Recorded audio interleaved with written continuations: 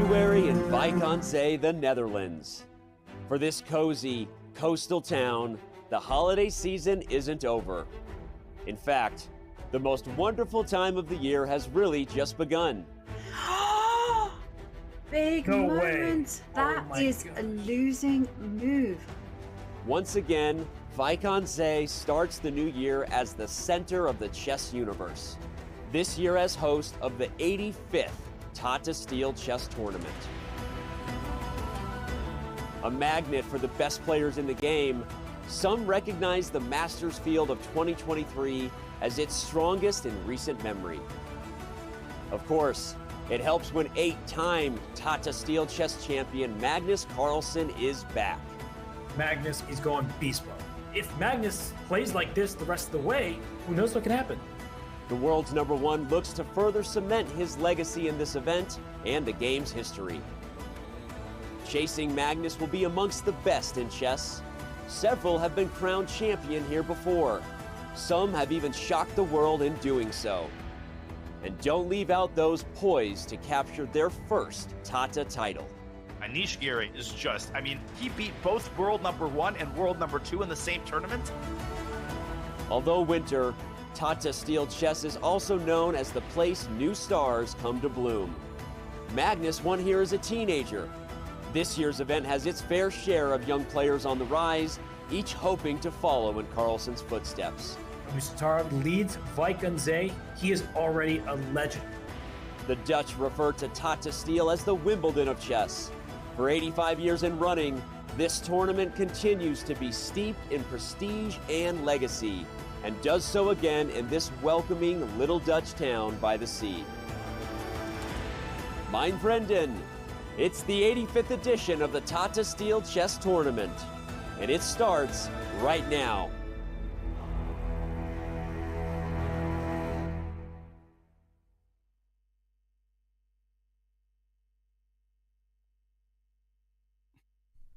Welcome back to Wijk aan Zee. This is the 11th round of the Tata Steel Chess Masters 2023. I'm Grandmaster Robert Hess. Alongside me, my good friend, Grandmaster Daniel Naroditsky. Danya, 10 rounds in the books. We have a clear leader in Nodirbek Abdusattorov.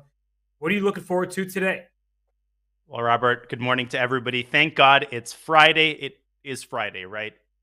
I always have to double check now. And we've got some amazing matchups today. I can't even begin to tell you what I'm looking forward to because I could fill up an entire volume. This is going to be an epic day. It certainly will be. And a few days ago, Magnus Carlsen, he thought out of it. He couldn't catch the leaders. But things have changed with some victories in the last few rounds. So we have a video of Magnus's thoughts in an interview he gave just a few days ago. No, I'm realizing that there's possibilities for that, of course. But most of all, I'm taking a further step to playing a decent tournament, and I've sort of turned it around in a good way. So I'm happy with that, and obviously it's far from in my hands still, but yeah, this was important, and I'll keep on trying. You heard it from the world champion himself. He feels a renewed sense of possibilities, Danya, and we see because of Wednesday's results, there's good reason for it. He beat Paramaxulu with the black pieces. That was an incredibly impressive game. And Magnus, very typically understated in that interview, he is in the midst of what might be, if he ends up winning this tournament, one of the greatest, if not the greatest, invitational elite tournament comeback of all time. But he knows that he's got a lot of trials and tribulations ahead of him, as do all of the other players. I was also very impressed with Gukesh, who was dejected a couple of rounds ago, but has come back with 2 very clutch wins. He has no chances to win the tournament, Robert, but it's always great to see the young players showing that resilience. It looked like he was going to just be sailing through from the bottom, but he has to win 2 of his last 3 games. So good for Gukesh. And as we look at our leaderboard, at the top of the standings remains Nodirbek Abdusattorov. And we heard Magnus Carlsen say, it's out of my hands, Danya. And the reason why is because he already has lost to both Abdusattorov and Giri. And he has lost to Nodirbek with the white pieces. In fact, Nodirbek has won 3 games with black, and he's lost 0. It's been a tour de force by the Uzbek junior. Magnus Giri, Nodirbek. There is a traffic jam at the top. And do not discount Fabiano Caruana and Levon Aronian. If the cards fall a certain way and they pull off a strong finish, you could see yet another reshuffling of the top of the tournament cross table as we get into the last couple of rounds. And Wesley So will play a part in this event. He's been under the radar. Somehow I feel like that's what happens with Wesley. As we look forward to today's matchups, he is going to play a big part in determining who might win the tournament. Because as you see at the top there, Magnus Carlsen with the white pieces, Wesley So with black. And I don't know if people realize that Wesley So is not only +2 in this event, but has lost exactly 0 games. He has been solid as a rock. Now, perhaps a little bit too solid for his own taste, and his ultimate trial is going to be today. Black against a bloodthirsty Magnus Carlsen who understands the importance of this game. But, of course, that is far from the only important pairing. We also have Anish Giri against Nodirbek Abdusattorov, another marquee matchup. And let's not discount some of the matchups which may not determine first place, but nonetheless are going to produce some incredibly interesting chess. I'm looking at Keimer against Report, maybe an endgame that Keimer will finally be able to win. We'll see. Levon Aronian against Fabiano Caruana. That is a classic American matchup as well.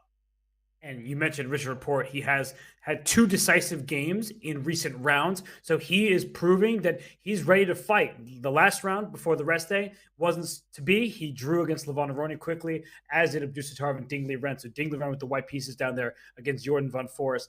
That promises to be an exciting matchup, as will be the match of Indian teenagers. Arjun Erigaisi with the white pieces, Gukesh with black. Arjun, he isn't struggling. He has not won a game this tournament, so he would like to beat his compatriot in that game. But I think we should remind everybody that we're going to be here for the long haul. This tournament is classical chess, 100 minutes for the first 40 moves, followed by 50 minutes as they make it to move 60. And then after move 60, they get 15 minutes for the rest of the game.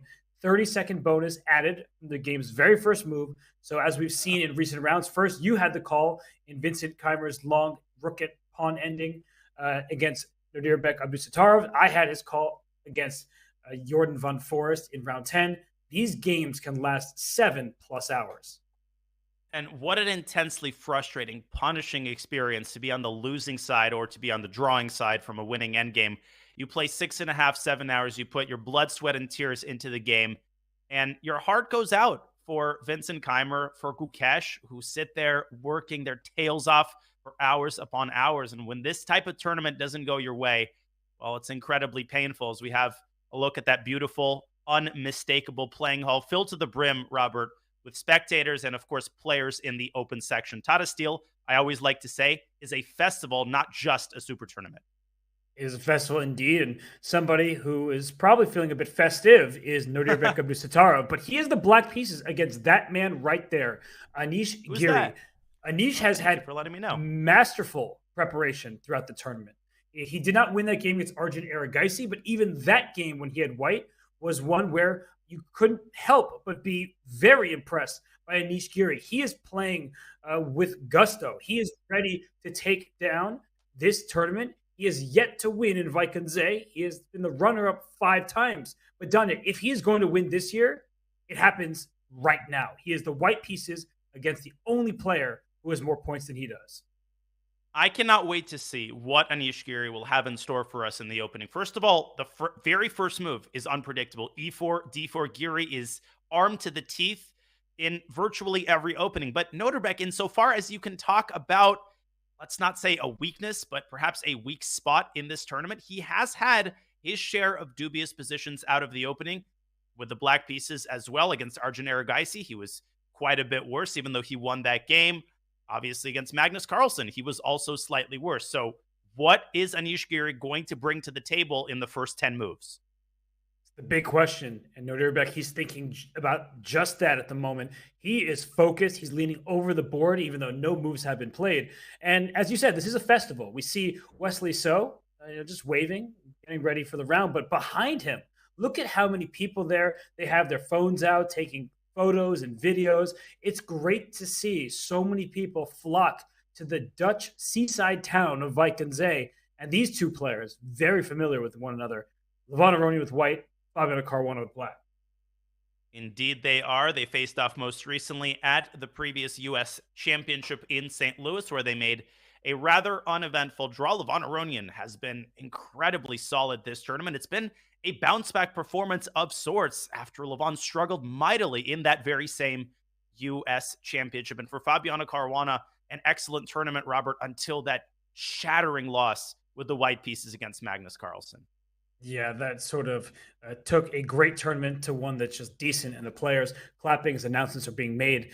And we see this is the marquee matchup in the Masters tournament. Anish Giri, white, Nodirbek, black. The hands have been shaken, and D4.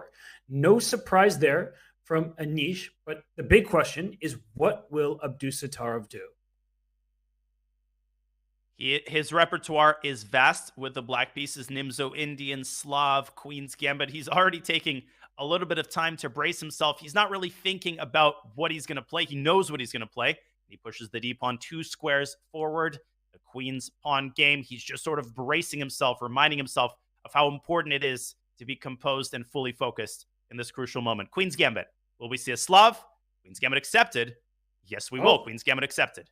Well, you are the prophet. They call you that for a reason. And as you were saying, QGA, he said, okay, why not? And he's a little bit young to be playing the Queen's Gambit accepted. This has been an opening choice that many of the top players throughout history have chosen. It's seen as one where you don't get the same closed dynamic that you do with the Queen's Gambit declined or various openings, but instead he takes on C4, immediately opening up the queen. So when we do get an analysis board ready, we will note that the queen on D8 has an open line all the way towards that white pawn on D4. So just the QG8, it hands white the center. White has 2 pawns, the D4 pawn and the E2 pawn directly the center, and black only has the E7 pawn. So that's the trade-off.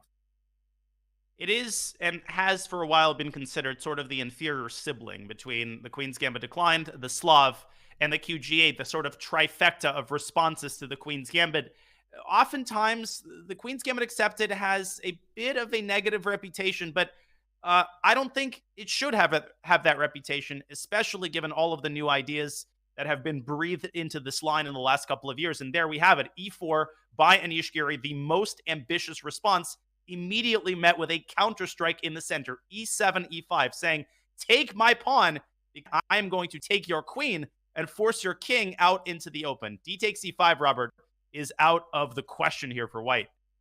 Yeah, you don't want to do that, because if you take on E5, as you're saying, the queens get traded, and then black very quickly develops with tempo, because it will be even material, both sides with a doubled pawn, black on C4, white on E5, but it's just very simple for black. You trade queens, the white king gets stuck in the center, and then the knight comes out to C6 and so on. So I just think that for Anish Giri right now, he plays the principal move, knight f3. Once black plays e takes d4, oftentimes white doesn't even take back that pawn on d4. You play bishop takes c4 instead. And if I'm not mistaken, Danya, Garry Kasparov lost a game like this to Shakir Mamedyarov. He's tired from serious chess, but it was a blitz game, and he lost in like 10 moves. Yeah, it was crazy. This was, I think, in a Zagreb Blitz tournament quite recently. This is a very dangerous line for black if he isn't aware of the cutting edge theory, as a check is delivered on b4 by Nodirbek. The players continuing to blitz out a well-known theoretical line. No major surprises here, Robert, but this is not necessarily the most common guest at the highest level. By the way, the world champion's still not here. Wow. Okay. So we'll dive right back into this game, but we have to note that Magnus Carlsen yet to be seated, yet to make a first move. And oh, there he is. He just got to the board. He finally has made his opening moves. So for Wesley So, that can be a bit uncomfortable, because you typically want to shake your opponent's hand, start the clock in a timely manner. But Wesley So is not a player who is fazed by anybody, including Magnus Carlsen. After all, he took down Magnus in the 2019 Fischer Random World Championship. And, of course, he won a very minor tournament. I already forget what it's called. The Chess.com Global Championship. It was nothing major, kind of a provincial amateur tournament. Robert, he didn't really beat anyone impressive in that tournament either. Wesley So is just one of those guys who always seems to fly under the radar. Yes, he doesn't played, or he has played in a candidates tournament. He didn't play in the last one. So people kind of forget about him. And then he kind of hangs around and wins his fair share of tournaments. He sits on +2, and he has the power to really change the course of this tournament. We have a Nimzo Indian. The bishop comes out to b4, and the ball tossed right back into White's court. Which line is the world champion going to unroll here? Well, Wesley, so reaching in his pocket, maybe for an opening novelty, and bishop b4, a common response here. There are several. Queen c2 is named very aptly, I might add, the Queen c2 Nimzo. But there's also you don't say. Yeah, stop making stuff up. The Queen c2 Nimzo, the second most popular line. I think e3 is sort of the standard way to play, and Magnus goes with that. And now once black castles, the bishop can slide out to d3 very quickly. The knight on g1 doesn't necessarily have to go to f3, even though it often does. It can also slide into e2 in some variation. So it's a little bit more flexible from White's approach. But black at some point can take on c3 with the bishop. You don't want to do that unprovoked, but that will double White's pawns there. And that actually has been increasingly popular, I feel like, Danya, where even without the inclusion of White playing a2 to a3, black sometimes just takes on c3, doubles the pawns, and then goes after the double pawns along c-file. And allowing the Nimzo Indian itself has seen a surge in popularity in recent years. There was a point 5 or 6 years ago when knight c3 essentially became unthinkable at the highest level. Players were playing the Catalan, and the Rogozin was all the rage. For some reason, maybe it's because of the new engines, life has been breathed into some of these new Nimzo variations, particularly the Rubinstein variation, which is what E3 is called, a slightly more original name than the Queen C2 variation. And Wesley so immediately counterstrikes with the move C5. Not the most common response to E3. The most popular is simply to castle kingside and to reserve the right to push the D pawn or push the C pawn, but Wesley chooses to push the c-pawn straight away. Of course, this is also a very well-known continuation. Wait, did you know that the Queen c2 Nimzo is called the classical variation? It is? Yeah, I really just thought it was, at least that's what the opening explorer is telling me. I always thought it was just called the Queen c2 Nimzo. Queen c2 Nimzo is what I thought it was called. I learn new things every day. So do I. It's a bit, classical variation. I don't want to hear that, but that's neither here nor there, because we have in this opening today the Hubner variation. I didn't know that's what that was called either. I don't know the names of openings, but c5 does make perfect sense. You are striking at White's center, and White has several options at this point. You can develop your bishop to d3. You played e3 for a reason. You can also develop your knight first, either to f3 or to e2 directly. And playing knight e2 looks wrong because you're blocking in your own bishop. But what you are doing is protecting that knight on c3, so that if black has any ideas of capturing that knight, you take back with the other knight and keeping your pawn structure intact. So these early decisions, they may seem just like preparation, that the players have studied this and know it very deeply, and that may be true, but it's all about the direction that you want to take this game. So Magnus has a big choice as early as move 5 here. And he is not shy about taking his time. It is possible that he did not expect the move c5, that he expected Wesley to follow the main course and castle kingside. And of course, Magnus is fully aware of the options on the table. But you're absolutely right. He's not just deciding on the next move. He's deciding on the type of position that you want to get, because knight f3, knight e2, they might seem interchangeable. They might seem similar. But Robert, the type of position you get after each of these moves actually could not be more different. In fact, when black takes on c3 and white recaptures with a b pawn, that's one structure. If white plays knight e2, that's a completely different ballpark. So a big, big decision here coming up for Magnus.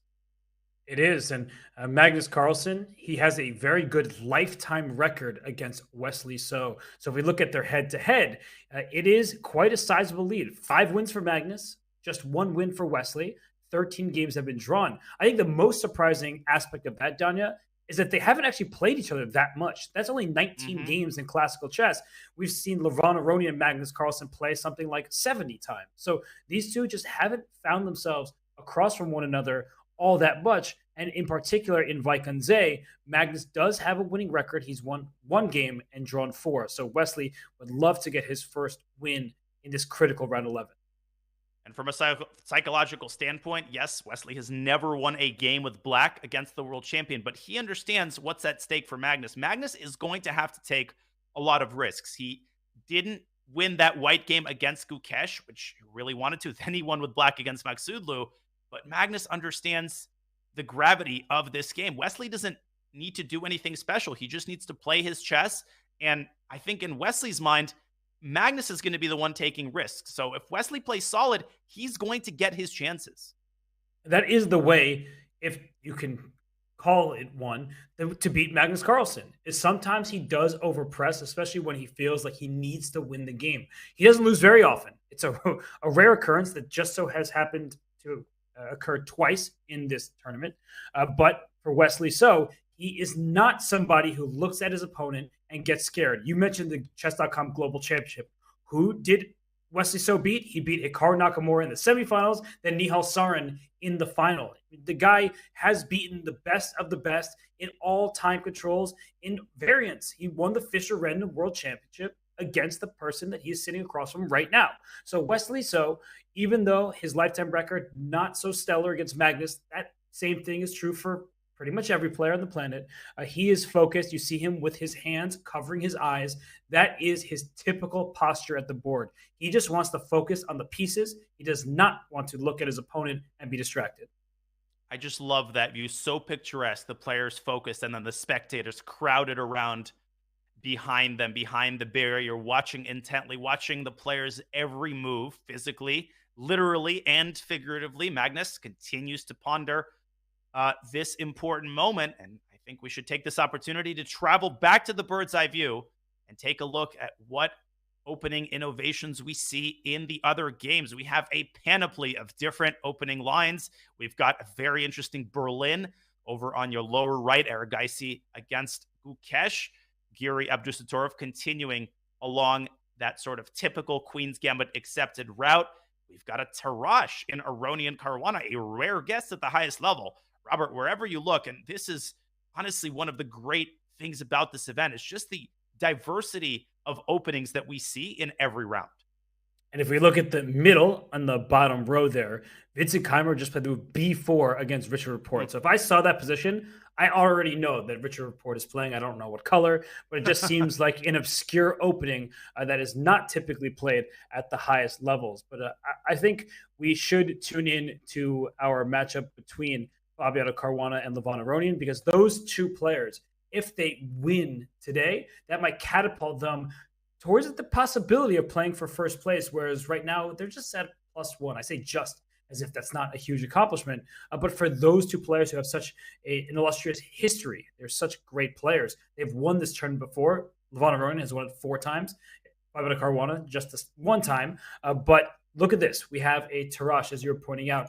And for Caruana, he doesn't often play this variation. So he is catching Levon by surprise. And that is something that Fabiano has done well in this event. His opening preparation has been quite good. He also is playing new lines that his opponents can't just study beforehand. Levon is going to have to rely on previous experience and prep, but I really doubt he studied it this morning. And the fact that he's thinking in this position is already a little bit surprising to me, because as far as I know, the move bishop to g2, simply fianchettoing the bishop, is pretty much automatic. Are you aware of any viable alternatives, Robert? Is there bishop g5, or is he just sort of thinking about, is he remembering his file and thinking about the future? He's thinking about the future because, as you're saying, bishop g2, that seems very obvious. There are another move that could be considered is a move like bishop g5, but it doesn't really make sense. With the white king in the center, you don't want to allow the position to open up. So bishop g2 simply develops the bishop, gets yourself ready to castle, and you're not afraid of c takes d4 because your knight will just capture back. So I am curious what he's considering here. And something that I do want to point out, just if we can make a couple moves, that after bishop g2, the reason we don't take on c5 right away is we often wait for black to play bishop e7, because then when we play d takes c5, the bishop has to move a second time in a row. Whereas if we just go back a couple moves before bishop g2, if you take on c5 right away, bishop takes c5, it's the same position, except white's bishop isn't already on g2. So you often wait for that bishop to develop before capturing that pawn. That's a great point, and it's a ubiquitous idea across many different openings. In the Queen's Gambit declined, you see the exact same idea from Black's side, where Black waits for White to develop the bishop and then releases the tension in the center. Since we have the analysis board up, I will point out that the Tarrasch is dubious is the wrong word, but it's a very committal opening from a positional standpoint, because if you kind of waltz yourself into normal middle game territory, you're going to end up with an isolated queen pawn on d5. And whenever there's an isolated queen pawn, you want to look primarily at who has control of the square in front of the pawn. So if Black plays passively with bishop e7, I think bishop c5 there is the main move. After both sides castle, White can immediately start applying pressure on the pawn. He can do it directly. He can also do it indirectly by attacking one of the pawn's defenders in the f6 knight. And it's very, very easy, Robert, if you don't know the exact theory, to get yourself into a nasty situation with Black. Yes, you can find yourself in huge trouble. The d5 pawn is isolated, which means it doesn't have a best friend by its side. That means it's vulnerable. So you have to be very careful in these positions. And sometimes even when White takes that knight on c6 and you say, all right, my pawns are connected, I'm happy about that. The pawn that goes to c6 is kind of a backwards pawn, and it's easy to target. So Black has to be very, very careful. Fabiano Caruana, he didn't play this opening by accident. He must have some ideas up his sleeve. But it is interesting that he is starting to think right now, because he chose this variation. So he can't be surprised by what Levon has done. It is standard opening fare. He's like, oh no, Levon fianchettoed his bishop. This throws me off completely.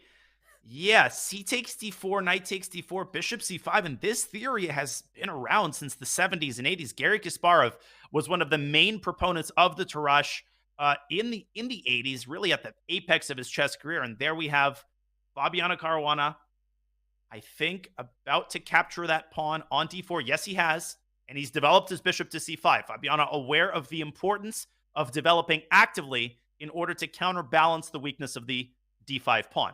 But this is just theory, of course. It's theory. You're putting pressure on White's center, and you are not going to blunder a knight if you're Levon. So the big question is, what do? Do you take on c6, fixing, you might call it, Black's pawn structure by giving the isolated pawn a friend, or do you play knight b3?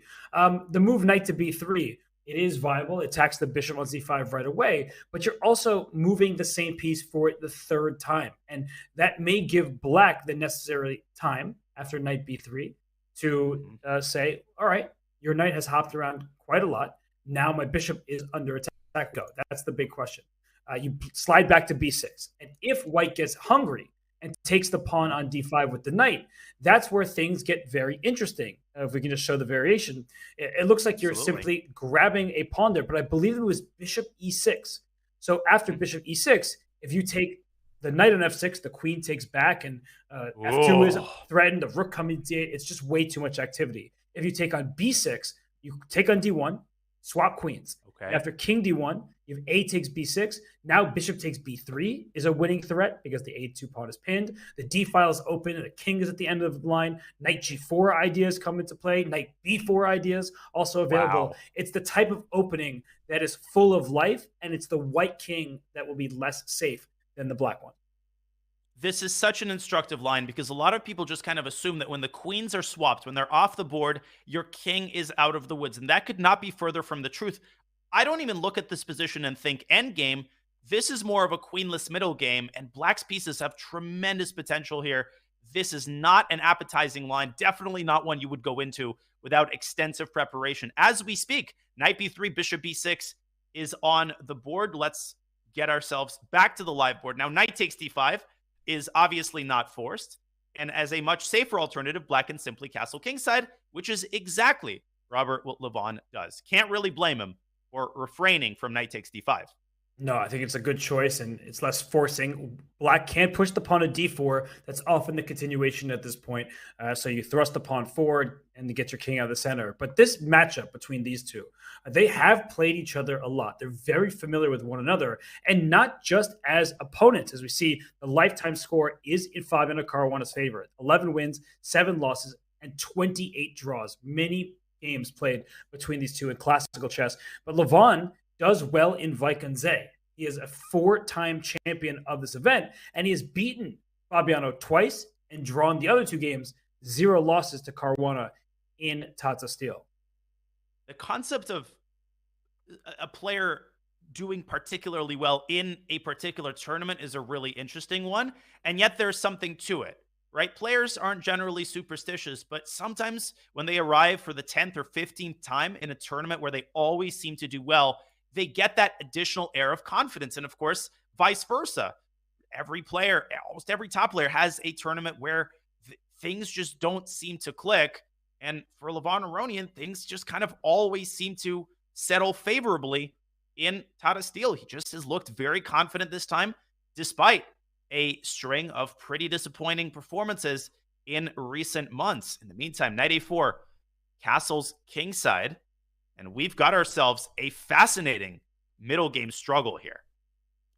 Yes, and the big question is the d4 pawn a strength for black? Because it limits where white's pieces can go. The knight was on c3, had to hop to a4. The bishop on c1, of course, can't go to e3. The pawn is just taking up space. And it also keeps that e2 pawn in check, because if that pawn ever pushes, then black will take. But it can also become a target. White already has the queen and knight lined up against the pawn on d4, and the bishop will be eliminated from b6 at some moment. So white can take that pawn right away. If you go knight takes b6, and then take on c6 with your bishop, then you could take the d4 pawn after that, but you don't want to part with your fianchetto bishop. That's a very dangerous proposition. In this particular line, if the queens come off, then you're saying that's not a big deal. But if the queens stay on, as you're showing with like queen c7, down the line, the white king will be more vulnerable than black's. And the keywords there are down the line. You could look at this and say, well, I don't see where the checkmate is going to come from. Well, it's way too early to talk about checkmate, but it's all about the potential energy in black's pieces. The bishop coming out to h3, the rook swinging itself to d8, the pawn from c6 could delve into c4 and harass the knight on b3. It's just a pawn, and black gets just excellent practical compensation for it. White can play a move like bishop f4 here, but the queen can tuck itself away on b7. Bishop h3 is on tap, and this is not the kind of position that you want to have if you're playing for a win. And I'm sure Fabiano Caruana has analyzed this line exhaustively. I am not expecting Levon to grab the pawn on d4. So if we go back to the live board, he could do some sort of mixture, right? He could take on b6, but then refrain from bishop takes c6, snag the bishop pair, and perhaps get the other bishop out to g5. But we're discussing this from a general standpoint. The players should still be in familiar territory. This is, as far as I know, Robert, still pretty well-known theory with a lot of games in the database. It is, for sure. White can play with queen d3, just blockading the pawn, trying to bring a rook to the d file. So this is familiar territory. Seems to be more familiar for Fabiano than it is for Levon. And as Levon sits and thinks, ponders his next move, why don't we zoom out for a second? Because there's some explosive things happening. Second from the right on the bottom row, Ding Liren is just stealing Jordan van Voor's queenside. But even more fascinating to me for the moment is the game second from the left in the bottom row, because Parham Maksudlu is sitting for a deep think. And it's early in the game, but if we could bring that board up for a second, we don't have to stay very long because Parham is going to continue thinking. The last move played was just go back. No. A half move. Yes, go back a half move. The last move is knight f3 to h2 in a Najdorf. What in the world is this, you may ask? Why would you undevelop your piece? That knight is heading right to g4. And what it's trying to do, this is a key principle in the Najdorf. Look at the d5 square. That pawn e5 cannot move backwards. You cannot cover the d5 square with a pawn, which means it is vulnerable. So he is trying to swap off that knight on f6. And you often see, if you put the knight back on f3, I mean, you can just show it here as well. You often go like knight d2, knight c4, knight e3, something like that. He's saying, let me be a little bit more direct by playing knight h2 to g4, and instead of bringing a second knight to the d5 square, let's just remove the defender of that square. This is weird stuff. It also opens up the f2 pawn to go to f4 at some moment, but knight g4 is the main idea here, and Parham clearly has not seen this line before. It might be a novelty. It definitely might be a novelty. And this is kind of move that is congruent with the Najdorf's theoretical history. In the 90s and early 2000s, all of the rage was revolving around the sort of main moves, bishop g5, f4, the English attack with bishop e3 and f3. But in the last 7 or 8 years, grandmasters have been looking for and producing some incredibly rare lines in the Najdorf. If we just go back to the position after a6, you've had queen f3, you've had even h4. I played that move. You've had crazy moves like rook b1, even I've seen. So, players have been extending themselves, trying to find fresh territory in the Najdorf. And I think this is part of that trend where maybe knight h2 isn't Stockfish's top recommendation. If it was, I'm sure Parham would be aware of it. It might be number 3 or 4. Maybe Prague ran another engine such as Lila to find that move. This is what grandmasters do nowadays. It's not just about finding the best objective move. It's about finding a move where you understand the resulting positions better than your opponent. But Robert, as outlandish as this move looks, I think it is fully positionally justified. He's fighting for the d5 square. And what's wrong with that? That's a good decision. And Pragananda, he is a young player. It means that he is willing to take risk. But this isn't even that risky of a move. He hasn't thrown pawns forward and they can't move back. All he's done is use the principles that he has learned. Give me the d5 square. That is what I want. And well, that now begs the question, what does black do? Does black have to respond with h5? If knight g4 is such a big threat, can't I play h5 to stop it? The problem with playing h5 is you give white the g5 square. You often want to kick a bishop out of g5 with a move like pawn h6 later in the game. You also may find your h5 pawn being targeted. It's harder to castle. If a bishop comes to e2, then the h5 pawn is in its direct line of fire. So this is a moment that you cannot take for granted if you're Parham. He understands the importance of this move, and whether he plays b5 as a standard in many positions like this, just to throw your queenside pawns forward, or he reacts and takes care of this knight g4. We're going to put threat in air quotes because it doesn't threat to win material. There's no checkmate, but it's just a positional threat.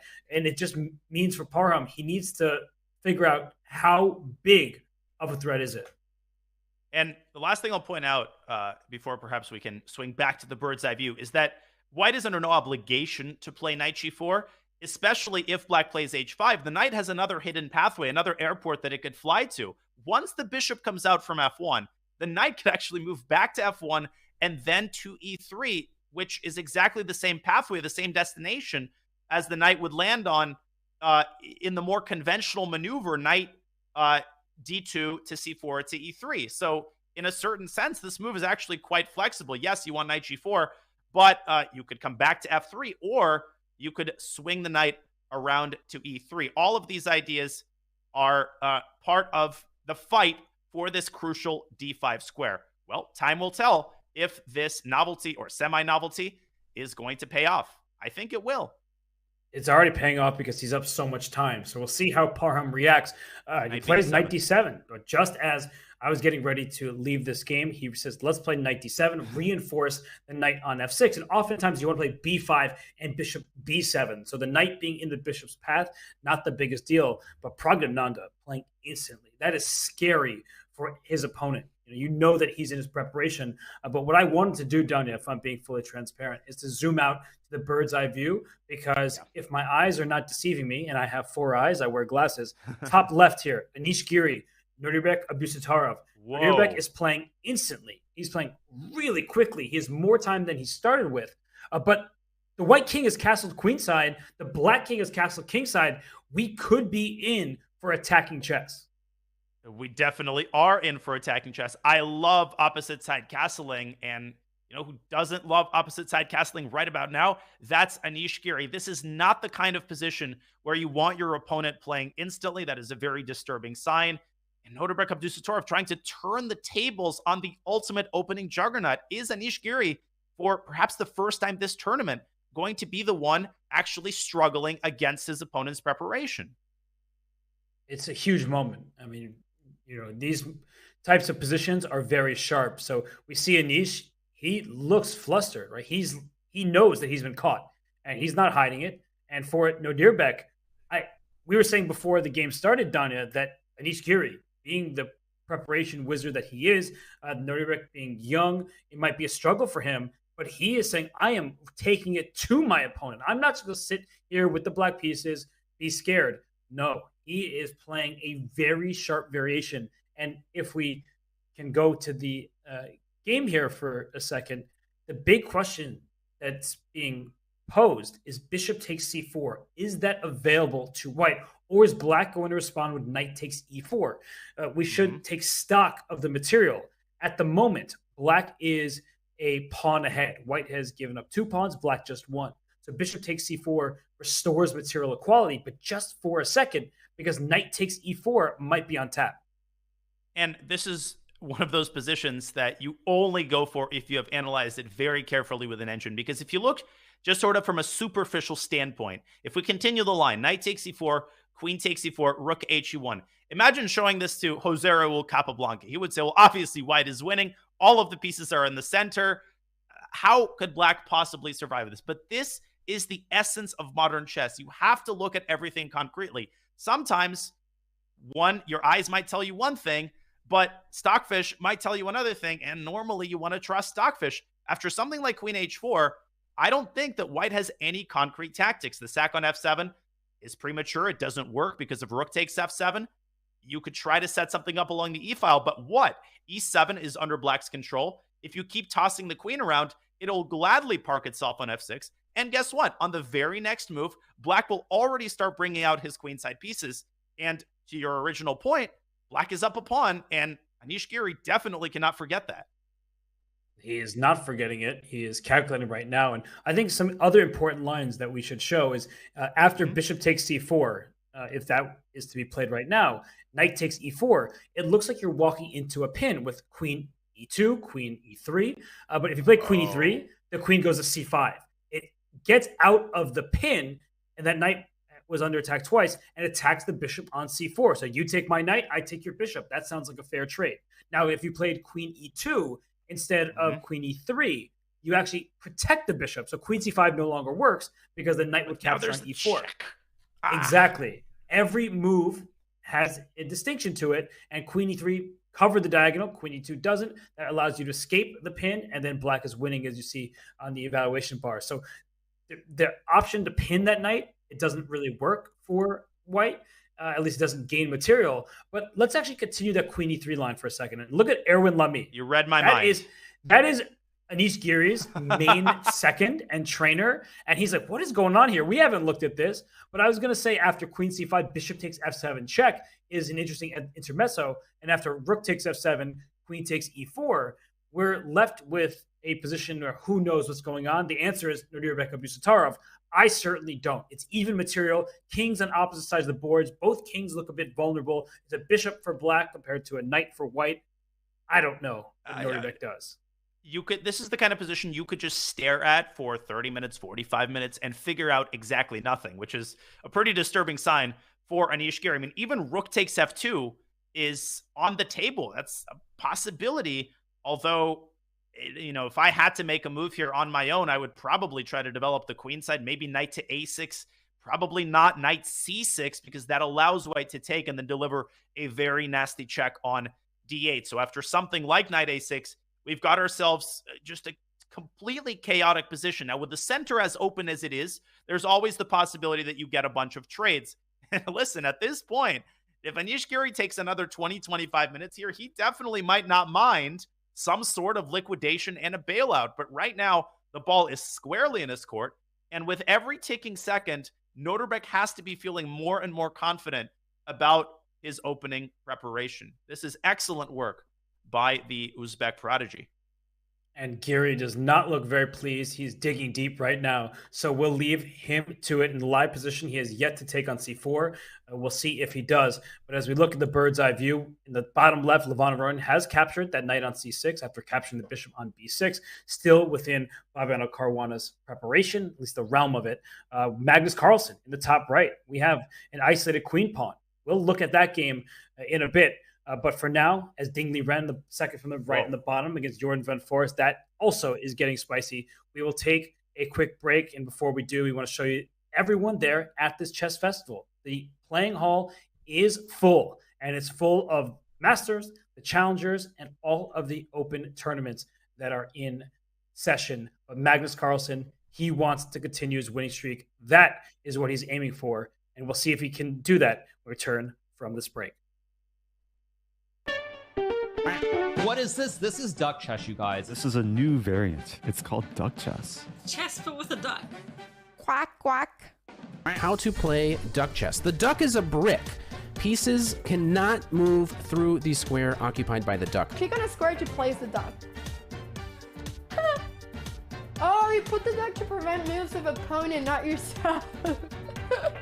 Yeah, so basically you do this, and this cannot move. I'm gonna go knight f6, and I'm gonna put the duck in the most inconvenient place for my opponent to move. No bishop, no queen, so no Londons can permanently stop the London. Capture the opponent's king to win. Oh, wow.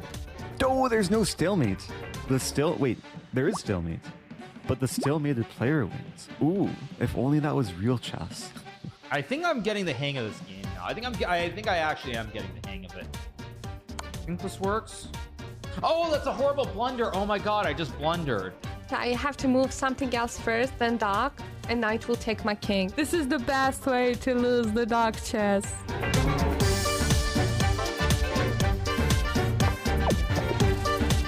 Those some real bullet skills right there, boys. This is the first time winning duck chess. That's so exciting. Oh no! No, mouse slip! No! I won! Yeah! Duck chess champion! Give me those points, baby!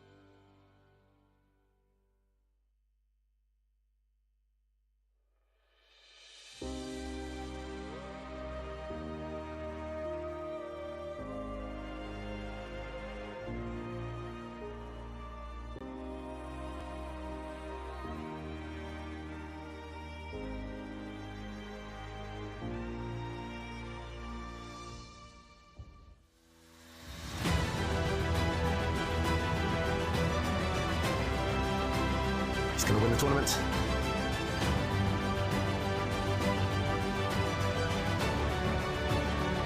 This is gonna be a turnaround. Whoa. Oh. 3 seconds. 1 second. Has to make a move. Wow.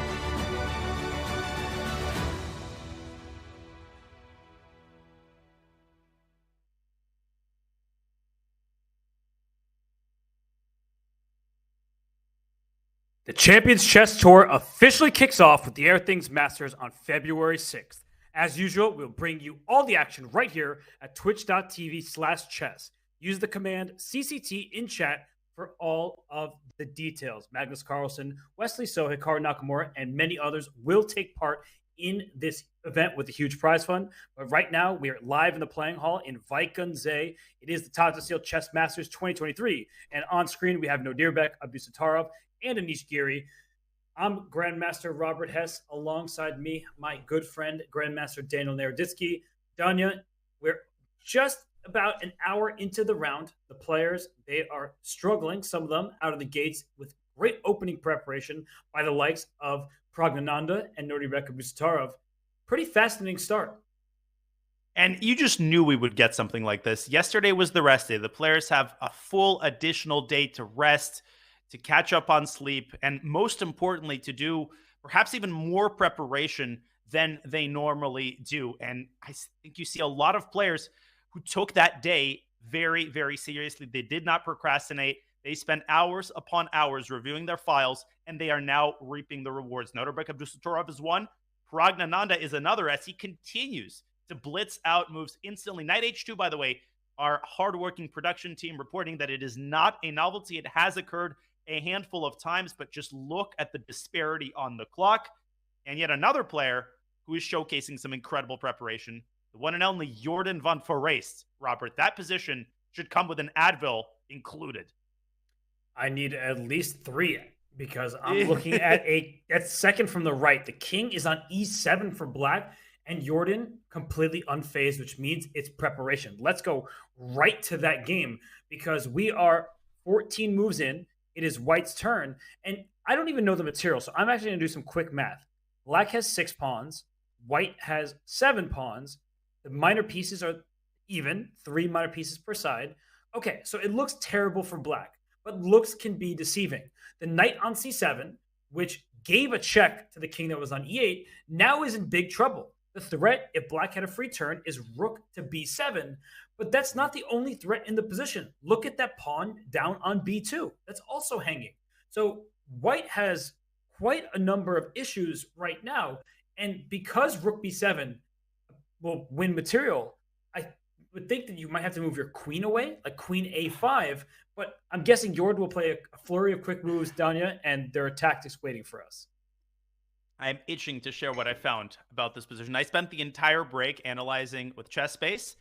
What's amazing, if we can rewind a little bit, and we definitely need an analysis, we need 5 analysis boards to deconstruct the complexities of this position. In this position after queen to B3, queen B6 or queen C7 has been automatic for years. Jordan coming up with a crazy novelty, DC giving up, as you said, his entire queen side, and then nonchalantly pushing the c-pawn, allowing the knight direct access to the c7 square.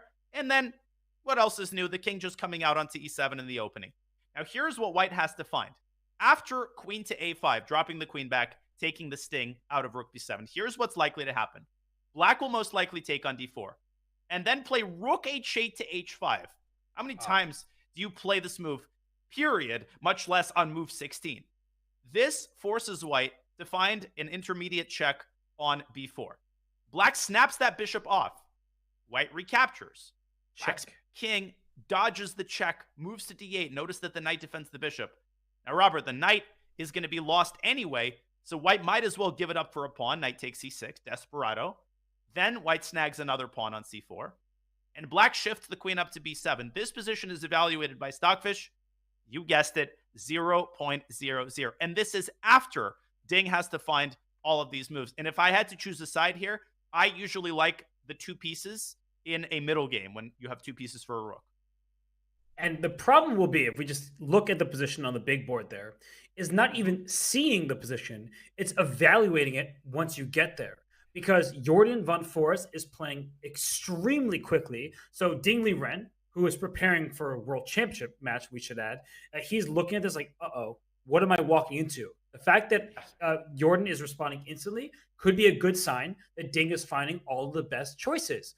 The downside is you may only have one good move for the next 5, and if you make one mistake, it not is just going to be a worse position, you might lose a full minor piece. with Rook B7 on tap, for example. So this is just a wild position. Can we go back to that moment that you were showing with Queen B3? And as you were saying, normally Black plays the move Queen B6 there. I just want to point out that the reason why Ding Liren, after D takes C4, didn't just play Bishop takes C4, which we were talking about you want to take back in one turn, is Black plays B5, the Bishop retreats somewhere along the diagonal, and then Black will play the move, I don't know where it goes, say E2, A6, and then strike with C5. So you protect the B5 pawn, you play C5, and you see the evaluation bar saying Black is actually doing quite well because the open H file is good for the Rook that's staring down at the pawn, and C5 just tries to blast open the position on favorable terms because the White king is likely to go queenside, and as soon as it does, the move C5 opens that side of the board. The king will not be very happy. Yeah, the White king just has no safe haven. Either you get massaged down the H file, or after C5, Black opens up the C file, puts a Rook on C8, and quickly pushes the pawn down to B4. This was not appealing to Ding Liren, and you can't blame him. There was a very interesting bishop sacrifice on E6, but we will save that for another day because we have more than enough complexity on the board already. And Ding Liren, I was going to point this out. There's one other move that preserves objective equality, and that is the move currently on the board. D takes C5. Ding laughs in the face of the threat of Rook B7. Has he blundered his knight? Well, spoiler alert, Ding Liren doesn't usually blunder knights, and this is no exception. After Rook B7, let's keep the analysis board up. His idea is to drop the queen back to A3, X-raying the king. And after queen takes C7, there is a check on C6. Again, the king drops back to D8. And in this position, there is an incredible move, Robert. Queen A3 to A5. The point is just to defend the C6 pawn. The queen is unable to move because it is pinned. Black has to give away the knight. Rook takes B2. I also came across this line in my analysis. Pawn takes knight. Knight takes pawn. And you get total pandemonium in the endgame. The chaos just does not end. That is an absolutely wild line. I mean, to find this over the board for Ding Liren is very impressive because it looks like you can lose the game instantly with any mistake. So he takes on C5, and if we get to the position that we have in the analysis board there, he is regaining his material, but the position still goes on. It's the king will never find safety for White. The Black king would be in the center of the board as well, so that gives chances for both. If I may, just what makes this impressive is that Queen A5 isn't just an optional nicety. It is absolutely forced. If you play instead the move Queen A4 and say, well, let me defend the pawn directly, that loses to the straightforward. Actually, not Knight C5 probably because C takes B7 and Bishop A5. But Knight B6 is the more accurate move because it controls the A8 square. And Black simply emerges up a piece after that. Black will take on C6. So Ding had to see the move Queen A3 to A5 in calculating this line. That is what he just spent the last 25 minutes trying to find. And he might emerge out of the complications in one piece, Robert, but he is praying to all of the chess gods right now that he hasn't miscalculated. Bear with me for a second. Go back before King D8, just one move. Okay. What if Jordan has some kind of King E8 in store for us? Because if you take on D7 with check, because there's no Queen A5, no queen trade. So you take on D7 with check, the knight takes back, and the claim is that H2 is loose, B2 is threatened, Black cannot castle, the king has moved a bunch of times already, and you look at the eval bar, it's saying it's level, but it's level if you know what you're doing and if you find the best moves. Jordan might have looked at this 10 moves further, and that is so scary for Ding Liren. It's terrifying. It's absolutely terrifying. You don't know how deeply Jordan looked at this because the line is so narrow. Jordan could very well have spent an hour or two on the position after Knight takes D7. This is where his file could have started. And, you know, the bad thing is that if your opponent plays instantly, you know you're in the preparation. Bad. If your opponent starts to think, then you kind of know that you probably made a mistake. So you're darned if you do and darned if you don't. Wow. Not a pleasant task ahead for Ding Liren. Just completely wild stuff on this board. I think we should leave Ding Liren and Jordan to figure this out. Jordan is finally thinking, which means that he may, in fact, be out of preparation or he's just trying to remember it. But in the top right, Magnus Carlsen against Wesley. So I want to take us to that game, not because the current position is the most fascinating. But I just want to make a little point as we pull up that one, because Magnus with the white pieces, the position is one where the pawns same files as each other. The bishops are about to get swapped on e6. And let's just show bishop takes e6, queen takes e6. I want that position just one move down from now. It looks, well, it's just even, right? We have 5 pawns each, a queen and a minor piece. It looks dead equal. But what Magnus might be trying for is his typical endgame magic, that he sees a future in this position where if he brings his queen to a4 and a rook to c1 and d1, maybe the a7 pawn is just a little bit more tender than the other pawns in the position. Now, Danya, if we were playing this game, I think we would look at each other and be like, Danya, I think Smile. we should... Let's get some dinner. Yeah, let's go get dinner. Let's talk about the other games. We have a draw here. But I actually don't think that Magnus looks at this and just says the game is over. He always seems to find the chances. But then I think about Magnus Carlsen, who he is, and then I look at what we have in front of us, the facts. The clock for Wesley So is more time than it started with. He is playing instantly each and every move. This was preparation, and he must have caught Magnus in a line he didn't fully know. And for Wesley, he's saying, I'm going to hold this game. I use my preparation to perfection, and it is an even position. Yeah, no, the clock situation is really the most disturbing element of the position for Magnus Carlsen. It's not really the symmetrical nature of the position. If you had reversed the clock situation, I think Magnus would be extremely confident right now. But as it stands, if Wesley can make 2 or 3 more accurate moves, I think Magnus might be staring down the barrel of essentially a dead draw. I think he has to try queen a4, put immediate pressure on the knight, quickly get a rook to e1. Magnus Carlsen is a virtuoso in these types of positions. But unfortunately for him, if Wesley analyzed the heck out of this position with an engine, Robert, I just don't see Magnus winning this game against a Wesley who is prepared to find another 3 or 4 accurate moves. I'm with you. Can we go back to move 12 for a second, or move 11 after b6 for black? If you behave. I will behave, I promise. Okay, great. This was the critical moment because Magnus played the move d5 here, which saw the liquidation that is happening in the game. So he chose to make this move, which simplifies the position. And the reason he did this is because he had an isolated queen pawn. So before playing d5, he's looking at the long-term prospects of if that pawn gets blockaded with bishop to b7, maybe knight a5 or knight e7, as you're showing, taking control of the d5 square, white is the side who's going to be worse. So he says, I don't want to have any risk in the position. Let me just play d5. And even though the advantage that you hope for does not exist, you're saying, I cannot lose this position. Let me try to go from here. Yeah, Magnus is not going to lose this game. And normally when d5 happens and you've got the bishop pair, then white is able to claim a sizable advantage. But this move, bishop to e6, it's so annoying. It takes the sting out of white's initiative. It forces mass liquidation in the center. Now both sides with only one minor piece on the board.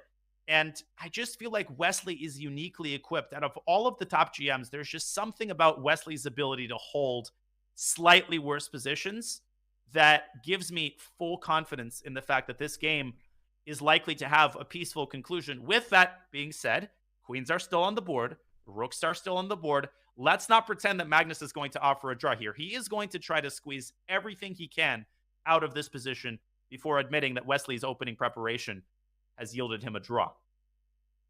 He plays rook c1 going to the open file. He can bring his queen out to a4 later, but the look on Magnus's face is one that's like, if I can win this game, it's going to take all the effort in the world. And for Wesley, great preparation. Wesley So is an unbelievable chess player. He really flies under the radar, I think, in a way that isn't entirely fair to how good he is. And I think the reason why is because he is playing the most precise chess very often. If you look through his games, he is up there with Magnus and a few others as the most accurate player in the world.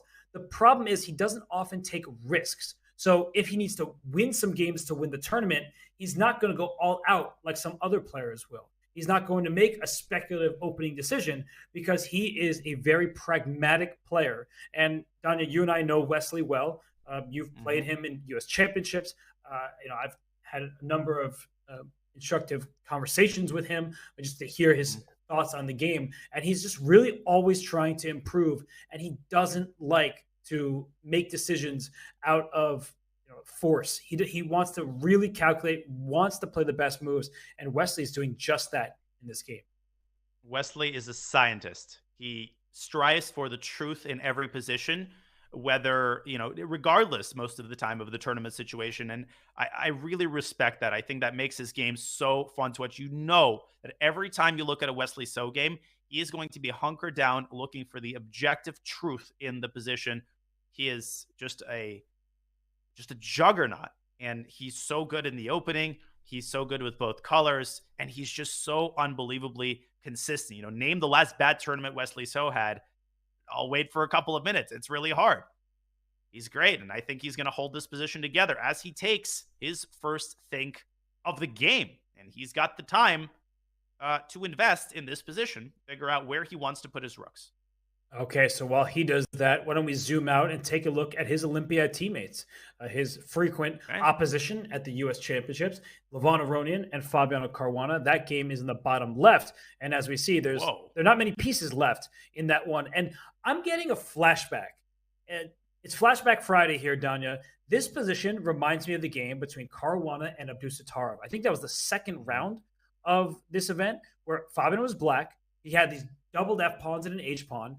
The end result of that game was a draw. And what happened was, if you take this position and remove B6, C6, the pawn on B2, and the knight and the bishop, so just all the pieces that we have now in red, if all and now blue as well, if all those pieces are gone, you tricked me. That's a theoretical draw. So rook and 4 versus rook and 3 on the same side of the board is a theoretical draw, and that's how Fabiano held the game against Abdusattorov earlier in this event. This is looking very similar to that.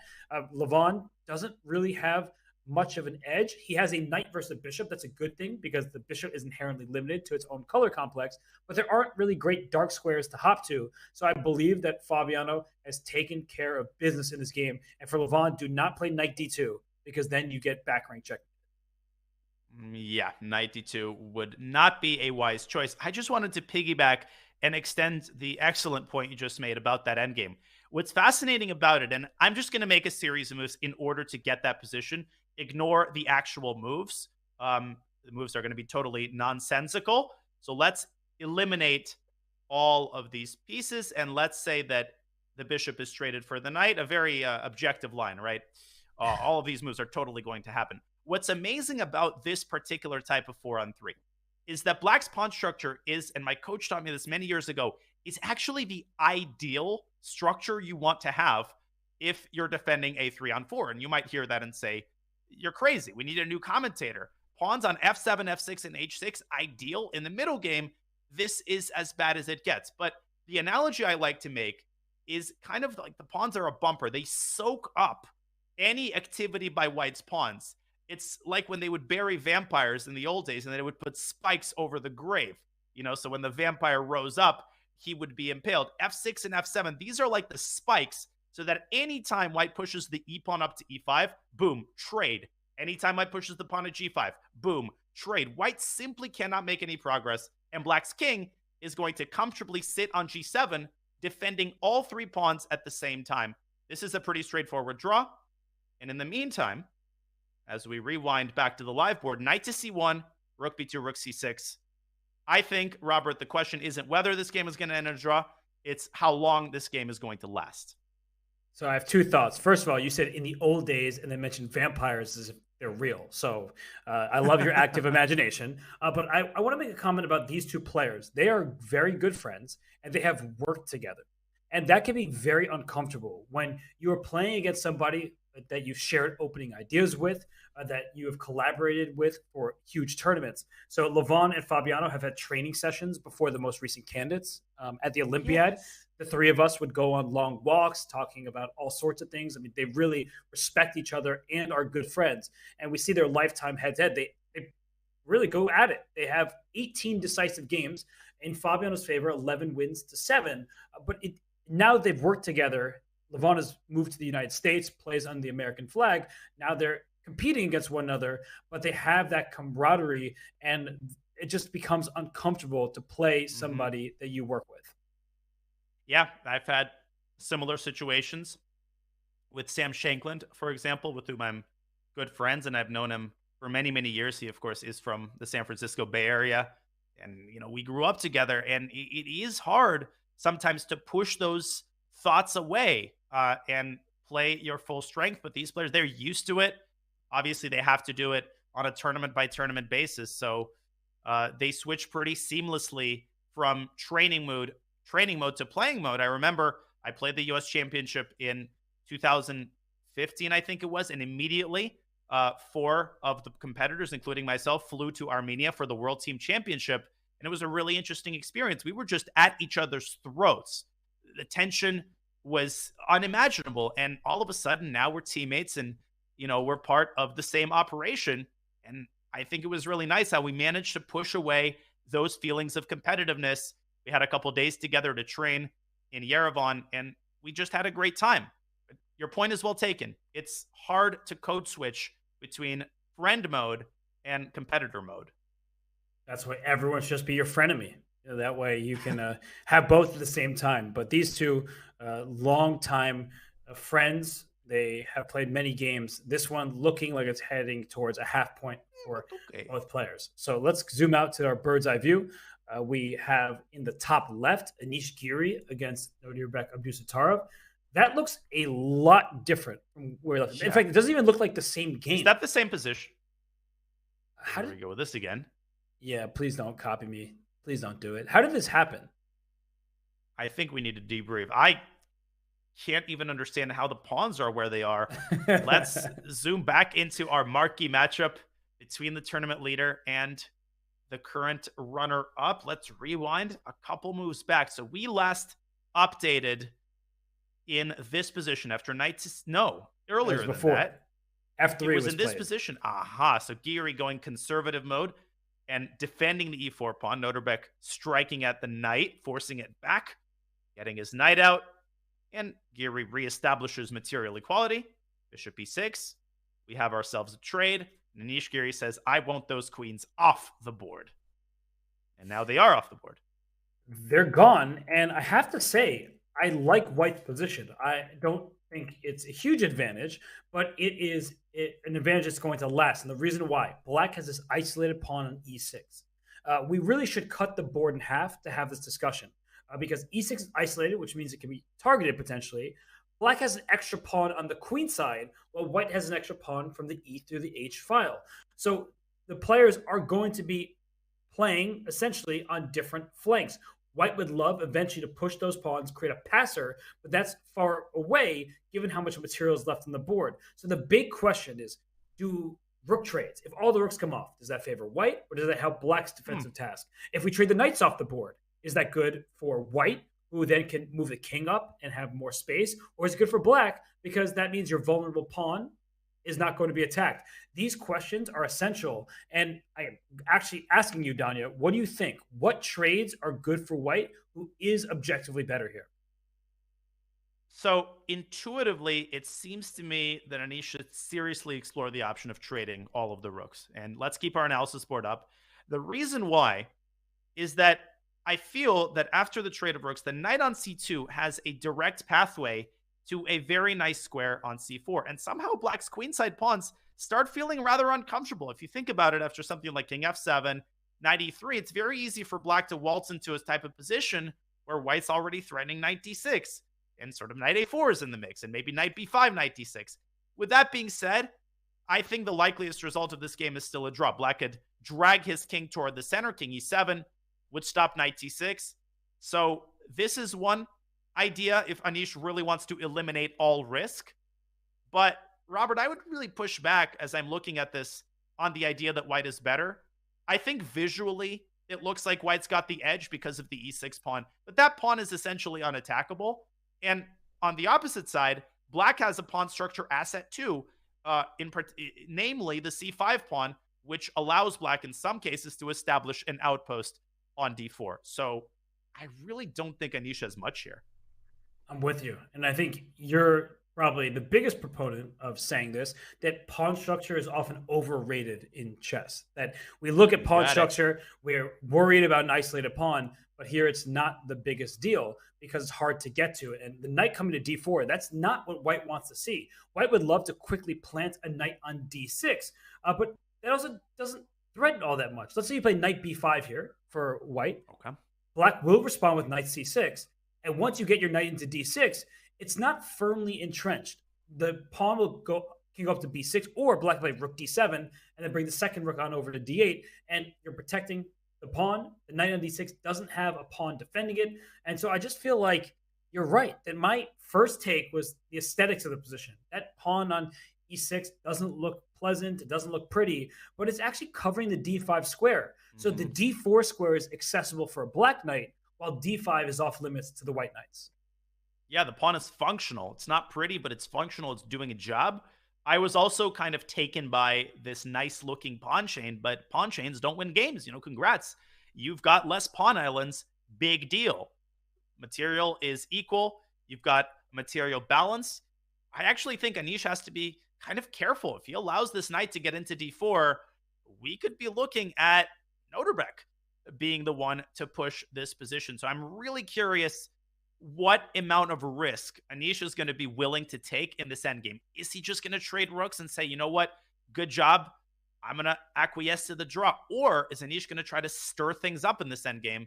I think he's thinking about just that. Yeah, I do think that he should try. I mean, not that this is a must-win. There still will be 2 rounds after this game concludes.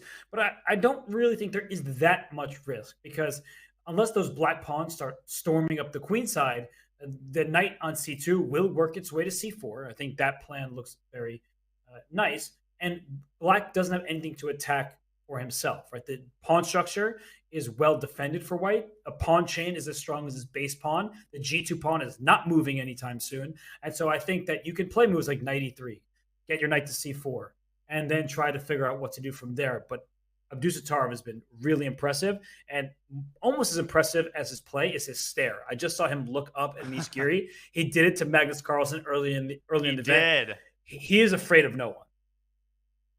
Yeah, I mean, that stare at Magnus Carlsen, like, boy, when are you going to resign? I know you're the world champion, but I'm bored, and you need to resign so I make it to the pizzeria before it closes at 9. That's what that stare was indicating.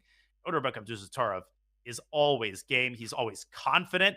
Even when he was on the cusp of losing that endgame to Vincent Keimer, just the way that he was moving and the way that he was acquitting himself at the board, it felt like he just knew that the draw was in the bag.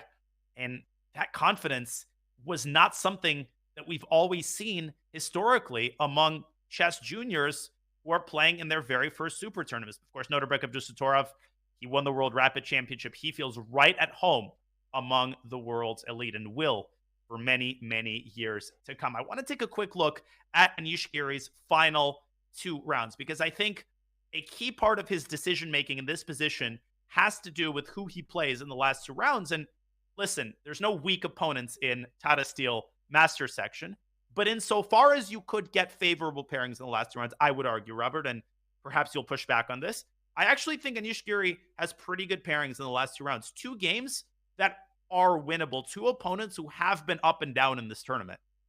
And 2 players who also take risk. Jordan von Forest and Richard Port. Those are the type of opponents you want when you need to win games, because they don't often make boring draws. I was going to say they never do, but Report against Aronian right before the rest day, that was a forced draw from the beginning. So I agree with you, but from Abdusattorov's perspective, he is the black pieces in this game. And let's look at his final 2 opponents, because he'll be happy with a draw today regardless. But as you're indicating, the road never is easy in Vaikonze. He gets black again against Wesley. So that is brutal. That's not at all what you want, because Wesley, with the black piece against Magnus, if Wesley is able to hold that game and make a draw comfortably, he'll be feeling very strong about his chances. And let's look at the standings for a second, because Abdusattorov gets black against Wesley. So if we can bring up the leaderboard heading into this 11th round, Wesley So was 1 point behind Abdusattorov, which means he really wants to beat him. No, this is a very, very trying part of the tournament for Nodirbek. Double black against two players in excellent form. And boy, would he give himself a push if he made this draw from a position of strength. Well, as Anish Giri ponders his next move, he drops now to below an hour on the clock. There are only 15 moves in. I don't think time pressure is going to be an issue. This endgame is pretty easy to play. Anish could make a couple of moves quickly if he really needed to. We look once again at our bird's eye view. A lot of the games, well, some of the games are in the endgame. Some of the games have barely exited the opening stage. Pragnananda has only just castled kingside, Robert, and Aronian and Caruana barely have any pieces left. Such different games across the board here. Some games looking like they're petering out. Others are just getting going. The middle and the bottom, we haven't actually looked at it in any detail. Vincent Keimer against Rich Report. There's a black queen on A8. Now, nobody puts baby in the corner, but Rich Report says, I'm going to do it voluntarily because he has lined up his queen and bishop on the board's longest diagonal on the light squares. So I think that that game is just getting underway. It's very early stages in that one. Yeah, and we don't have to spend to dwell on it for too long. I feel emotional about this game because I play this line extensively with the white pieces. I have played it. I've actually played it from both sides, and I think this structure is just incredibly interesting.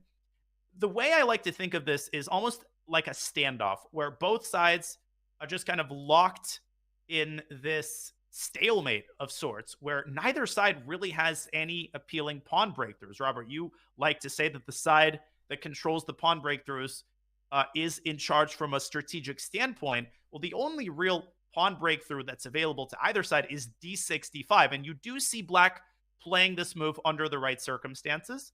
But apart from that, white can't really go c5. White can try to prepare an e-pawn push, but that's also hard to do, especially in light of what Richard Report just did. He's trained 3 of his pieces onto that e4 square. And from the white perspective, I have always found it very difficult, despite the visually appealing nature of the position. You've got a space advantage. You've got, a nice little queenside pawn structure going. I always struggle to find a plan here. Can't push those pawns, as you're saying. And the pawn c4, ultra well defended. It's not like black can play rook c7, rook c8. You're not attacking anything. But black can, at some point, break. I like to say it, so of course I was going to say it, that at some point, d5 can be a strike for black. And white needs to be looking out for that at all times. However, if you play d5 too early, like say you play d5 position, I don't actually think it gets black what he wants. White can simply take on d5 with the pawn, and after bishop takes d5, I think slide the queen up to a4, and look at these holes on the queen side. The a6 square, the c6 square, b5, all of them are under white's control, and the bishop on f1 was staring into its own pawn. As soon as you have g2 taken care of, the bishop can slide all the way out to a6, and before you know it, white controls that open file. That can be very dangerous for black. And the bishop, the unsung hero of white's entire construction here, taking the sting out of black's battery, making that queen on a8 look pretty foolish. Black is kind of stuck in molasses here. Can't move this knight because the other one hangs. If you move the other knight, well, then the queen pressures the rook. You're absolutely right. You don't want to go d5 prematurely. You'll lose essentially all of your winning chances in a position like this. So Richard Report with a important decision to make as we go back to the live board. I'm expecting a neutral move such as a6. Maybe he will want to double rooks on the c file. Maybe the knight can jump out to e5. But I think, Robert, it's safe to say we are in for a long, grinded out, maneuvering battle in this game between Keimer and Richard Report. Vincent Keimer has been going the distance. In the last 2 rounds, I think he's played a total of 14 hours. That's many hours more than the person who's played the next longest. So he is battle tested. He hasn't been winning the games even with advantages, but I like his position and I like his time. Look at that. He is up nearly 20 minutes on the clock, and I don't think Report's decisions are easy here. I think you are correct. A6, rook c7, rook c8, all those moves are pretty logical. My question is, then what? Because d5 still isn't scary. I just don't think that black has a particularly imposing plan to speak of. Yeah, I think neither side has a plan, but White just has more comfortable digs in this position. It's easier for White to tread water than it is for Black. And White's got a lot of very small things that he could try to do to set himself up for success when the position does open up. You could consider trying to play e4, not because you want to go e5, because you want to further blunt Black's battery. You could slide the queen back to a2. You could even push the a pawn. So a lot of options on the menu here for both sides, and it's a question of when the position opens up and which side will be better prepared when it does. We'll keep an eye on that for you. Yes, we will. Let's go back to the bird's eye view because I want to take stock of a couple positions and make note about one in particular. If you look at the game, the second from the right and the bottom, Jordan van Forest has not moved after c6 check. We're analyzing that. His king can slide to the back rank, either to e8 or d8. He's figuring that out. He has left his preparation. So that's good news for Ding Liren.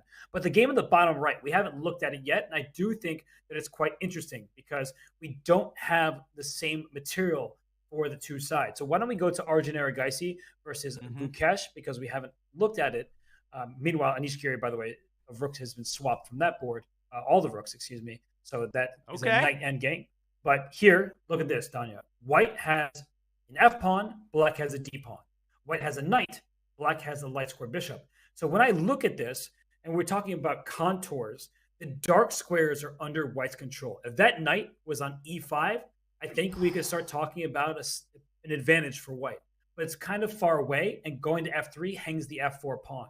So Black cannot take this moment for granted, cannot just dilly-dally. You need to come up with a plan here and actually create concrete ideas, because if that knight does jump forward, if it leaps into those dark squares, that's how you start getting in trouble, especially because White is up a pawn from the F through H file, and the D5 pawn is isolated and not going anywhere. I definitely think White's position is easier to play regardless of the objective evaluation. If I'm Gukesh, first and foremost, I'm looking for a way to trade queens. I think if you can trade queens, you really take the sting out of a knight maneuver to e5.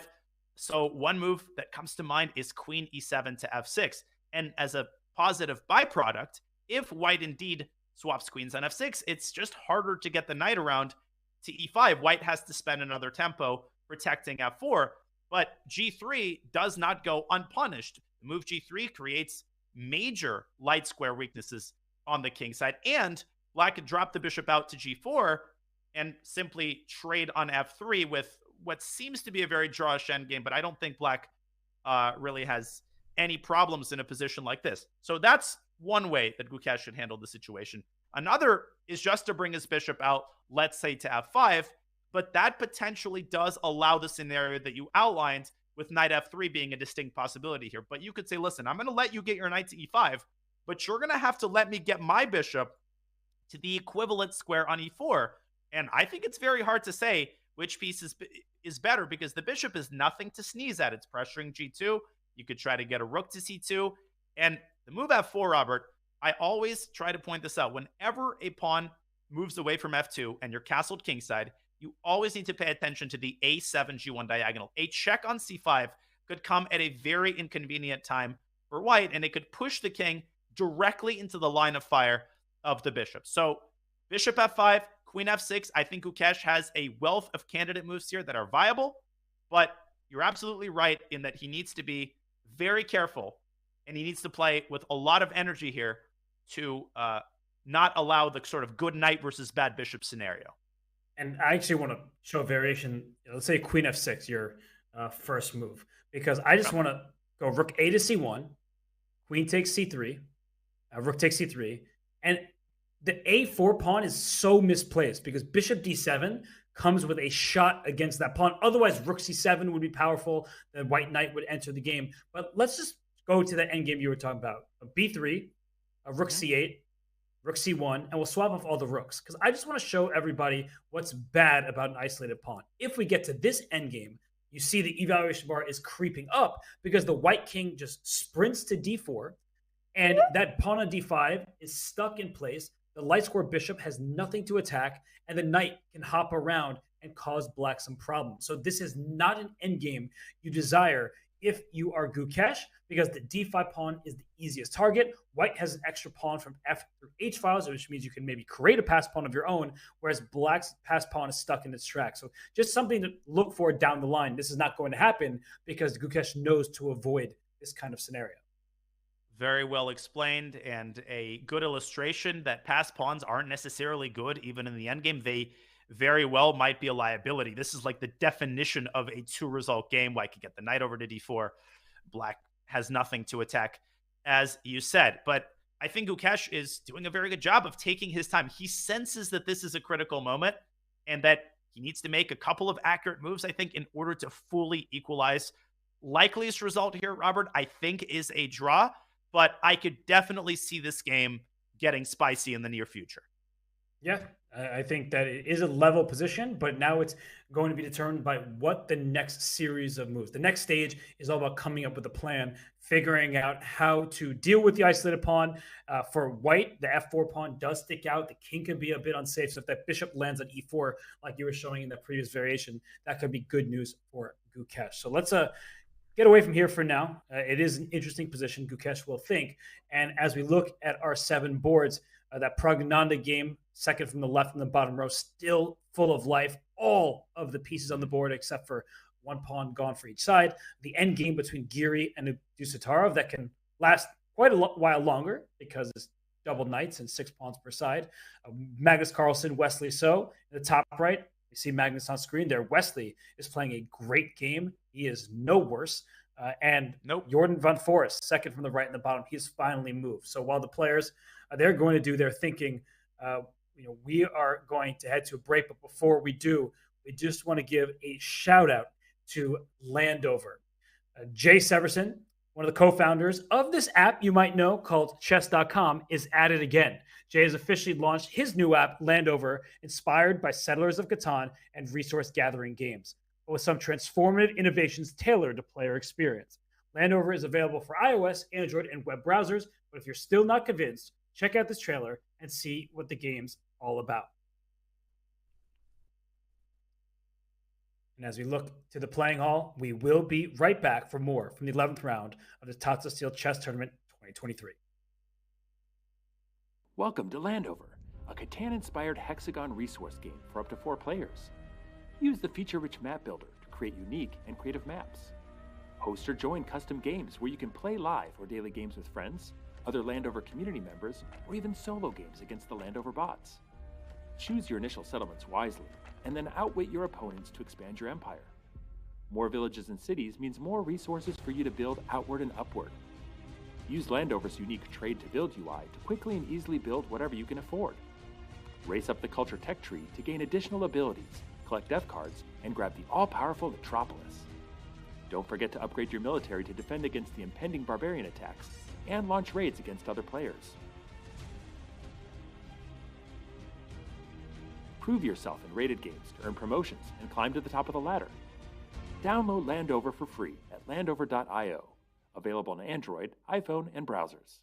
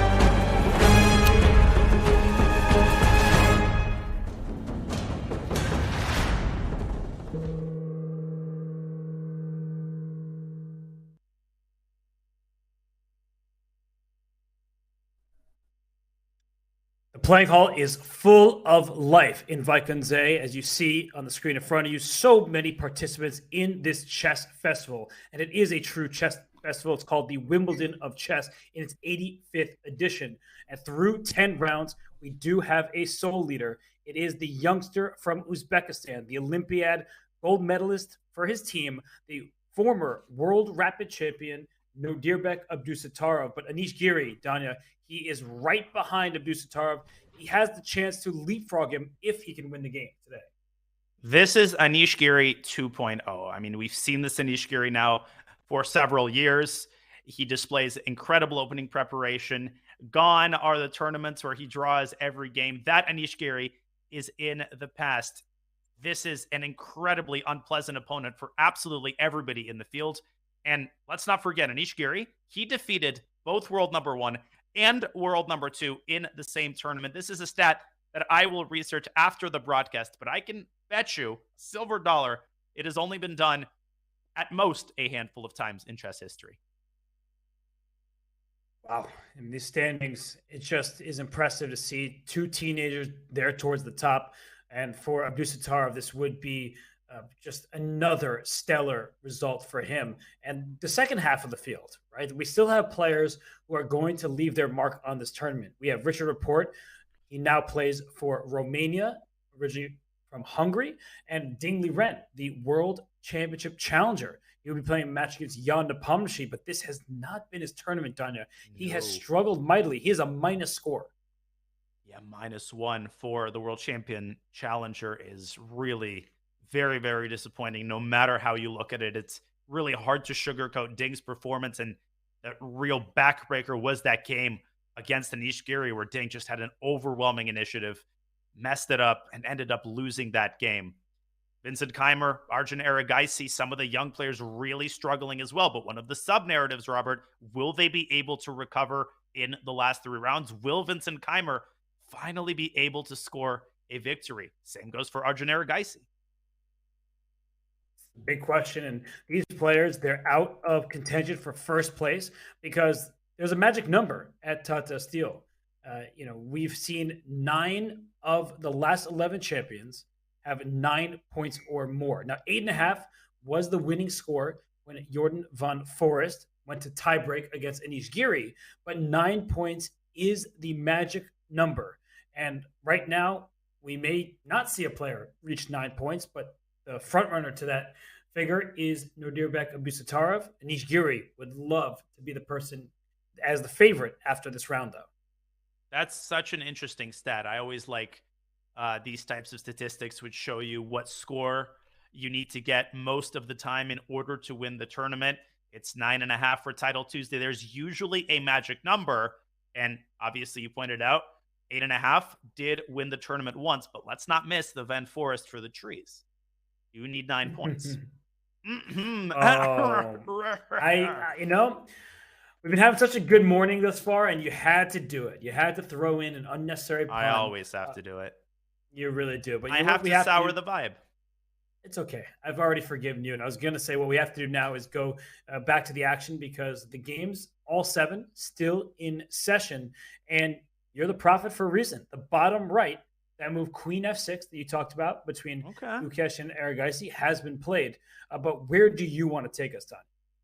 Where do I want to take us? Well, I think, first of all, just quickly point out the D65 has indeed been played in the Keimer Report game. So we're going to get some fireworks there in the center. Top left, we're getting exchanges. I think we're going to get a peaceful result, but that endgame could continue for a while. What I want to go to is the Pragnananda game. I think we need to pay our respects to Prague for that incredible Knight H2 innovation. Probably the wrong word. It is not a novelty, but just the guts to play a move like this in a tournament of this caliber. Not only has it paid off on the clock, I think it is paying off on the board.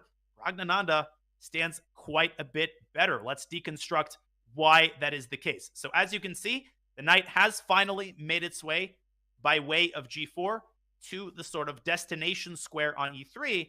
And from Parham's side, he has positioned his pieces in such a way as to take the sting out of the move knight d5. And I think the important thing to point out here, Robert, is that when you occupy a weak square, You want to occupy it with a piece. You do not want a pawn to land on that square.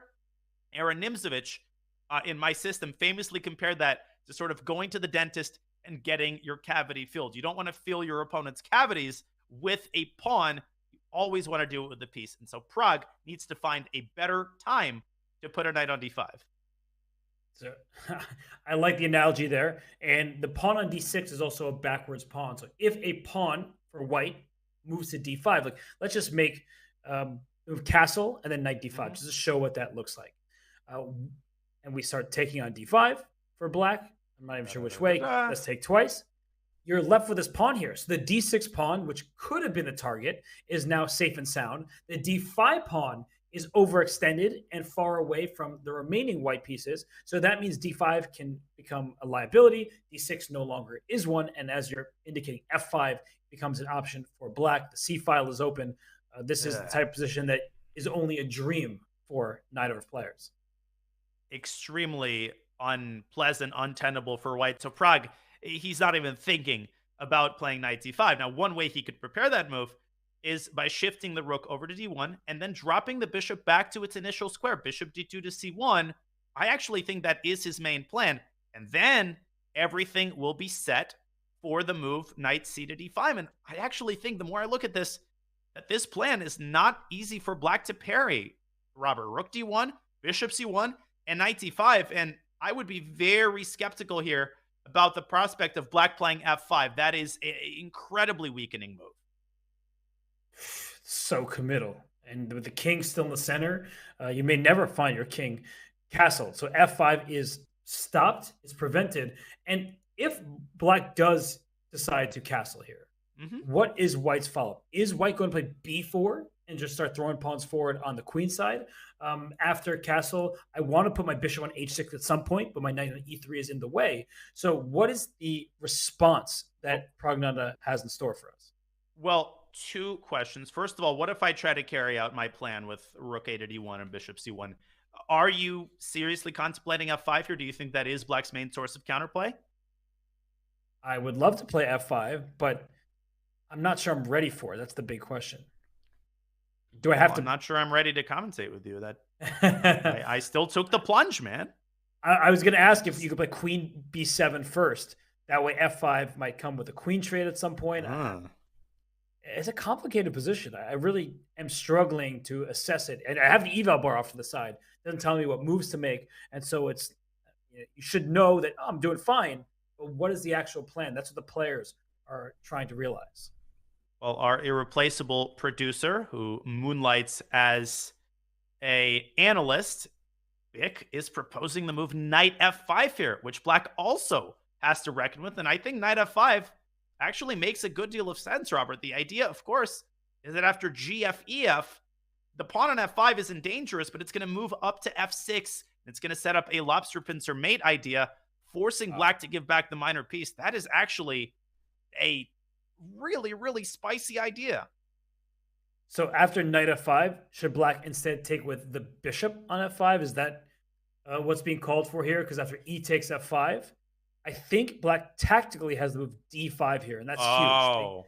Because if you can expand the center, then you're just claim space, and the bishop on d2, LPDO, you love to say, loose pieces drop off, we swap knights, and rook d8 at the end will win that bishop on d2. And I should point out, rook f to d8 looks like it doesn't matter. It does. Here the queen drops back to f3 and makes contact with the rook. You have to put this particular rook on d8 in order to win the bishop. Since knight takes d5 is impossible, you essentially have to allow black to continue his central expansion. So definitely something that Parham has to reckon with and calculate. And at this point, Robert, it's not a given that he's got time to calculate all of this. He's down to 42 minutes. We're only on move 16. And we saw this in Parham's game against Carlsen when they got into the endgame. It was equal to start, but Parham already started feeling the pressure on the clock. And I think he's reliving a similar narrative here. It's an unpleasant situation, right? For Parham, he doesn't know if he can castle. And if his king has to remain in the center, that's not going to be pleasant. Other ideas that come to mind, Danya, even though I don't want to hand my opponent the bishop pair, the move bishop g5 right now, because we keep talking about the d5 square, knight hops to f5.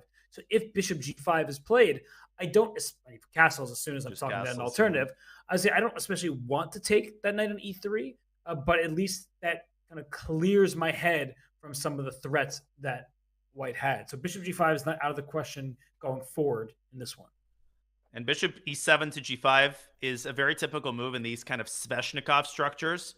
So there's definitely a precedent for that kind of move. I'm going to predict that Prague does play rook a to d1, and I'm actually going to predict that he plays it pretty quickly, trying to combine pressure in the center with pressure on Parham Magsudlu's clock. And if black takes the plunge and plays f5, Robert, we are going to get another ridiculously explosive middle game. Fireworks will be on this board. And for Pragananda, he has 5 points out of 10 games. He had a plus score, but he has lost some games lately. He lost to Gukesh, his compatriot. That was an unpleasant game for him. It was a wild affair. But this one feels more measured from Pragananda. Yeah. With the white pieces, everything is under control for now. There is no tension between any of the pieces. So it's about coming up with a plan. One idea I have done it is the move I mentioned earlier, b4 for white, because I want to kick this knight from c5. I think it's a very good piece. And if your knight retreats to d7, then I play the thematic a4. And what I'm trying to do is chisel at the black queen side and go after the a6 pawn in the long run. The knight on e3 is perfectly placed because when you swap on a4 here, the knight protects that pawn on c2 and also helps white play c2 to c4 in the near future. So I think that it's a good time for white to strike. So after b4, instead of retreating with the knight can go to a4. But I'm wondering if you can take on a4 and then try to quickly get the move c4 in. I'm not sure I can play it now or if to play rook c1 first, but I am trying to break on the queen side. I think that's a great idea. And once you do play c4, ultimately you can try to smoke this bishop out of e6, and then our old friend knight d5 could be a rather unwelcome guest for Parham. I think b4 is actually an excellent move, probably even better than rook a to d1. And you made a very insightful point there about the knight on e3 defending the c2 pawn. And I think this speaks to the importance of putting your pieces on good squares. When you do that, you find that those pieces actually play roles that you don't even expect. Like in a different line, suddenly that piece is doing something very, very useful. That really is the magic of strong positional play. When you look at Karpov games or Capablanca games, you see that exact thing happen. He puts a piece on a square for one reason, but then that piece ends up serving 3 or 4 different purposes. Yes, and I think in this particular position, the knight would be able to hop back to b6 and control a4 and c4. You see the advantage in white's favor, but at least this position here, it seems like white's plans are not easy to make work. So we'll see how this one goes here. I think that it's a big moment for Pragnana. He has plenty of time. But if we zoom out for a second, we do have endgames that I just want to quickly touch upon. In the top right, the game between Magnus Carlsen and Wesley. So the rooks have come off. It means we will be in a queen and minor piece ending. And Magnus, he doesn't look like he's ready for a long fight. He looks like he's ready to shake hands in the near future. In the top left, we have the endgame between Anish Giri and Nodirbek Abdusatarov. It's a double knight ending where each side has an extra pawn on opposite flanks. White has an extra pawn on f3 compared to black on the king side. Black has an extra pawn on b7 on the queen side. So it's a tale of two sides of the boards. And then finally, the endgame in the bottom left. I think Levon Aronian and Fabiano Caruana that might be a result. Like a result that is going to happen soon. We've been talking about endgames just like this, and it looks like Fabiano has equalized without any issue in the bottom left. And currently, Fabiano is down a pawn, but if I'm looking at the position right, he is going to win that pawn by force. Shall we take a quick look at that game? We might very well see a result in the next couple of minutes. Yeah, let's do it. As we look at that position, currently, you would be forgiven for thinking that white is playing for 2 results. White is up a pawn, but you have to look at it concretely. Black is threatening to take the knight and then to recapture the pawn on f2. And you could say, no problem, I'm just going to play f3. That's exactly what Levon Aronian did. I think Fabi is still going to take that knight on d3. and then shift the rook over to G1, winning the pawn on G3. And if white tries to counterattack the F5 pawn, black can always defend it by bringing the king up to F6. I think we're going to get either a repetition, Robert, or a draw offer very, very shortly. Yeah, white's pawns are vulnerable, and even if it's a simple swap of bishop for knight, we talked about how those endgames are often drawn despite the fact that black is down a pawn. So Fabiano has been quite steady with the black pieces in this tournament. Against Abusatarov, he drew an endgame like this. Now against Levon, we see the trade. And the look on these two players' faces, Danya, right? It's we're going to make a draw soon, aren't we? Yeah, that tournament I've been referencing in this commentary in Corsica, where draw offers were forbidden. I had a moment like this against Etienne Bacro, where we went into an opposite colored bishop endgame with 4 pawns each. And we can't offer a draw. So what would happen is we would look up at each other, we'd kind of smile, and that smile can mean only one thing. Both of us know that the time has come for us to repeat moves. So I started playing bishop b7 to a8, and he started playing bishop b2 to a1. We were laughing at the end of that game. Well, here, neither player laughing at the moment, but it looks like we did see a trade on d3. So the king is out on d3 for Levon, and that means that now black can go pawn hunting. You can go after the g-pawn, as we saw him do, and Levon is like, all right, maybe I'll go rook b5, but king f6 can just defend that pawn. And I think that's the draw we're going to see. You said bishop b7, bishop a8, bishop b2, bishop a1 in your game. Yep. I think we'll see rook b5, king f6, rook b6 check, king g7, and that's the repetition that's going to happen. Yeah, definitely. I could also go king g5 there, which might force the draw as well. I'd also point out, there is, I think, an important line. Rook b5 has been played. After king f6, white could try king e3, rook takes g3, and king f4. But fortunately, Fabi could drop the rook back to g5, simultaneously attacking h5 and defending f5. You're absolutely right. Rook b6 check on the board. And let's stay on this game because we are about to get a 3-time repetition and a draw. Yes, Levon's like, is there that king e3 move that Daniel was just mentioning? Nope. Black defends with that rook coming to g5. So he knows that the draw is about to happen. And with the white pieces, it's to some extent a spoiled opportunity. Not that it's easy to beat any of these top players, and there the draw is agreed. So Levon Aronian, Fabiano Caruana split the point. These two friends, they have had decisive games between them in the past, but today it was friendly. And they're going to talk about it. Levon saying, did I have some chances here? But Fabiano, with the good preparation, knowing what endgames he could reach with safety.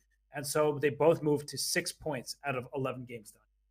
I have to say, the preparation today across the board of the black pieces has been nothing short of superb. Nodirbek Abdusatorov, Wesley So, and of course, Fabiano Caruana, all neutralizing their dangerous opponents, seemingly with very little effort. And Fabiano essaying the Tarrasch. I always like it when relatively rare lines make an appearance in top-level chess, and we've seen this more and more.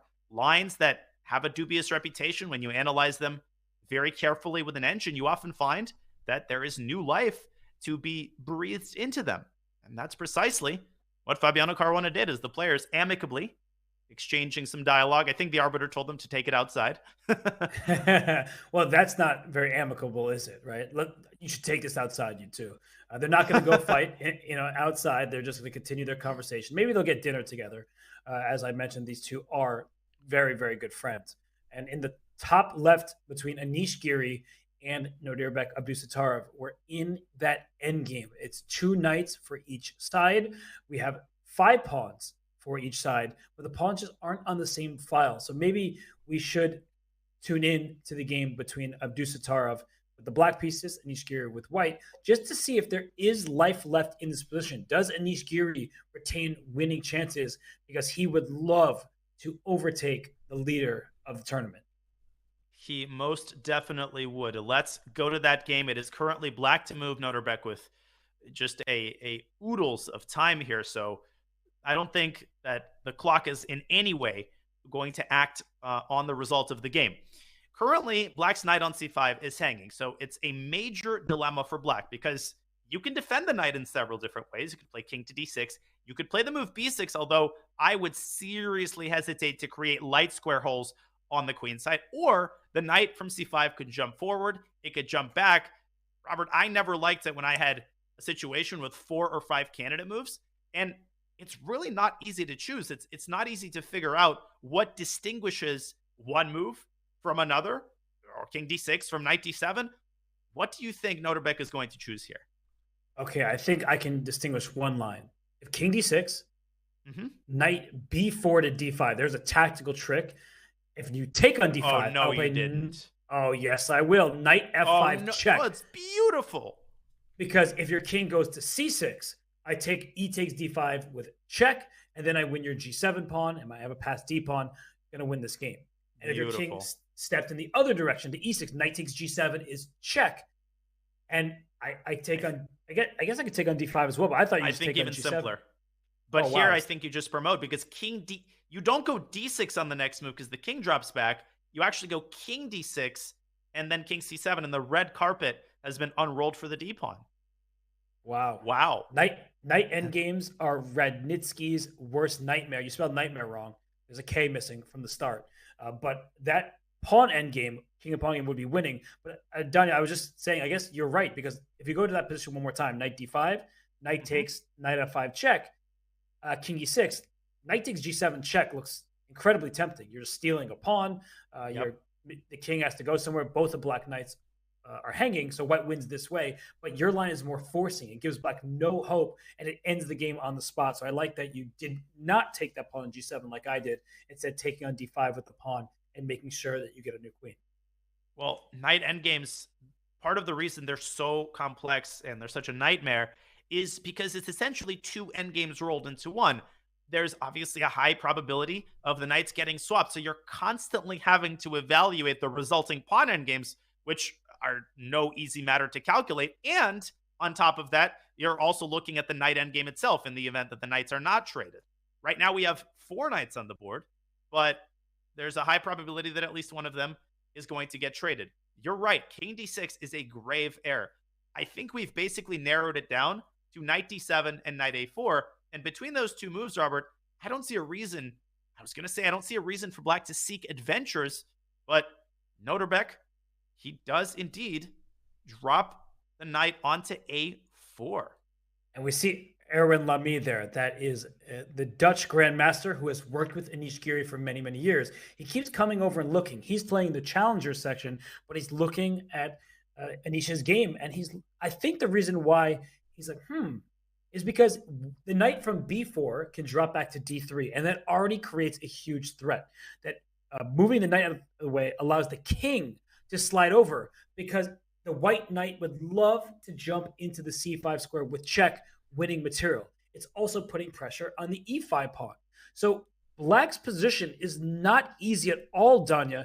I actually think that after knight d3, if the black knight decides to take a step back with knight b6 check, the white king will end up on b5. Super active there. And I'm liking Anish's chances in the endgame. I just think it's not easy for Nodirbek to play. And yet I look at his clock. He spent very little time this game. He seems to feel that everything is under control. But I'll tell you what, I think knight a4 might have been an inaccuracy, because if you compare that to knight to d7, after knight d3, black would have had time to play the move king d6, covering the c5 square. And in that position, knight f5 is entirely innocuous. In fact, only black can be better in that resulting knight endgame. So the chief difference is that after knight d3, black can still play king d6, but then you're going to have to reckon with king to b4 and knight to c4 check. That knight on a4 is just a loose cannon. It can be attacked several different ways. I think if Anish plays knight d3, he'll probably have the most chances he's had all game. And Robert, he has to be thrilled to be playing for 2 results, given how this game started. For sure. And this is a really nice position for Giri. He has nothing to worry about. He has exited the stage where he's looking at his opponent like, what do you have prepared for me? Preparation's gone. That's a thing of the past. That's to worry about for a future game. But the near future in this one is about the black queenside pawns. Will they be safe and sound? That king on c4 is very active here. You don't want to rush with bringing your king up the board because you'll face some knight checks, but white's pawn structure is healthier. The e5 pawn, that can be a long-term target to exploit, and the knight on a4 is just a bit out of the way. I'm not sure why it's there. It will likely retreat to b6 next. It's almost pre-movable, but it could have gone to d7 and kept everything compact to begin with. So I just think that Anish has some chances left. Not that he has an advantage. I mean, it's ever so slight, but I just think that the eval bar is deceiving at this stage. I think that white's winning chances are there, and Anish will try to make the most of those chances.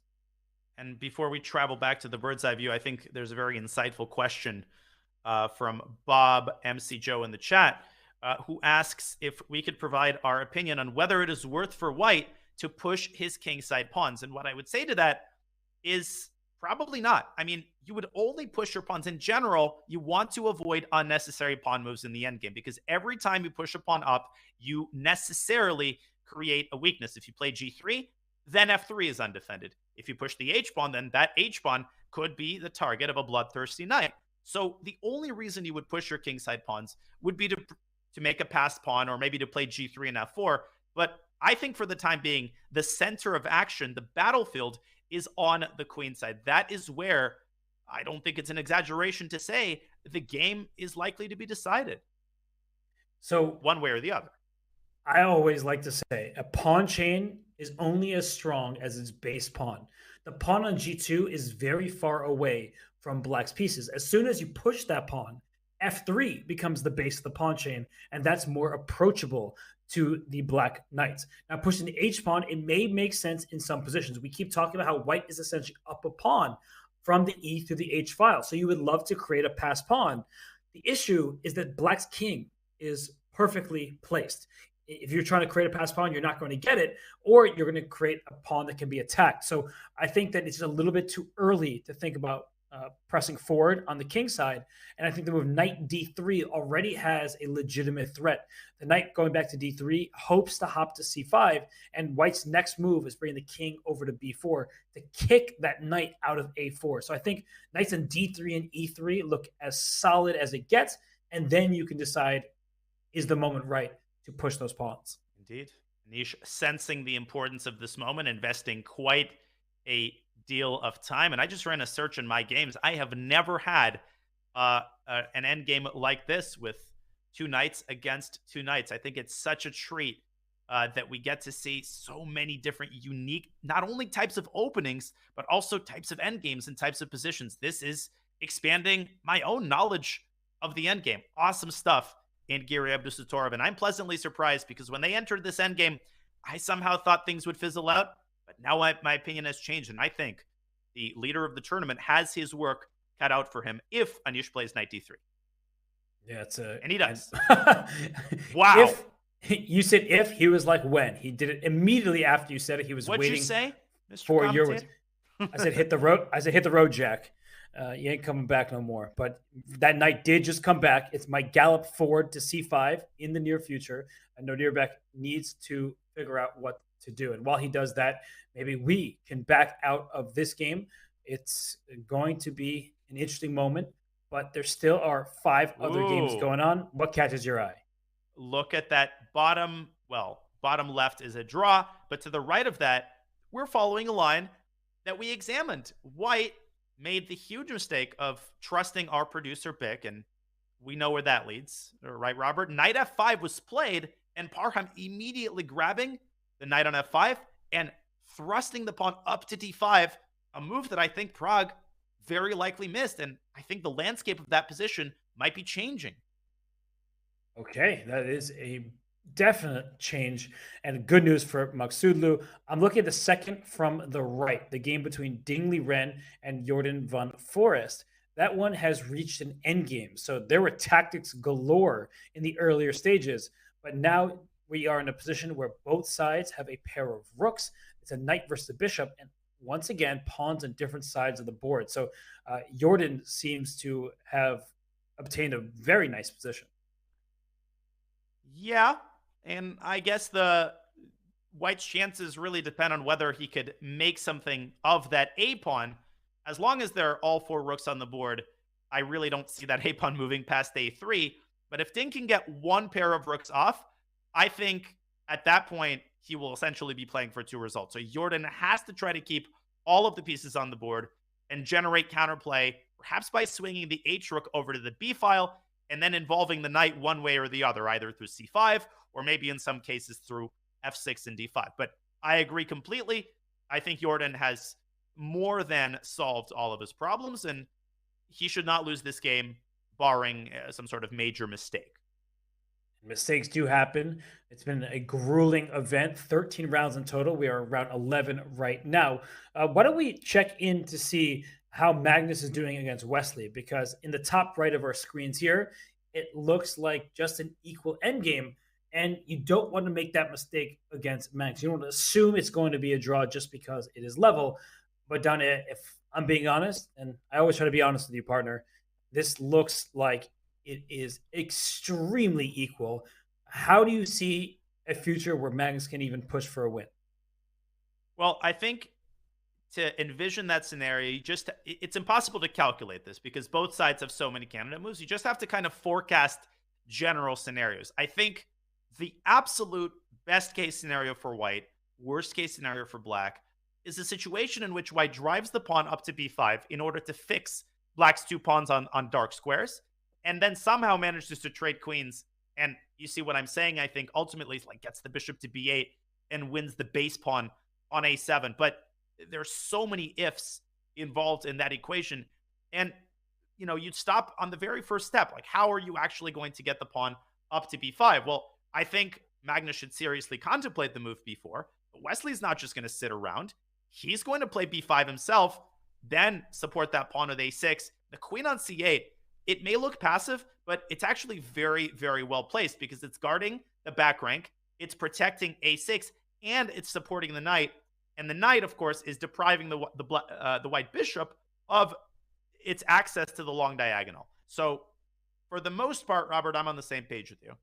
And I think if we just pause on the position you have on screen there, let's say White just puts the queen on e4. I just want to get a particular looking position. Queen e4, a6. So we get the pawns on the light squares. That means the end games, the bishop can't possibly attack those pawns. That's really good news for Black. So if White hopes to win, you'll have to push your kingside pawns. Maybe play g4, h4, h5. Just hope that you can create a dent in Black's solid kingside position. That seems unlikely. No. That doesn't mean it's impossible, but I just don't see where you crack Black's defensive setup. And if that's the case, then Wesley So is well on his way to securing a half point in this game.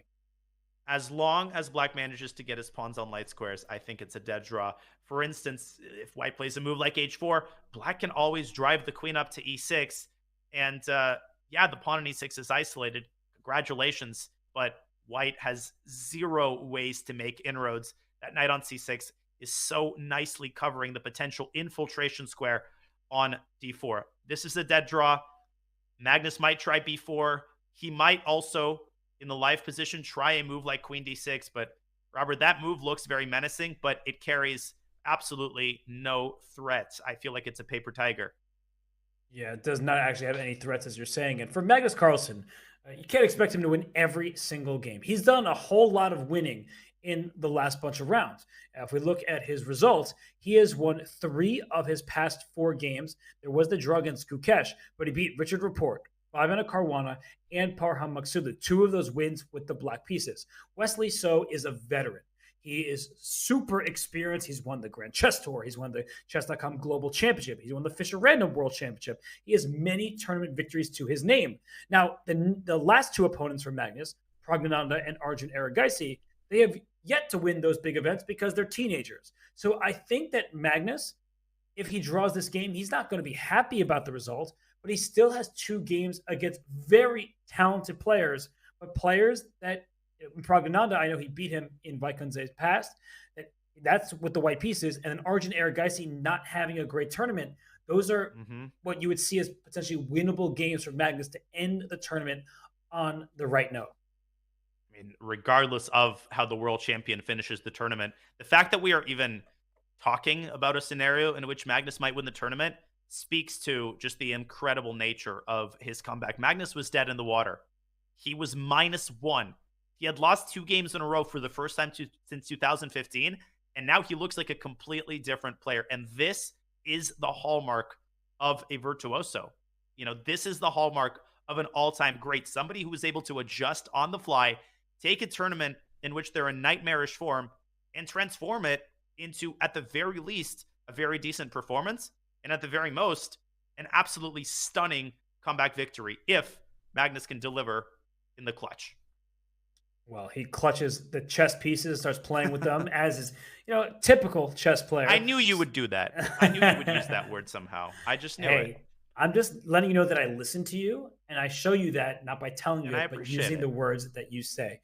And Magnus's 3 wins of the black pieces to boot, super impressive when he could have just tilted. That is true, Puddin' Snack. You're making me hungry with your username, but you're also telling the truth. The 3 wins with the black pieces in this tournament.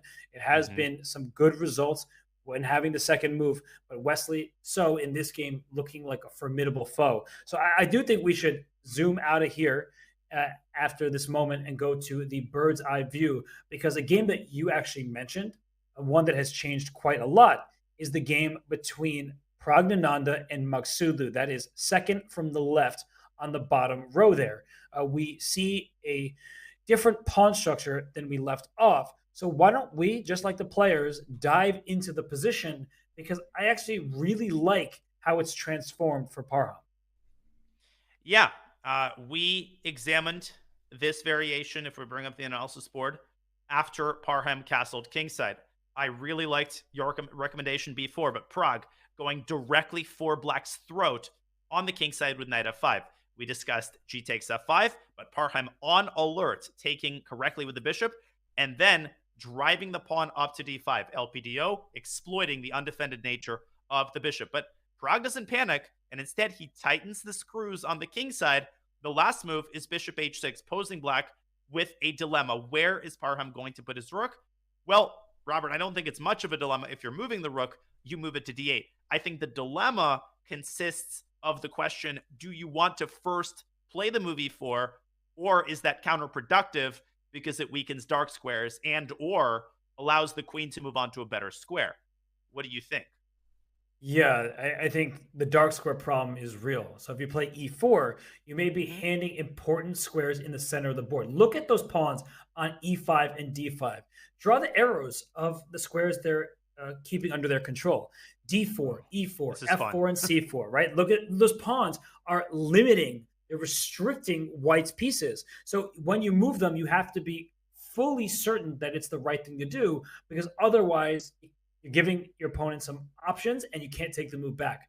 I don't think e4 is bad. I think it's a perfectly good move. I just think if I were playing the game, I would play rook f to d8 and save that pawn push for a later time. Agree completely, especially given the time situation. You just don't want to commit this quickly when there's no necessity of doing so. I don't think e4 is a terrible move, but after rook f d8, I'm just wondering how exactly Prague wants to keep the flames of the initiative going on the king side. Well, the obvious move here to me is rook a to d1 in order to put more pressure on the d5 pawn. Now, you definitely, I thought, want to refrain from the move d4, but from a positional standpoint, because you give away control of this crucial e4 square. The eval bar, though, believes that black can concretely make this work with some dark magic. Apparently, knight takes e4, queen takes e4, and now an old friend, knight to a4, enables black to put significant pressure on white's queenside pawns, potentially swing the knight back to c5, knocking the queen out of its formidable post on e4. But all of this is so hard to see with only 36 minutes on the clock. I think Parham, in this situation, would be much more likely to simply defend the pawn on d5 with a move like queen c6.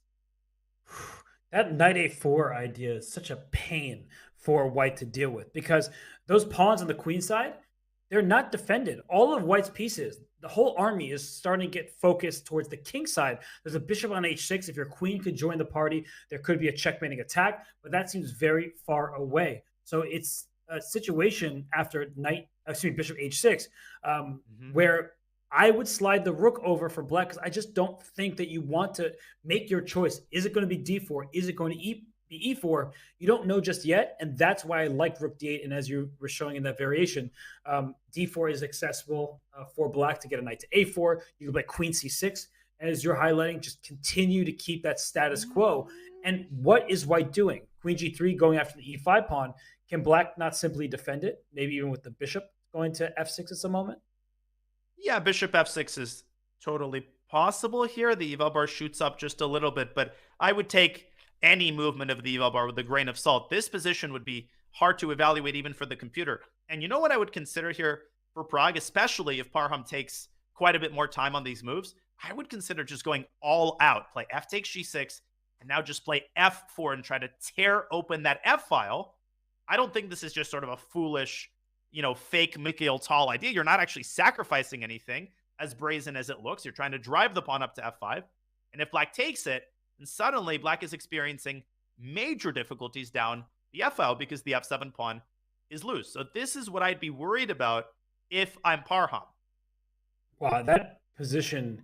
Can you just go back a half move there before e takes f4? I was wondering, can black play d4? Because, of course, I want to bring my knight to e4. But after d4, there's f takes e5 and d takes c3. And I see the evaluation bar react. Okay, I guess f takes e5. It's not even certain. This is how crazy the position is. The eval bar is going up and down like a seesaw. And then it's still in a position that is very difficult to assess accurately. Go ahead. Oh, you get new After queen. rook takes f6. And this is just a case in point, right? Imagine having this position 5 moves into a line. You're looking at this position. Who in their right mind would go for it with black? Well, apparently there's the move queen takes f6, cool as a cucumber. And after ef6, Robert, you called it. That queen side is totally neglected, and white pays the price for that in several of the variations we've examined. Just look at this beautiful position, and I'll tell you something even crazier.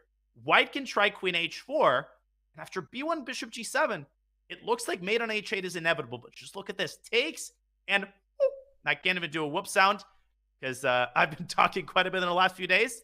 But after queen h5, black brings the queen back just in time. How can you calculate all of this with 30 minutes on the clock? I don't have an answer to that, and the players will need to let their moves do the talking because it's such a complicated battle. The eval bar, we have that at our disposal. The players do not. So knowing if the push is okay, knowing if that attack on the king side will work out for white or black is first to the queen side. It is kind of an attack on the queen side. So you need to be very careful if you're Prognano. The good news is he's up on the clock. So we'll leave him to it for now. We'll go back to our view of all 6 games. They're still are in session. I just saw Anish Giri's king on the top left. The king has ventured up to the b5 square. So on the flip side of this break, we'll find out, does Anish Giri have what it takes to win his first Tata Steel event? He needs a decisive result in this game. Or will Nodirbek Abdusattorov maintain his lead over the field? That is the big question of the round. We'll find out more later in this round. But for now, we'll take a break. More to come in just a few minutes. Struggling to improve your game? Chessable is the home for chess improvers. With hundreds of courses by incredible authors like world champion Magnus Carlsen, Christoph Selecki, Andras Toth, everyone's favorite social media troll known as Anish Giri, and so many more, Chessable can help you raise your game to the next level. You getting started on the fundamentals? You should check out everyone's first chess workbook. Maybe you want to stop letting all those points slip away in the endgame. 100 endgames you must know is the course for you. Did you not notice your king was in check and still can't figure out why the pieces won't move? Actually, Chessable can't help you with that. Maybe try refreshing your tab. Check out Chessable today and get 30 days of Pro for free. Go to chessable.com/begin.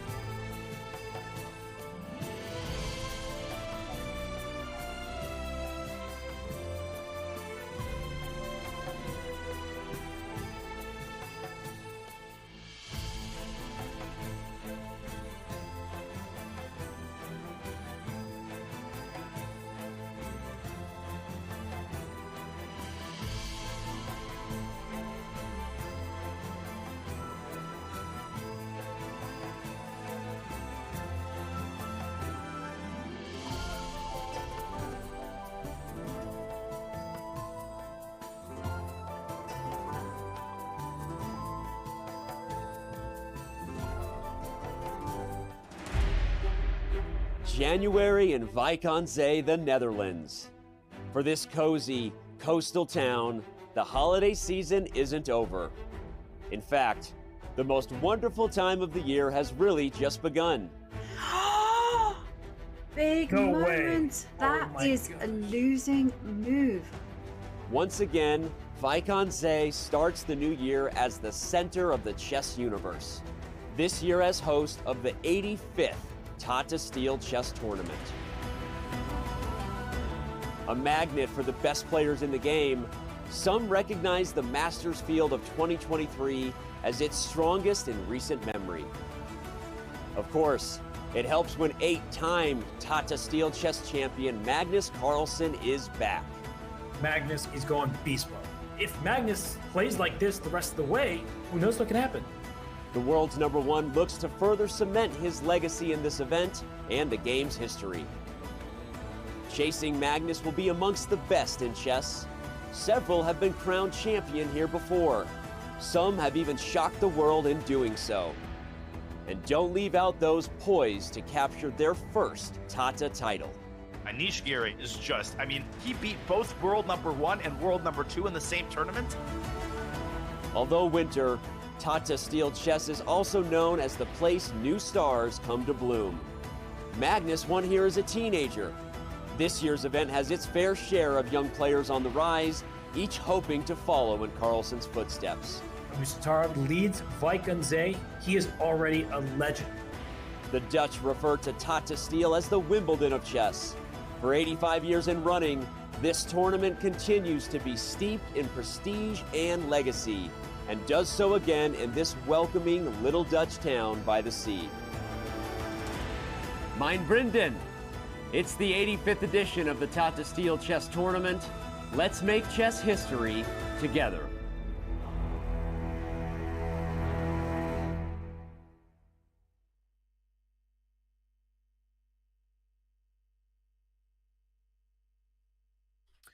We see the playing hall in Wijk aan Zee. It is bustling with energy and tons of thought and calculation.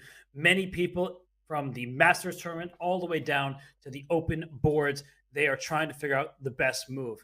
And well, while they do that, let's just set the record straight. Let's remind everybody what we're doing here. I'm Grandmaster Robert Hess. Alongside me is Grandmaster Daniel Naroditsky. This is the 11th round of the Tata Steel Chess Tournament 2023. This is known as the Wimbledon of Chess. It's the 85th edition. Danya, it's so rich with history. The who's who of chess have played in Wijk aan Zee, and this year brings the highest rated average field in history. Indeed, it does. You don't earn a name, a moniker like the Wimbledon of chess by accident. And I don't think a single person in the entire world, a single chess fan, disputes that name. Tata Steel has such a storied tradition. Everybody has played in it, from Max Erva, the only Dutch world champion, to Botvinnik, to Spassky. Name a grandmaster. They have played and cherished their time in the tiny Dutch seaside town. The tournament actually used to be in the nearby city of Wijk, but the tournament, Robert, is one and the same. 85 years! 85 years, and some of the players in the field, not even in their 20s. And one player in particular has stood out, that is Nodirbek Abdusattorov.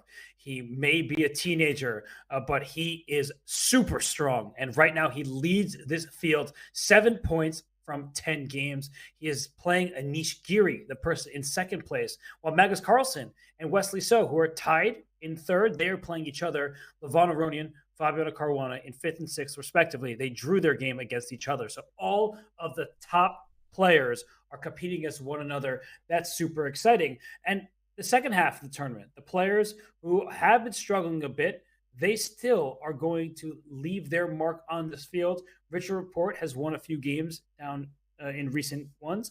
Gukesh, he has won 2 out of his last 3 games with a draw in between. Mm-hmm. So even though they're in the second half of the standings, they are still playing some very good games. And this just tells you how evenly matched everybody is. Let's not forget that Jordan Van Forest won Tata Steel 2 years ago, defeating Anish Giri in a rapid tiebreaker. In this particular edition, he sits on 12th place. He's had a rather mediocre performance, but the magic of a tournament like Tata Steel is, first of all, that somebody in the bottom half of the tournament cross table has the potential to impact the top half with a well-timed win or even a draw. And of course, the second element is that someone like Richard Rapport or Gukesh can still continue to play exciting chess and can still continue to entertain chess fans, even if he doesn't have the potential to win the tournament. That's not the only thing that matters in a tournament as prestigious and storied as this. It's true. Every player that is invited to this event, they are known for their fighting spirit, for their love of the game, and they are going to put on a show for the many spectators in the hall. And as we see the 6 boards still in session, in the top left, Anish Giri against Nodirbek Abdusattorov, a pair of knights have been traded. And so we see an endgame of knight and 5 pawns per side. Anish Giri trying to win this game because of his active king. Danya, I think that Nodirbek, he's playing this super well. He has proven himself every single round in this event. And when he needs to hold with the black pieces, I think he is on the right track. Nodirbek's endgames, I think this is an underrated narrative, Robert. Nodirbek's endgames this tournament have been astounding. Magnus Carlsen is not an easy player to just outplay from a slightly better endgame, yet that's exactly what Nodirbek did in that queen endgame. Vincent Keimer, people were shoveling dirt on Nodirbek in that pawn down rook endgame. Bang, he holds a draw. And now, again, confidently with over an hour on the clock, it seems like Nodirbek isn't even giving Anish Giri the tiniest iota of counterplay in this endgame. I don't think Anish can make anything of his king on c5. He's sort of looking up at the skies there. Yeah, that king is active, but Nodirbek is not going to push either of his pawns. He's got the impregnable fortress on the queen side. And on the king side, with his last move, g7, g5, he makes sure that Anish will never be able to orchestrate any shenanigans with f4. I think we are rapidly moving toward a peaceful result. There's only one thing that I can think of how White makes progress. Let's say in this position, we can bring up an analysis board. White tries to bring the knight towards the black queenside pawns, which don't have defenders nearby. So let's say White makes the move knight to c4, bringing the knight forward and trying to attack the b7 pawn. If Black plays h6, for example, I just want to show that knight d6 is not possible because b6 check forces the king away from the knight and wins that piece on the spot. The knight on e7 is bugging, Robert. Square. Wait. Let me. I wonder why the knight on I e7. need to restart my computer. Darn it, missed it. I'm getting old. Eyes are not what they used to be. The same reply is after knight a5, b6 is check, forking the king and the knight. So I just want to point that out because if instead of h6, Black plays the move knight c6, now knight d6 is actually available because b6 check drops your own knight on c6. So there are little tricks and traps that Nodirbek has to be careful to avoid, because if your knight is forced back in that variation after knight c6, knight d6, just to go one move deeper, Black is in the back rank. You're getting very passive there, and that's not the defensive posture you want, where the white knight is hopping left and right and just trying to create wiggle room for that king that is active on c5.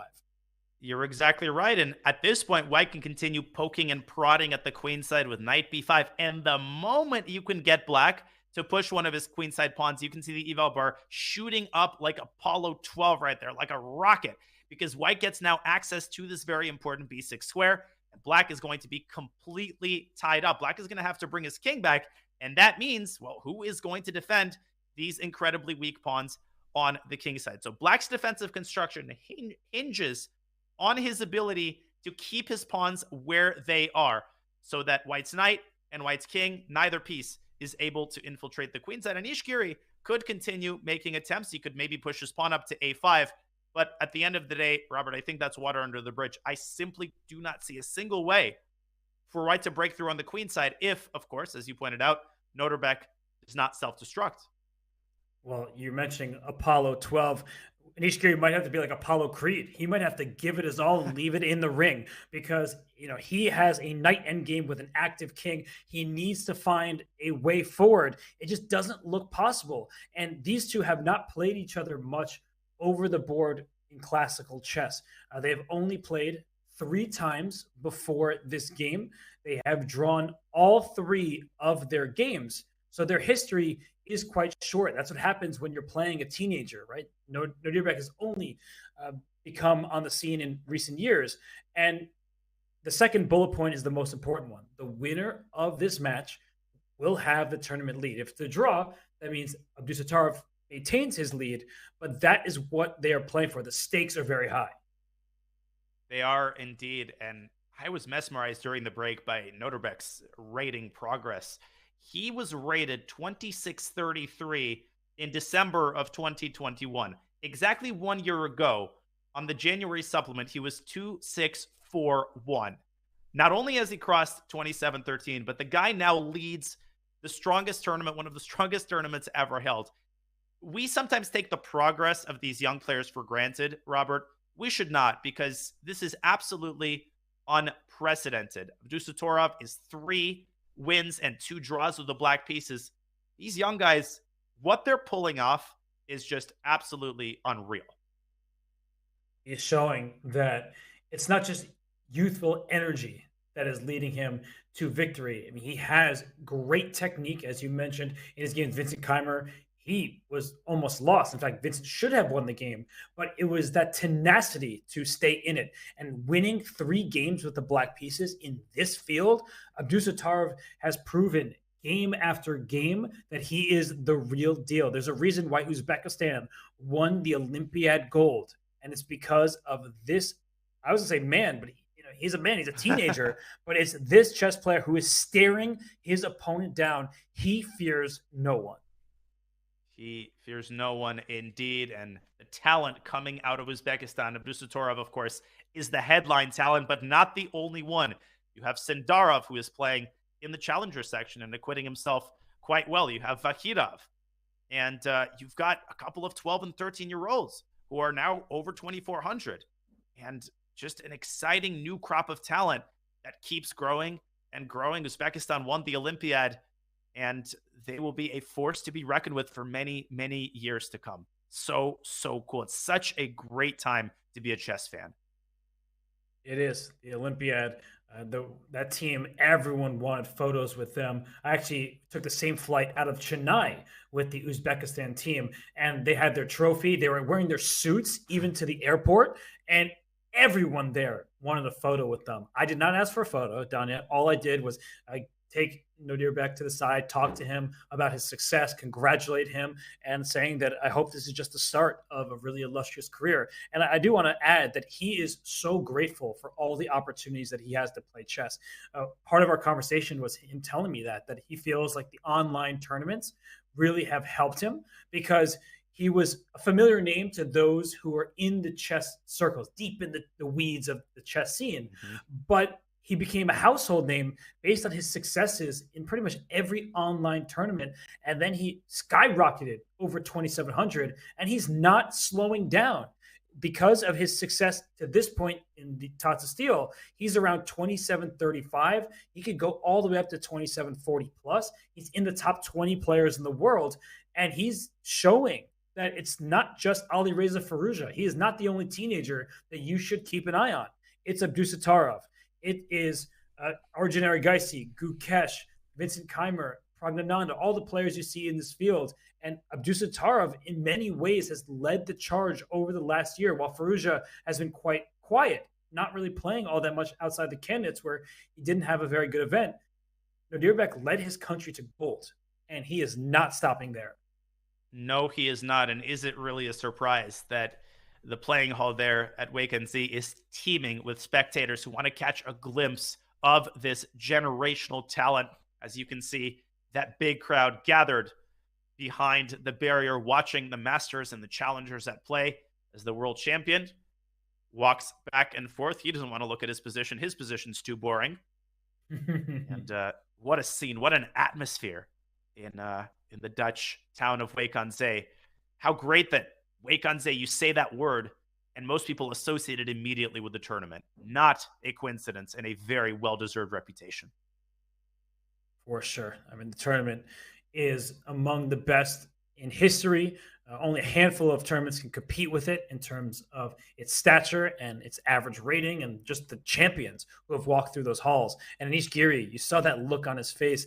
I think he's might be thinking that his championship run for this year is going to be another year where he might have to settle for second. He is in second place right now. There still are 2 games after this round concludes, but he needed this game, Danya. I feel like with the white pieces against the person in front of you, you need to take care of business when you sit across the board from the player in first.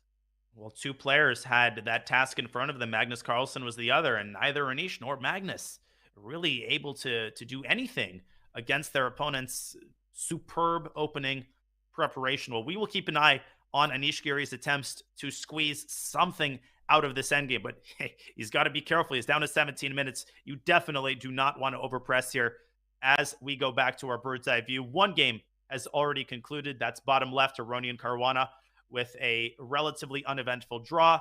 Carlsen and Wesley So are very likely to follow, as are, I would add, Aragaisi and Gukesh. That's bottom right-hand side of your screen. They've got what seems to me to be a dead equal endgame, Robert. Despite the minor piece imbalance, I really don't think that either side has any realistic winning chances. Yeah, the only boards with many pieces remaining is second from the left between Pragnanda and Magsulu. Parham, he has the upper hand in that one now as he is first to the action over there on the queen side. And the one in the middle, in the bottom row, Vincent Keimer with white, Richard Rapport with black. Only 2 pawns have been traded for each side, and white is just a bit more active. You see that knight on c4 is staring into enemy territory. So I like Vincent Keimer's position. I think he's just a bit better, and it's comfortable to play. And same goes for Parham Magsudlu. That is more tactical in nature, the Magsudlu game. But I think that Vincent Keimer and Parham both can be happy about their current positions. Yeah, and Magsudlu has landed a knight on a4. We discussed several lines where that move is incredibly troublesome for white, given the paucity of pieces on the queen side. The b2 pawn is hanging, and the c2 pawn is going to hang if the knight from c3 is smoked out, and it is very likely to be because black simply threatens to take the knight on c3. So a trade is likely, and Pragnananda might have overextended himself on the king side. He is going to have to press on the gas pedal if he doesn't want to end up losing his entire queen side and having nothing to show for it. Another game, Robert, that we haven't looked at in a while is, of course, Ding Liren against Jordan van Forst. I feel like they've been on the same position for like ages. Like every time I look, it's that same endgame position. Do you see what I'm saying? Yeah, so why don't we look at that game? It's second from the right, Ding Liren against Jordan van Forest. And things have changed, but only a little bit. The players are in an endgame. Jordan van Forest with the great opening preparation. And now that we're here, Danya, it is 5 pawns, 2 rooks, and a minor piece per side. But it's a knight against a bishop. The pawns on different sides of the board. If we trade off all the rooks, we'll see that a3 pawn become a healthy pass pawn, and that's very dangerous for black to deal with. So that is why Jordan has put his rook on a4, and it's there to stay. It protects the c4 pawn. It blockades the a3 passer. The knight on b6, also keeping everything together. The rook on h8, keeping the white rook on h1 honest. If you move the rook from h1, you just drop that pawn over there. So it seems like it's going to take time for white. I think he needs to play the move h3 at this point. And for black, the move h3 is almost a welcome sight because look at those dark squares. They're juicy. That black king on e7 at some point can think about putting on its Nikes and running right into those dark squares on the king side. So h3, for now, it keeps everything defended, but in the long term, it could create weaknesses that are going to be difficult to fend off. That's a great point. King e7 airlines cleared for takeoff. You know, it's easy to say, well, black doesn't have a dark squared bishop, but the king can kind of act in the same exact capacity. Another benefit of the move rook h4 is that black lands another pair of eyes on the c4 pawn, which of course black cannot afford to lose. And I feel like the reason the eval bar is at a completely level is just because neither side can really make any progress as long as all of the pieces remain on the board. Black could try to get the king into the center with both of white's rooks still alive, but that, of course, is associated with no small amount of danger. I feel like after h3, Jordan could consider a move like rook h4 to d4, just centralizing the rook, making sure it's on a better square, and maybe even supporting the rook with e5. If I had to choose a side, I would probably choose black just because his pieces are more active. But on the other hand, is it fair to say that if white doesn't do anything drastic, Jordan's winning chances are very, very limited? He can really never take his eyes off of the c4 pawn.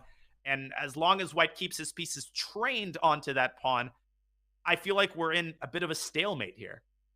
Well, one thing that you pointed out that I wasn't initially considering is that rook on h4 defends c4 a second time. So I'm wondering, if white plays h3 to free up the h1 rook, can black play knight d5 and maybe hop into e3 or f4? And if we could just put the moves h3 and knight d5 on the board, I just want to show one more thing. That not only are those dark squares vulnerable, and that knight would love to hop in, c4 to c3 is kind of a threat, because the b2 a3 configuration there, that pawn chain, it can be dislodged with the move c3, and then we've created weaknesses in white's camp. Black's rooks are very active, and I'm starting to like Jordan's position more and more. I believe that Ding Liren can hold, but he needs to be very accurate. And for Ding in general, Danya, this has not been a good event for him. Something just seems off.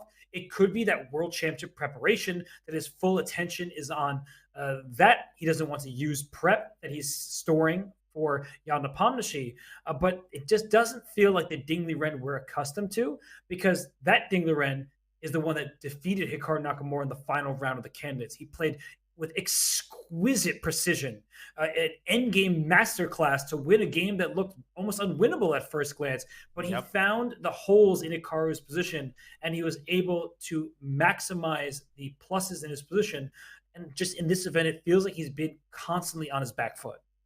It has. And the epitome to me of the Ding Liren that we are accustomed to is that win over Richard Rapport, after which Ding made his way into the studio and just rattled off these insane lines. He was cool as a cucumber in a ridiculously chaotic position, navigating his way through the labyrinthine complications with such grace. And the Ding that we see in this tournament just isn't able to do that. Of course, his game that I mentioned previously against Anish Giri is really a case in point. So it could be a lot of different things. You're absolutely right. It could be the added weight of the tournament that's coming up for him, maybe dedicating a little bit too much of his brain power to thinking about Astana, because that's coming right up in less than 3 months. But whatever it is, the world number 2 just hasn't had a memorable event, to say the least. But I also just wanted to compliment you on this idea of C3, because as the Dalai Lama once said,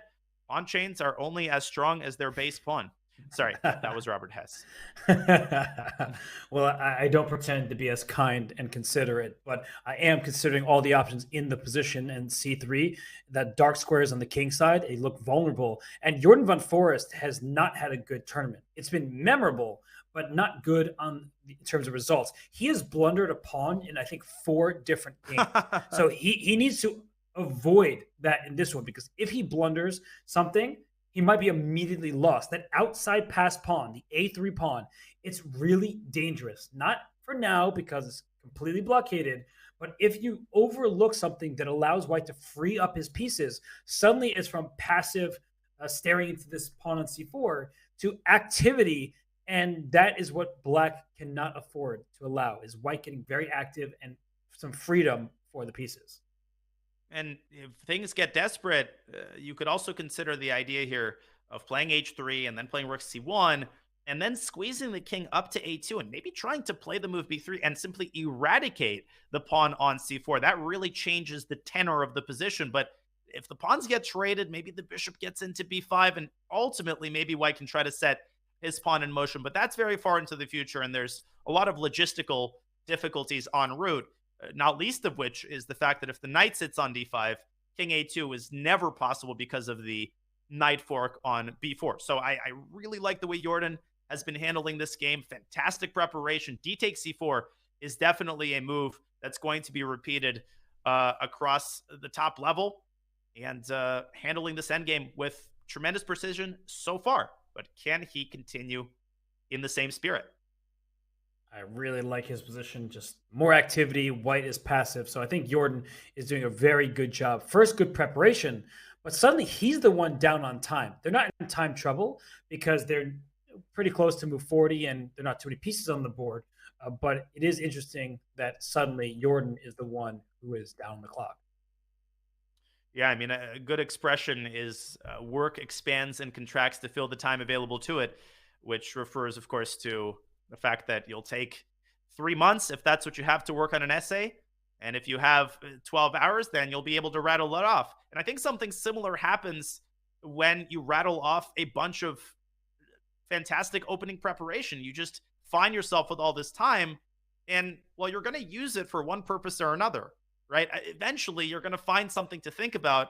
And I think in this case, Jordan invested a lot of time deciding where to drop his king back right before they traded queens. And obviously, he's playing one of the greatest endgame players of all time. So you're probably going to take a little bit longer than usual, just double and triple checking every move, especially in the context of the fact that Jordan has been blunder prone in this event. He needs to calculate, he needs to think, and he will do just that, as will Ding Liren, who has a position where his rook on h1 tied down. If he pushes that h-pawn so his rook can be free, then the dark squares are free for black to infiltrate. So it's not an easy decision for Ding Liren. You can see him pondering his next move because it will change the trajectory of the game. So while he does that, Danny, I think we should zoom out to our view of all the games. The top left, Anish Giri against Abdusattorov. He made the move g3, just a single move played, a small little pawn push. But I don't know exactly what he's aiming for, but he hopes that he can somehow make progress there. Yeah, I think Anish sort of treading water for the time being, try to get Nodirbek to put his cards on the table. And Nodirbek has a pretty vast choice here. He can move his knight really anywhere. But as we already discussed, knight c8, or knight c6 rather, is associated with some problems on account of White's knight jumping into d5. So black definitely has to be careful. You don't want to push a queenside pawn, and Nodirbek has left himself with plenty of time. And I mean plenty. He's got right about an hour to figure out how to maintain his seemingly impregnable defensive construction. Bottom left, to the right of Aronian Caruana, which is our first result of the game. Pragnananda has still, Robert, not made a move once that knight landed on a4. His b2 pawn is hanging, his c2 pawn is hanging, and I'm not sure what he has to show for it on the other side of the board. Honestly, things are looking great for Maksudlu and Vincent Keimer, whose game is in the center and the bottom row. Vincent Keimer, you see the eval bar going up in his game against Richard Laporte. So, I mean, that game looks really, really nice for the German teenager. And I think we can just bring that one up because the move for White seems very thematic, and I believe it's going to net him a sizable plus here. If he, you didn't even let me say it because you're reading my mind. You are the prophet after all. A5. The point of A5 is going right after the B6 tender point. And if you take on A5, the knight will capture back, and look at the bishop on F1. Done it. We actually pointed this out earlier. The bishop was doing good work defending the pawn on G2, but now it's also staring at the A6 pawn, which will be cemented in place. So if you play B5, the knight hops into B6. If you take on A5, the knight takes back, and the A6 pawn is weak. You have two choices. Neither looks pleasant. It's just going to be a clear advantage for Vincent with zero risk. And I think we kind of called it. That pawn breakthrough, D65, which Report played just a couple of moves prior, has brought him nothing but problems. The pawn structure is symmetrical, but the piece placement is not. It's like every single piece is placed on a perfect square, while black, his pieces are all clustered on the king side. The knight on f8 is sort of stuck in transit, and that knight on c3, it's most definitely not stuck in transit. It can transit itself over to c5 and put even more pressure on the a6 pawn. Combine that with a clock situation, 22 minutes for the Romanian Grandmaster. This is not looking good. The one thing I will say, Robert, is from a psychological perspective, if you're Vincent, you have to avoid getting into what I call here we go again mode, because he knows He's had 2 golden opportunities to score a full point last 2 games. He failed on both counts. Of course, those were complicated endgames, but you've got to avoid psyching yourself out and kind of convincing yourself that no matter how good it looks, you're going to find a way to mess it up. Something tells me Vincent is going to stay composed, though. I think Vincent will be composed, and we will come back to this game very shortly. But I do want to take us to the game between Anish Giri and Nodirbek Abdusattorov because they have been moving very slowly, and I feel like that means that they're considering their options. But I'm also looking at Anish here. He's kind of got that one hand on his head. Seems like he knows what the result of this game is going to be, and I feel like the draw could happen sooner than we expect. Do you think it's possible that G3 was accompanied by a draw offer? Because we know that kind of body language after a draw offer, you kind of look at your opponent, move your head from side to side. Something about the demeanor of the players tells me, as you're kind of implying, that the result might be coming pretty soon. Yeah, and if you accompany it with a draw offer, you know how I feel about draw offers generally. I guess I do understand that this position is completely even, and there isn't much room to work with. There's no weak points that White will suddenly infiltrate and cause problems for Black. So if it was accompanied by a draw offer, then I think Nodirbek would accept that, I mean, very happily. Maybe he's just looking to make sure. And they haven't reached move 30 yet. So I do believe that in the tournament, they should have reached move 30, but we're actually being told that G3 was a draw for. You're correct. So my initial thought was that might be the case. And our producer is telling us that Anish did offer a draw, and now he's likely just waiting for Nodirbek to accept. Well, the sort of draw rules in this tournament are pretty unique. It's not that you're forbidden from offering a draw before move 30. You're discouraged, but there's exceptions to the rule. And Nodirbek Abdusattorov accepts Anish Giri's draw offer with 50 minutes on his clock from a position of strength. And Danya, we can hear them talk. So they have a mic. We'll listen to them speak.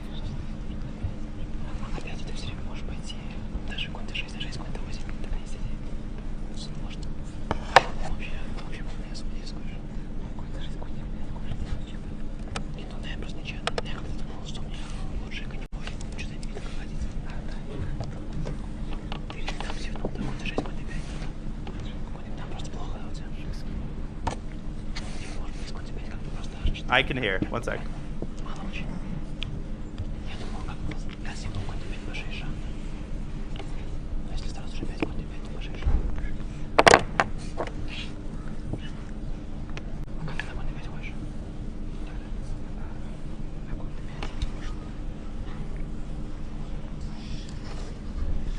We hear the players communicating in Russian.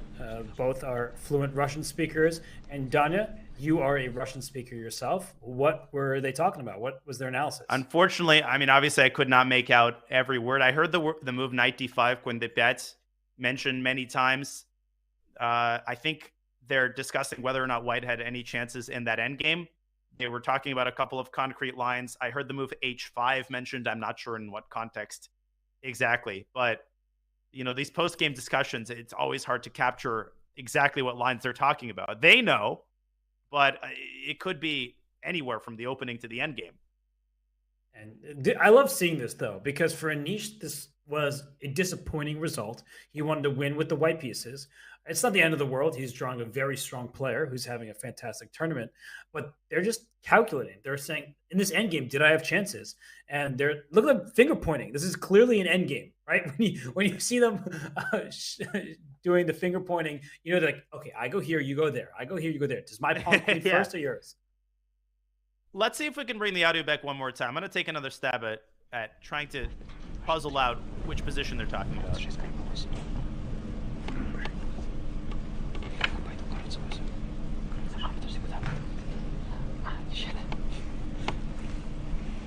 Draw, yes? King c6, king a6. But I don't know where.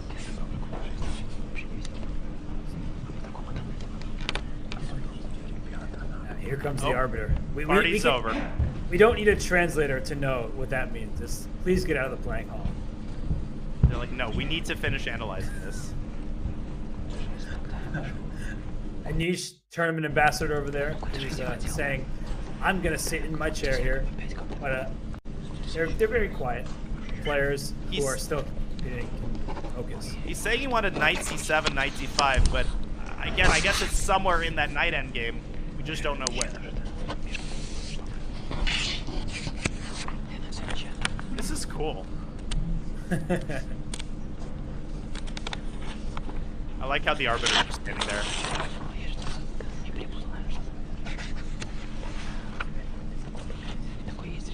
So that finger point with emphasis?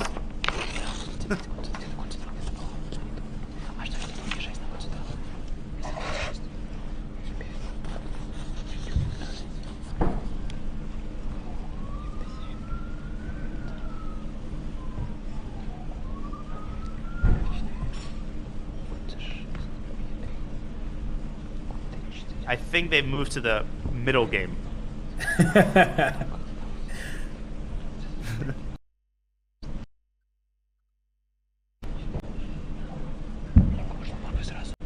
The finger pointing. Yeah, they're pointing towards the center. You know, the sort of the D and E files, D5, E5 squares. Odd. Wait.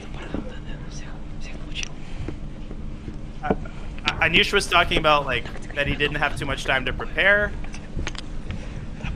But in any case. Wow, that's something to note because they're coming off a rest day. So, yeah, you know, Anish does have a family and kids, and maybe that was part of the reason he didn't get to prepare as much as he would have liked. But he did draw this game with the white pieces against Nodirbek Abdusattorov, and you saw that smile on Abdusattorov's face, and it's because they were having a very friendly post-mortem discussing the variations of the game, but the result will also be relieving for him because Abdusattorov gets black a second game in a row tomorrow against Wesley. And Wesley might have himself a very long day because Magnus Carlsen may make him work for the draw. But that's in the top right, but the bottom left, look at the eval bar, Dinah. Suddenly, whoa, Parham Maksudlu has an overwhelming advantage. I was looking for that eval bar. I couldn't even find it. That's how far it's dropped for white. Oh, and Pragnananda has really lost the thread of the game. We could feel it slipping away from him really ever since he went knight f5.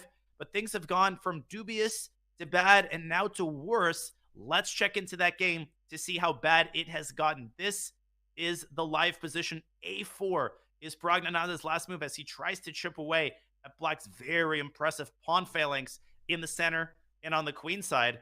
Let me make one thing perfectly clear, Robert. As good as this might be objectively, Black is far from out of the woods from a practical standpoint. Yeah, the king on g8, it's a bit lonely over there. The g6 pawn is tender. So let's actually make a careless move, like rook a to b8. I'm defending my b5 pawn, right?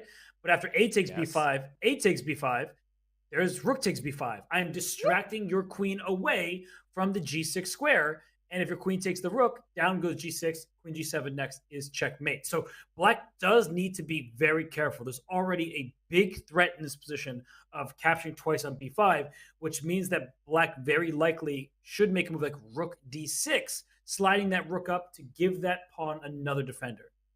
And by the way, there's another vicious trap set by Prague. Oh, I blundered the fork on d2. No, I didn't. Queen c3, and there's another mating square on g7. The tables turn here instantly as Black simply loses the knight on d2. But this is child's play. These are tactics that Parham Maksudlu would see in a bullet game. He still has right about 24 minutes on the clock. Rook d6, it's not an easy move to play, but I really think it makes Black's job so much easier because it takes the weight off of Black's queen, enabling Black's queen to supervise the queen side and potentially even, in some cases, jump into e3.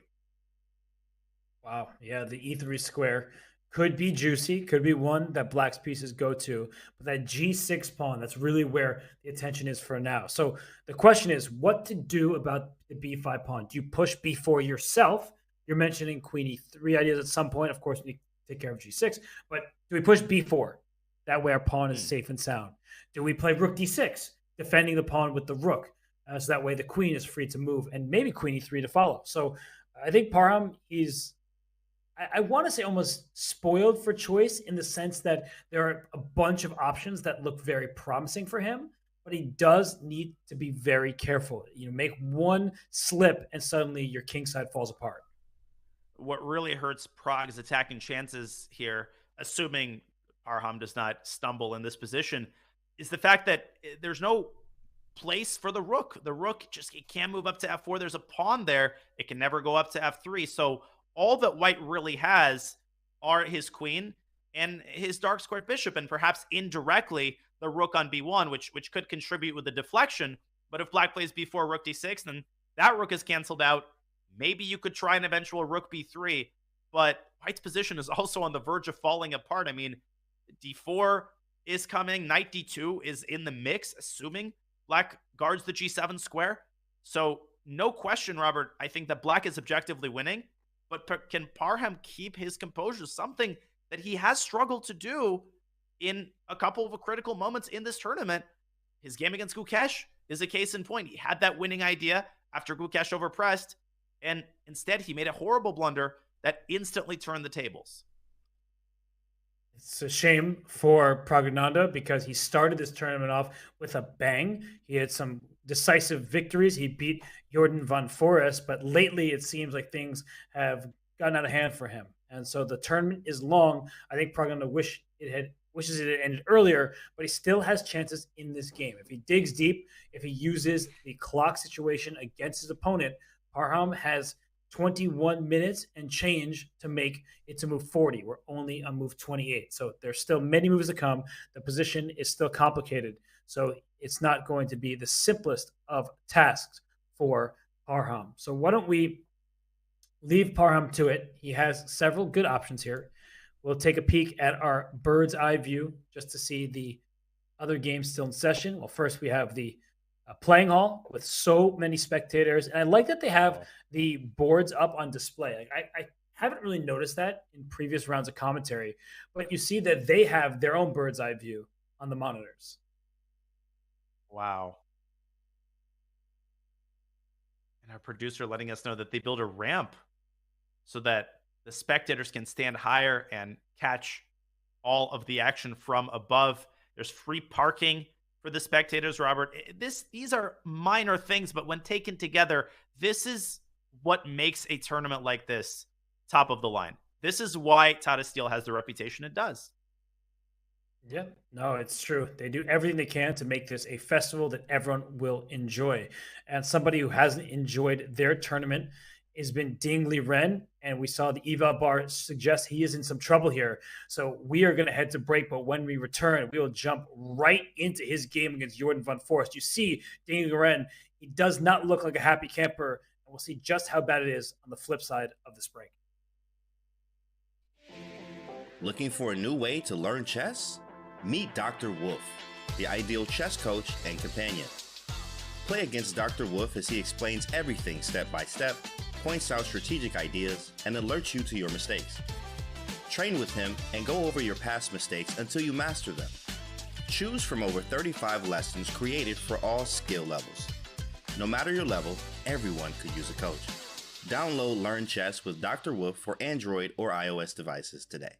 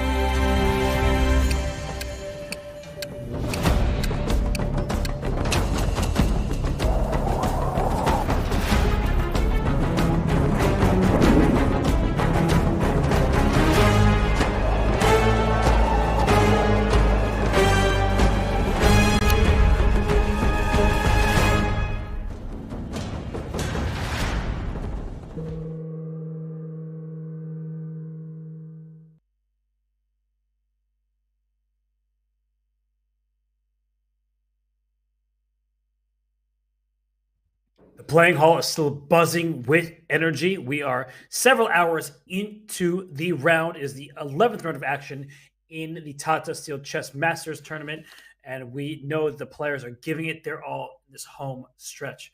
Well, we are enjoying ourselves a fun day of chess. I am Grandmaster Robert Hess. Alongside me is Grandmaster Daniel Naroditsky. And Danya, it's been fun thus far. We've had a result in the books, and we're not seeing so many decisive games. And one game that I think will end relatively soon is this one between Ding Liren and Jordan van Forest. And I think I misread the body language from Ding Liren that it might be a game where he was upset with the result, but I think it's because he's upset with the draw. He had the white pieces. He's playing a low-rated player, but we do see them repeating moves. And there's absolutely no reason and no justification for Ding to refrain from this repetition where he goes bishop d1, setting up a discovered attack against the rook. The rook moves back to a5, and then the bishop moves back to e2, hitting the c4 pawn. On and on they go, ring around the rosy.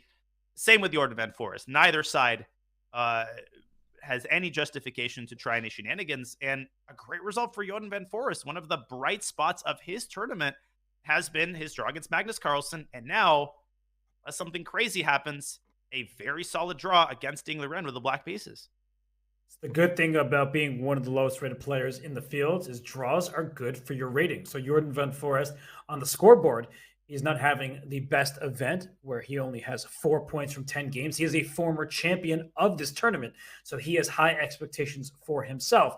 But with the draw, he'll gain a couple of rating points, and he actually may be at net positive even. It's going to be a good result for him, and he is showing more stability. He lost 3 games with the black pieces. He then beat Arjun Erigaisi with white, and now he has several draws in a row, including the hold against Vincent Keimer in that very long game in round 10. So I think it's only a matter of time, Danya, before they shake hands.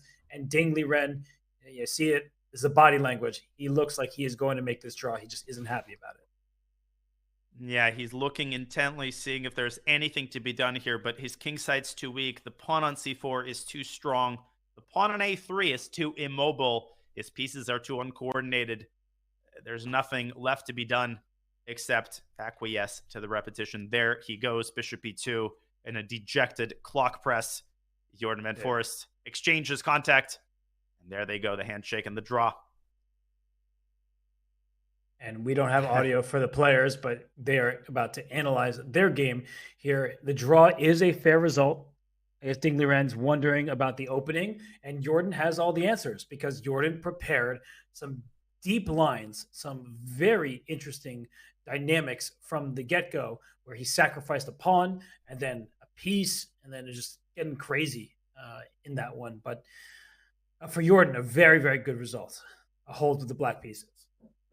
Indeed, and just fearless. I mean, to go for a line like that against the world number 2, where your king sits on e7, where you lose your entire queen side, that's not easy. Even if you have Stockfish on your side, even if you know that objectively the position is equal, one could even say that, had Ding made one more misstep in that incredibly complicated middle game, he might not have been able to pull out a draw. So an impressive job by Ding there to find that move, queen a3, liquidate the game into an endgame. But all things held equal, obviously still not a positive result for Ding. And he still sits on a rather unfortunate... Is he on -1? Yes, 5 and 11. But yes, he's on -1. We do see him smiling here, so at least he's enjoying the analysis. And if we're being honest, and we should always be honest, Ding Liren has something he's looking forward to probably a little bit more than this event. He wanted to win this event. He is a competitor. He loves chess. But if he's going to win only one event this year, or even in his lifetime, I think the World Championship match against Jan Nepomniachtchi is the one. So we see the players still going over the game. It's friendly conversation, and there's the eye of the tiger behind them because Richard Rapport is wearing a shirt with a tiger on it. Fortunately, Richard Rapport's position does not really match his shirt, if I may be honest. His position is not worthy of a tiger let out of the cage. He is struggling against Vincent Keimer, and he doesn't want even to look at his own position. Right, and we see empty board. There's Richard again. We caught up. We caught up to him, but he's pacing around as chess players do when their opponent is on the clock. But we do have this draw. It is done with. The players' repeated moves: Rook A4 to A5, and the bishop going back and forth between D1 and E2. So the C4 pawn needed a defense. I think just to go with the rook on A4 for a second, and the bishop to D1. You just have to be careful if you're Jordan. And the reason why he moved his rook back to A5 is now the bishop is in line with the rook on A4. So if you make some kind of other move, you may fall victim to some kind of discovery, and that's not so fun to deal with.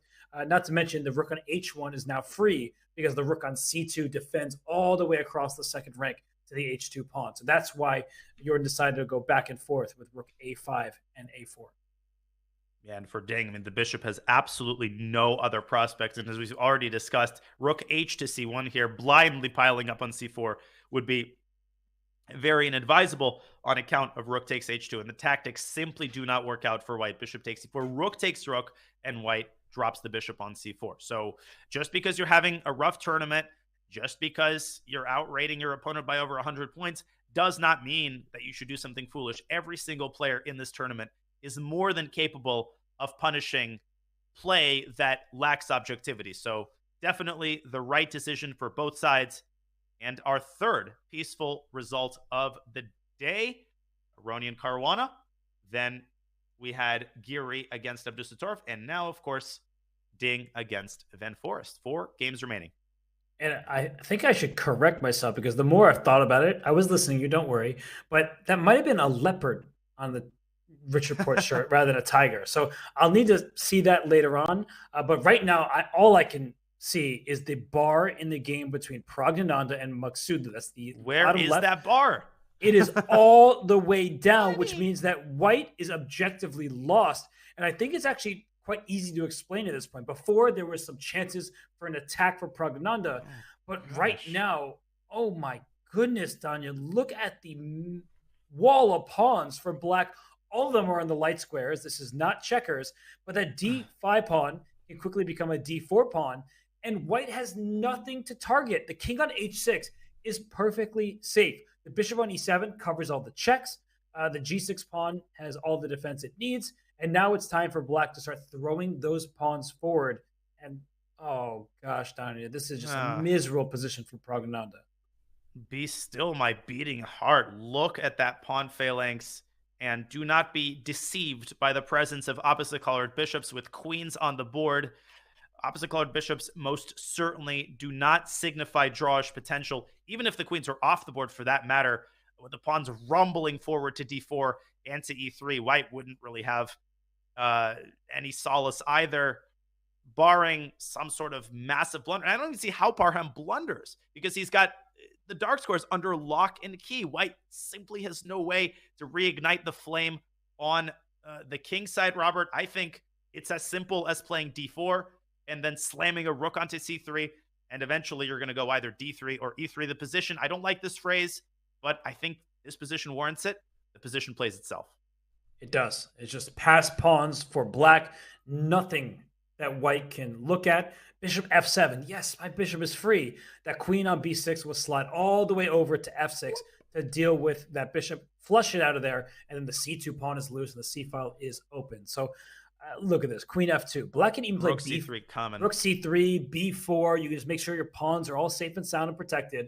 And then the F4 pawn can even be targeted later. It's on a dark square. This is as miserable of a position as it gets. And I feel for Praggnanandhaa because he did have a good start to this tournament. Early in the event, he beat Ding Liren, the world number 2, with the black pieces. That was in round 4.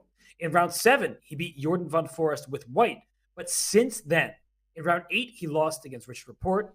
In round 10, he lost to Gukesh. Here in round 11, it looks like he's going down against Parham Maqsood. So Parham stops his downward trajectory. And for Praggnanandhaa, it's spiraling out of control, unfortunately for him. It is indeed, and a real shame because he showcased some incredibly creative opening preparation, that knight F3 to H2 move, which I think in the narrow context of the opening resulted in a very successful position. I think Pragg was objectively better, and I think your suggestion of B2, B4, I just think Pragg chose the wrong side of the board to play on. He went with knight F5. It was a little bit over optimistic. He might have missed Parham's response of bishop takes knight and then d5. And once those two pawns appeared in the center, Parham simply never looked back. Those pawns are now on d4 and e4, and those pawns are going to signal the end of this game very shortly. There's nothing holding them back, and Pragnanda, he's looking at this position, and I'm sure he thinks it's quite hopeless, but he will give it his all. So why don't we take a step back for a moment here, because this game, it's clear. Pragnanda is in trouble. Parham is likely to win this game. But one game that is not so clear to me, well, two games, in fact. In the bottom right, the end game, two rooks and minor piece end game for Gukesh and Arjun. It looks like with an outside pass pawn, Gukesh is making some progress, and maybe he has some winning chances. And then in the middle over there, Vincent Keimer, the bottom row against Richard Rapport, we see that there is a material imbalance. So, Danya, I'll let you choose, but that game is knight and bishop versus rook and pawn with many other pieces on the board. I definitely want to check into the Vincent Keimer game, because as encouraging as the signs may appear for him, given the material imbalance, it seems to me that Richard Rapport is the one who's made serious defensive progress over the course of the last couple of moves. I mentioned here we go again mode, and Vincent might be slipping into that mode. So as we go to the live board, White has a bishop and a knight for Black's rook, and Black also has a pawn on a6, which may appear insignificant. But if the queens are traded, that pawn could potentially turn into a rather annoying force. So with his last move, Robert, rook e1 to a1, Vincent supports the knight on a5, make sure that rook c5 isn't as dangerous as it otherwise would be. I think he's got queen a2 in response. And if Vincent can win the pawn on a6 and then consolidate his minor pieces and get his rook into the center, his knight onto c6, eventually he's going to be winning. But that is a lot of ifs. That is a lot of moves. And it seems to me that Black has several ways in which he can really attack and try to exploit the lack of coordination among White's pieces at the present moment. Well, Danya, I want to do a side-by-side. So can you go back to move 20 after Black's 24th move? Yeah. So we see in the live board, in the smaller one underneath the players, that it's knight, bishop for White and a rook for Black. If White had played knight takes b6 on our analysis board, knight takes b6, White can follow it up with bishop takes a6, and it would have been White who has the rook for the minor pieces. So the knight on b6 still under attack. The rook was under attack, so rook takes c3. That's logical. Desperado. Bishop takes c3, and the knight moves away, say to d5. We have a situation where White has a rook and two pawns, two outside pass pawns for the two knights. So in the game, Black is the one with the rook for the minor pieces. In this analysis board, we have White with the rook for the minor pieces. And I think that was a critical moment that was overlooked by Vincent, or maybe he assessed it as complicated a position he didn't think that would give him the most chances, or was a little bit risky. But that was a shot for him that would have led to a material imbalance in his favor. It would indeed. Instead, he played a takes b6 and situated his knight on a5. But Richard Rapport fearlessly centralizing his own knight and hitting the b4 pawn. And this essentially forces White's hand. Vincent takes on d5, and then he takes again. He takes on g7, and here we have mass liquidation. Queen takes b4, rook a1, and now a very annoying move. Queen b4 to c3. I think a very accurate defensive move by Richard Rapport. Not only does he hit the rook, but he paves the way for potentially disturbing rook c5, forking the queen and the knight. I don't think it's the end of the world for White, because the queen could come up to d7 and counterattack the e8 rook. But I think you see what I'm saying, Robert. The queen could also come into e1 if the rook vacates the first rank. There's just a sense in which Vincent isn't able to effectively coordinate his pieces in time to stop the infiltration of Black's rooks. And we could be talking about a 3-result game if White's not careful. Yeah, I think that Vincent will have to take a defensive stance for now. Slide that queen back to a2. You do not want to see Black's queen land on e1. So if you go queen a2, everything is nice and defended, and the a6 pawn is still loose. And if Vince is going to win this game, it's going to take a long time. Dare I say it, he has played 2 extremely long games in rounds 9 and 10. And if he's going to go on and win this game, he needs to keep the pieces on the board, not to trade off the queens, not to get into some endgame where it's hard to pile up on pieces. He needs to keep the pressure on Richard Report. And I actually want to go back, if you don't mind, again, Danya. I had the engine on and saw it when I went back just now to look at the position, because I was wondering if we scroll back a few when Black went knight d5 and White took on d5. Because I was sitting there back here, the a6 pawn was hanging and it attacks the rook on c8. But it turns out the computer laughed in my face and said bishop takes a6 is met. I was wondering that too. Yeah, met by knight takes c3, which means the rook on d1 is under attack. So if you take on c8, you lose the rook on d1. But if you take on c3, there's rook takes c3. Oh my gosh. Nasty. And knight g4 at the end, threatening queen h2 with a mating attack and hitting the queen on c3 with the bishop on g7. The long-range sniper will do the damage in both directions. The queen is loose on c3. So if you take the knight on g4, you lose your queen. And if you don't take the knight, well, you're going to get checkmated on h2 and g2. Gosh, it seems like the moment the bishop leaves the f1 square where it was protecting the all-important g2 pawn, all hell breaks loose. Vincent correctly avoided this line. This is very instructive, though. So knight takes d5 at this point was White's best chance. And in the live position, he has indeed played, I think, the only move to keep his advantage. Queen d5 back to a2, kind of curling up into a ball on the a file, but that's exactly what he has to do as an intermediate step toward consolidation. On the next move, he can bring his knight back to b3 and open up a direct line of communication to the a6 pawn. Probably this is a 2-result game, but I think if Richard Report maintains his composure, if he keeps his rooks active, maybe rook e8 to d8 in this position merits attention, trying to get the rook to d2, I think his activity should give him enough to secure half a point. He needs to be active. He can't just sit and wait for what's coming. And I think Richard, he understands these positions quite well. We'll see if he can handle this and hold the half point. But I want to zoom out again because the game between Pragananda and Maksuda, Danya, it's gone from bad to worse to one of the worst positions you could even look at in the bottom left of our screens here. No. Oh gosh, like Black is active everywhere. The queen trade is being offered, and if the queens go off the board, then it's likely that Black is going to scoop up the f4 pawn and promote the e pawn at the same time. The game is over.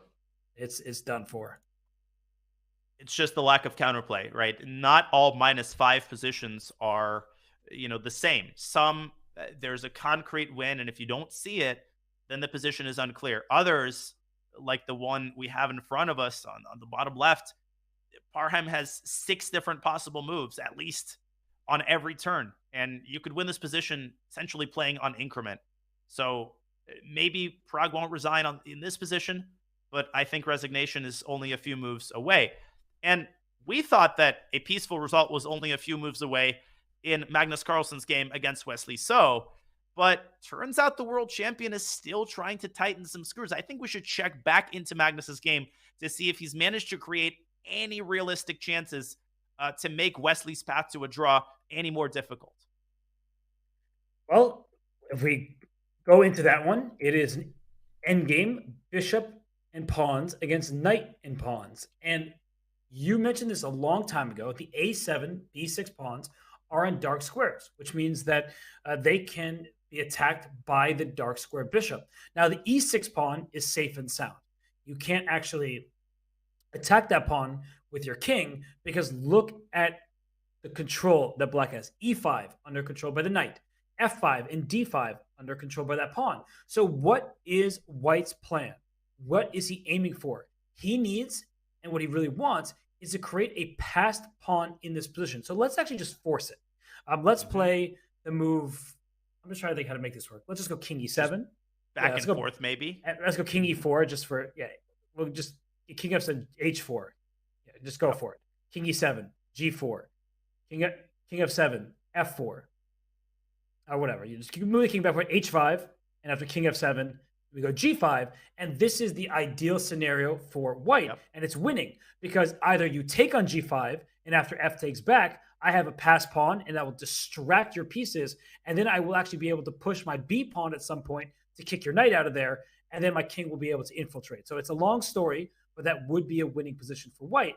And if you don't take on g5, white will take on h6. That pawn is on a dark square, so after f5, the bishop will simply win it. So that is a dream. It's not going to come true because in the starting position, Wesley So made the move e5 check. We were just talking about how that pawn was doing an important task covering the d5 and f5 squares. He says, my king can do the same job. After king e4, the black king slides up to e6, and that whole endgame with the pawns pushing up the board, it started with the pawn going to f4. The pawn can't go to f4 now because the e5 pawn will capture it. I think that move annoyed the heck out of Magnus. He was definitely hoping to carry out that plan. And one of the most difficult, most coveted endgame skills is knowing when to push pawns, when to sit around and shuffle your king back and forth. There's a time and a place for that, but there's also a time and a place for pushing your pawns and changing the structure of the position. What is the purpose of e5? As you're indicating, you're creating a very nice square for your king, making it virtually impossible for white, not even virtually, simply impossible for white to create a pass pawn on the king side, because f4 was an integral part of that. Now, of course, that square is under black's firm control. And crucially, if white brings the king up to f5, I think Wesley has in mind, wait a second, if you go g6, then white goes king e4. So what is black's intention on the king f5? I think, so if king f5, you have to start with the move h5. Put your pawn on the light square.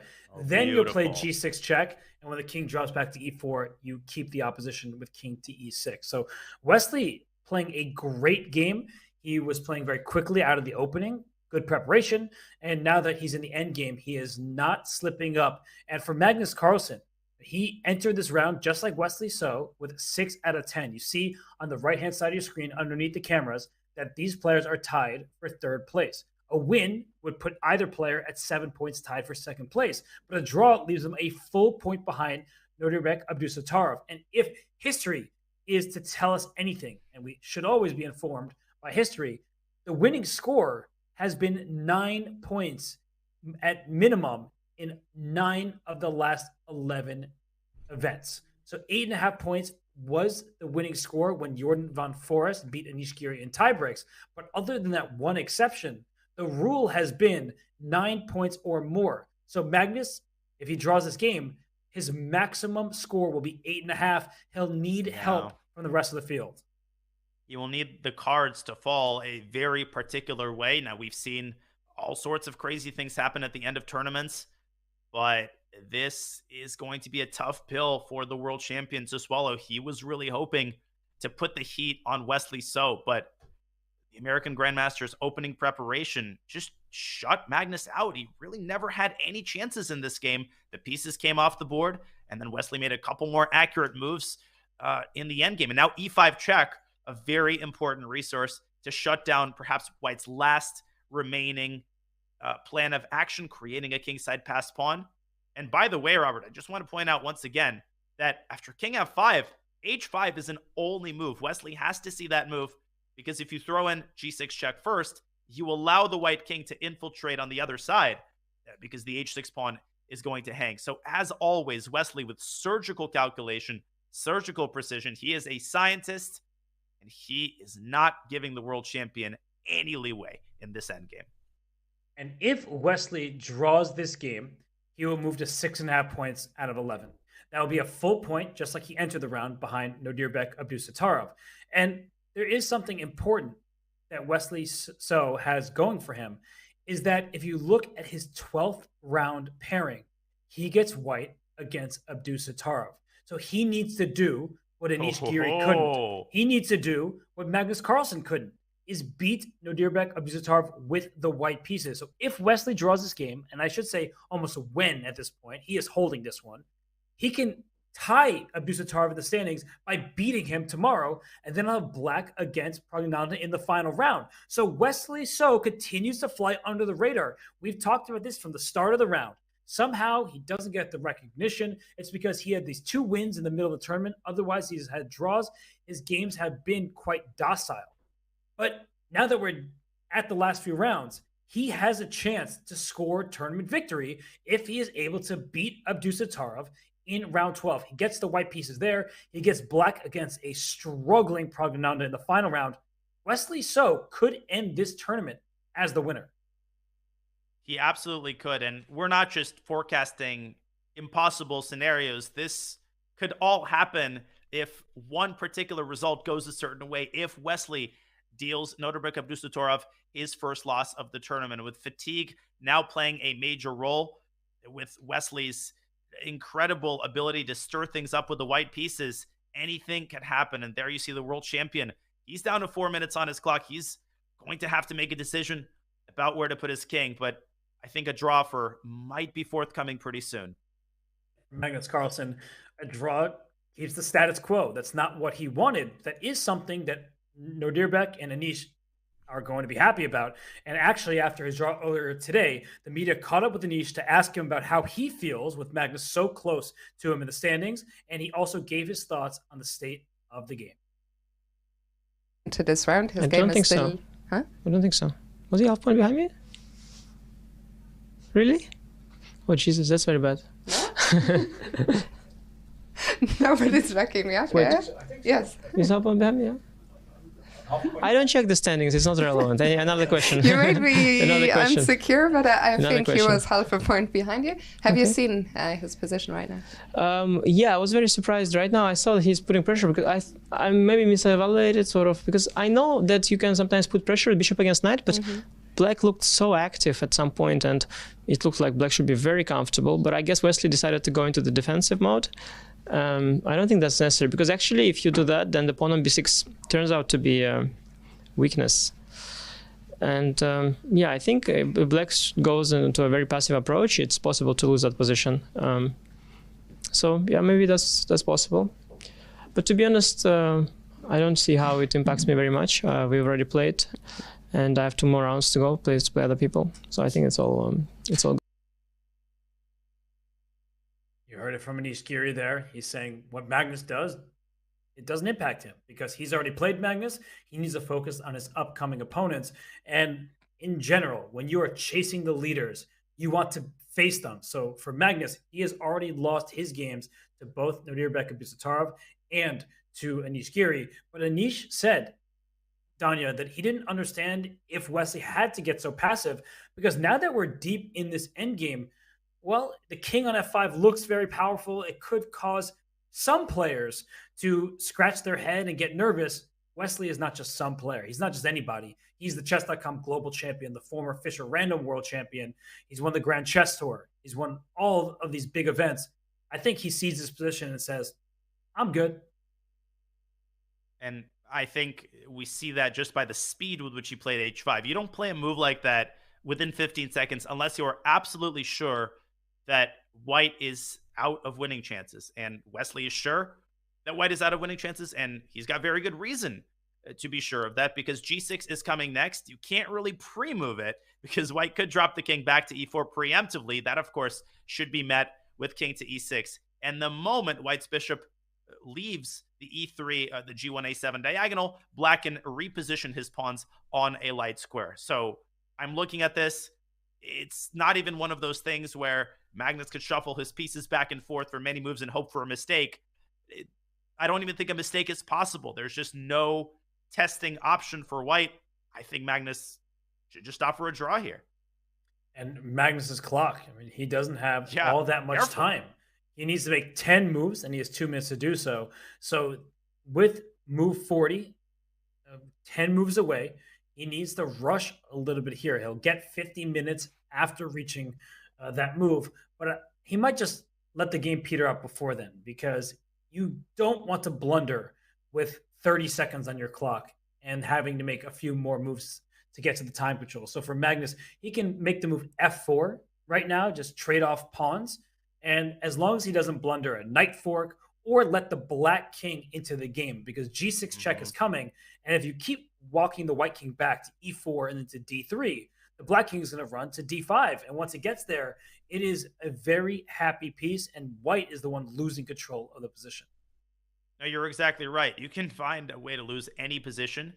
And if you go back to e4 and then you allow black's knight to circle around, let's say to f6 or to d6, well, then Wesley might be the one who declines the draw. But bishop to d2 by Mr. Carlsen, a concrete attempt to provoke the move knight d4, which I don't think Wesley is going to play. I think he's going to avoid that move with a 10-foot pull, because that knight on b3 could get dominated by a bishop from b4. I don't see a reason for Wesley to refrain from the move g6, followed by king e6. White will plant the bishop on c3, Robert, but Wesley could take that opportunity to reposition his pawns on a light square, and I think that might be the straw that gets Magnus to offer the draw. Wow, that even rhymes. That. well played there. And you're right. The g6 check is automatic. Knight d4 check is something that people will play in bullet chess. They see a check, they give a check, and there's also a fork. You win the b3 pawn. But because knights are short range pieces and bishops, they see the length of the board. Knight d4 check is asking for trouble, because you win b3, but you give e5, and the white king will run over to d5 and into the black position and go after the queenside pawn. So just to show that, knight d4 check, wins the b3 pawn. Good for you. Once you take there, the bishop moves, I think, to e3. And the reason it goes to e3 is knight c5 was the retreat square you wanted to go to. But now if you go to c5, I take it and win the ensuing king and pawn endgame, because king d5 mops up the queenside. So this was not at all what Wesley so wants. He is just going to play g6 check. He's going to raise king to e6. And he can play a6 and b5 as you have been calling for. Yeah, king e6, and white essentially has a choice. Either bring the bishop back to e3, and then black can start repositioning the knight. When the knight reaches d6, we talked about this. Don't let black's king get to d5, because then Wesley might be the one declining the draw for. So I'm with you. If I'm Magnus, I'm playing f4, and I'm getting out of that tournament hall with half a point, because you've got a minute 35. You don't want to have to deal with a new set of challenges, and 5 moves to make before move 40. Wesley, though, taking his time, very methodical, and g6 check is on the board. You can't fool someone like Wesley with a trap this prosaic. And Magnus Carlsen, he's not going to bring his king to g5. No, he retreats it to e4. That's the right decision. You need to keep your king close to the action. And king e6, I do think we will see f4. And once black is able to play a6 and b5, there's no longer a question of will it be a draw? It's when is it going to be a draw? Because the only thing that Magnus had going for him is those pawns on the dark squares, which his bishop could attack. Once it goes a6, b5, then the white king can't enter from anywhere. And as long as black doesn't blunder the e5 pawn, then there's nothing to worry about. That's exactly right. And of course, the reason Magnus put his pawn on a4 is to prevent black from pushing b5. For the longest time, Wesley simply did not have the time to play the move a6. But finally, with the knight on c6 guarding e5, he's got the tempo he needs. a6 is already on the board. And just in the way that Magnus put his pen down, you know that a draw is forthcoming, either on this move or on the next. But I definitely think we're going to see a result before move 40. Well, Magnus Carlsen has a minute and 43 seconds left. He gets 30 seconds added per move, and it has only been 33 moves thus far. So he has to reach move 40 and keep winning chances. Otherwise, he might as well just offer a draw. But I have an idea, Danya. Yeah. I don't think it works, but if he slow plays it a bit with f3 and g4. So hear me out. Hear me out. Let's go f3. And I think he just played it. I don't need to go f3. Magnus did it for me. And the reason he's doing this is, let's say you go b5. Okay. And I'm wondering at what point white can play the move g4 and try to open up an avenue. The problem is black will have the move b4, and then that shuts the bishop away from the a5 square, and then knight a5 takes b3 is what he's looking for. So Magnus is actually kind of putting the question to Wesley in a way, but I just feel like b5 is coming, and that's obvious. And how is Magnus going to keep challenging Wesley from there? To piggyback off of your idea, let me try to remedy the problem by playing sort of counterintuitive move before. Yes, I'm creating a weakness. But on the other hand, you're essentially guaranteeing that these queenside pawns remain immobile. Of course, if black is able to trade the b pawns, then the game ends in a draw immediately. Now, let's say black, stays put with king to d6 and white plays g4. Not trying to put words in your mouth, but I feel like your ideal scenario is gh, and then f4. And after ef4, king f4, I don't see a good defense against king g5. This is still a dead draw, I'm sure. Maybe just king d5 and king c4. But Magnus is always able to find ways to extend the game, and I think he's looking in this kind of direction. b5 is on the board. Is Magnus going to take and play b4? Robert, if he allows b4, then it becomes a 3-result game. Well, you're playing too well. So I think what he's hoping for is after g4, that Wesley will take on a4. And that's a mistake I think a lot of people in the audience would make is, well, they're pawn captures, it's even material. Why don't I just liquidate and get to an even simpler ending? But the problem is after g4, if black takes on a4, there isn't a target to go after. After b takes a4 back, look at the bishop on c3. It completely dominates that knight on c6. And if the knight moves away from c6, you drop the e5 pawn. If you go king to f6, you walk into a pin, or king d5 works with f4. Both moves will be good. But if you walk the other way, there could be g takes h5 and king f5 and king g5 and going after the h pawn. So this is the outside chance that Magnus is looking for, and he did just make the move g3 instead. Maybe it's a tempo thing that he's going g3 for, but b4 should be Wesley's response. Play b4, and after the bishop retreats, play knight a5. You give up b4 pawn, but you get the b3 pawn. And after bishop takes b4, knight takes b3, the problem isn't that white imminently loses the a pawn. It's that the bishop is just tied down to the defense of the c5 square. And the knight, of course, is not trapped. It always has the d4 square. It can jump around on the queen side. You can't trap the knight. And if you play a5 here, then the knight could reshuffle itself back to c6, knight d4, bishop c3, knight c6. And as long as black stays anchored to the a5 pawn, there's just no way in a million years that white could create enough chances here to generate true winning chances. It's close, though, still, because let's say you play g4. Yeah, or am I being too dismissive? If black takes with the h-pawn, then we have f takes g4. And maybe this still holds, but getting that outside pass pawn looks dangerous. And if black has to deal with that, that could be a problem. So I think Magnus is just, he knows should be a draw, but he is just trying to keep up this pressure here, a little decision there. And if Wesley missteps, that's when he can play for a win. And I think this game really epitomizes something Veselin Topalov told me a while back when we were commentating the World Cup. I asked him how specifically, if you had to quantify how Magnus Carlsen has changed the game, and he literally told me that there are actually many, many positions which 15, 20 years ago would have been agreed to draw, 10 or 15 moves ago. And this is exactly a position like that, where, Kramnik and Adams playing this in 2005 would very likely have signed the peace accords back when the queens were still on the board. But Magnus Carlsen keeps going, and he keeps going. And of course, maybe 8 times out of 10, Magnus's opponents are going to hold the fort. But there's always going to be those 2 times. And Magnus has shown that you can squeeze out wins in the most improbable situations. And he doesn't do this out of a sense of showmanship. Oh, look at me, I'm such a fighter. He does this because he actually believes that he can win. And his track record in this regard speaks for itself. There are so many actual traps that I'm thinking about. I mean, I'm visualizing positions down the line, and that's what Magnus does so well, is just to go for this b4 line. I just want to show a sample variation. So b4 for black, bishop d2. It's important to point out why a5, not knight a5, is a bad move for black, because bishop e3, and then knight is dominated, and the bishop can slide to b6.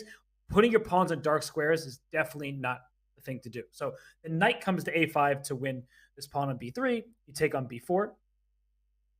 A5 is a very important move for white, just to make sure that you keep that pawn a6 stuck in place. The knight goes to d4. And then after knight d4, let's say I put bishop c3. So I'm going after the knight. You have to go back to c6. Right? I do have knight b3, not trying to play devil's advocate. I'll let you demonstrate your idea. But really good point, though. I actually might want to play knight b3 to tie you down to the a5 pawn and to have the possibility of dropping back to c5 to push the king away. No, that's a really important point. Knight b3, I think, is a great move because I think knight c6 gets you into trouble. So knight b3 is active defense, whereas here g4 happens, and you can't go king f6 because of king d5. You don't really want to play king d6 either because you take on h5 and the king runs in. So Magnus is trying to get exactly this position. And this does look like one where he can legitimately play for a win. If that knight moves, you drop the e5 pawn. So Wesley's task is not over. In my head, I was like, okay, for sure it's a draw. You mentioned how back in the day the players would just shake hands. I would be thinking the same way. But Wesley needs to play that knight b3 move. I think he will find it because he is so precise. But Magnus is asking all the right questions. He is, but Wesley's taking his time. I really like the way Wesley is managing his clock. He's left himself with 12 minutes for 4 moves. He's taking, 2-3 minutes per move because Wesley, he's played Magnus enough times to know that a single misstep and you can dig yourself into a hole that you'll be getting out of for the next 60 moves. So these next 3-4 moves before the time control are crucial if Wesley wants to make a draw here pain-free. The line we were looking at, Robert, with the knight coming back to c6 rather than b3, of course that position is still a draw. But why would Wesley want to torture himself like that as he plays knight c4, same exact product as knight a5? And Magnus takes b4, Wesley takes b3. And will we see a5 from the world champion? I think for sure we'll see a5. He has a minute and a half. It is move 37. So he has just a few more moves to play before he gets additional time. A full 50 minutes will be added to his clock. And he is trying to work this endgame. It's what Magnus has done throughout his entire career. When most players would have called it a day, gone to dinner, Magnus says, I am going to keep every resource available to me. I'm going to think about it, and I'm going to try to execute on that. And I am actually really believing that there are legitimate winning chances. Before, I would have said, okay, come on, let's be real. We're saying it, but Wesley's going to defend. Now I'm like, it's tricky. The knight will be outclassed by the bishop, so Wesley will need to find his knight going back to b3, as you pointed out. And I did experience the wrath of Magnus Carlsen's endgames yesterday. We played a little blitz match, and it doesn't matter if you are a piece up. It doesn't matter if you are nominally better. Anytime you enter an endgame against Magnus Carlsen, you feel like you're losing. It's almost supernatural, and everybody at the elite level has experienced that feeling at least once. And Magnus with 16 seconds, can't forget about his clock, and there he goes. A4, A5, fixing the A pawns in place. And time for Wesley to extricate his knight. Okay, so the knight can go right back to d4. I don't really see any other viable options. Knight c1 looks a little bit too adventurous for me. Actually, oh my gosh. I was saying knight c1 just drops a pawn because of bishop c3, but the knight goes right back to b3. So it's the variation you were talking about from a different move order. But I think knight d4 is the most watertight option.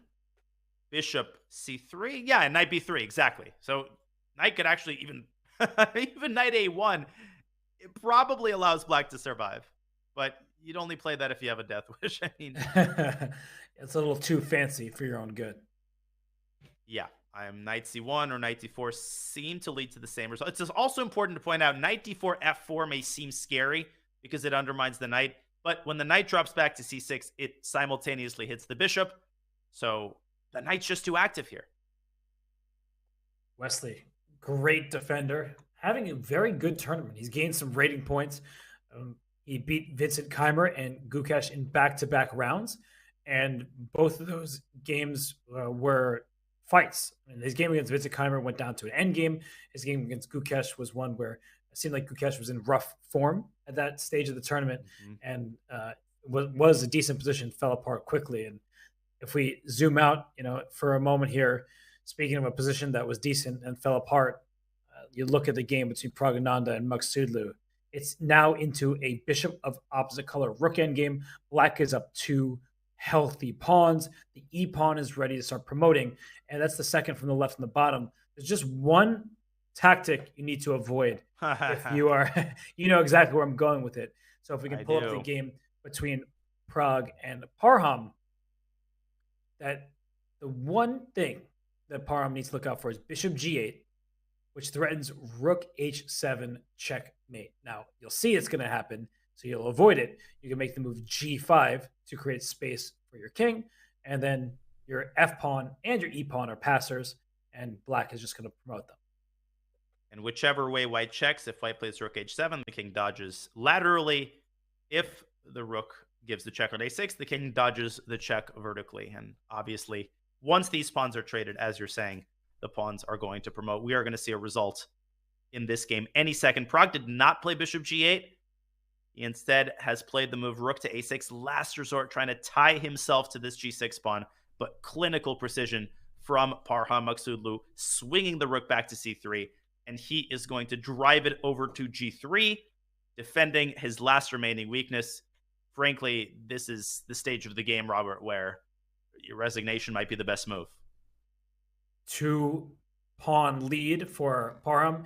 He can slide that rook to g3 as you're mentioning. Then the e pawn is ready to go. The b pawn is also there. Let's not forget about that. It could be a useful decoy at some moment. And bishop e6 was Pragnan's choice. I wonder what he's threatening, Donna. Is it bishop takes f5? No, I don't know why he's covering his rook, Robert. Maybe it's time for b4. What do you think of that? We should show that, though. B4, second. in all seriousness, allows bishop takes f5. The rook it's a on draw. a6 pins the pawn on g6, and it should be a draw after that, even though it still remains a bit complicated because of black's passers. So do not blunder. Think about what your opponent just did. Why Parham put the bishop there? Is to go for a cheapo. And for Parham, another thing to look out for. Let's say you play king g7. And then rook a7 check and king f6. You'll notice that your king doesn't have safe squares. So if the bishop retreats, rook f7 is check and mate. So you once again, you have to deal with that threat with a move like g5. Yeah, but once you play g5 and you set these pawns in motion, as long as you avoid blundering one of your connected passers, you're completely winning. Also, we should point out that move 40 has been made, which means 50 additional minutes have been added to the clock. Do not be fooled by the fact that Parham seemingly has 1 minute. When that minute elapses, he will get an additional 50 minutes awarded to his clock. I personally would not have been able to survive even another minute of this torture, because some of the most painful moments, Robert, I think you'll co-sign me on this, some of the most painful moments happen when you know that the result of the game is not in question and your opponent just has oodles of time and he's thinking and double and triple checking and you're just in agony. So I think Prague, he's so resilient, he's so resourceful, but once Parham just solves this final pitfall, once he sidesteps the final landmine, I think we're going to see resignation here. That undoubtedly will be the case because you're running out of hope if you're Pragnanda. I think it's smart to play on, and as we see the seconds It's a dwindle. Tekken. Alexa, what is a Tekken? A Tekken's a game. Like a mixture of Tetris and... No, you've never played something Tekken that ends before? with N? Oh, like Tekken- Tekken? No, Tekken. It was a fighting game. It's like a very famous arcade game. Danya, Do you still not know who you're dealing with after all these years and all that we've been through together? I was the one who had a disappointed. slip of the tongue, and then somehow you're the one who chat is gonna go after because you don't know Chat Tekken. is... I just laid myself out. I mean, chat is just going to have a field day here. I can just feel, and there we go. Of course they will, because everyone used to play Tekken, and everyone had a favorite character that they would fight with. All right, well, while we are going to find you some Tekken Have to information, make sacrifices to become a grandmaster, and some of those sacrifices involve gaps in cultural upbringing, which I admittedly do have. Well, while you get roasted by chat, we will head on to a break. The playing hall, it's clearing out a bit. Yes, Don is showing off his boomer status indeed, but the playing hall is clearing out. Still plenty of games in session. all of these players in the chess festival taking it seriously. This is the 11th round of the Tata Steel Masters in Wijk. We'll see if Wesley So can continue to hold off Magnus Carlsen when returned in just a few minutes. When I say chess, what's the first word that comes to your mind? The musical and, of course, the board game. Fantastic. Okay, is chess a sport? Absolutely. Very competitive, known worldwide. Battle of wits to the highest degree, I imagine. This is the best interview I've ever given. Howdy, sir. Good. How you doing? I'm doing great. Are you an important phone call? No, I'm not. Okay. Hey, that's not the first time I've had people hang up for me. Thank you.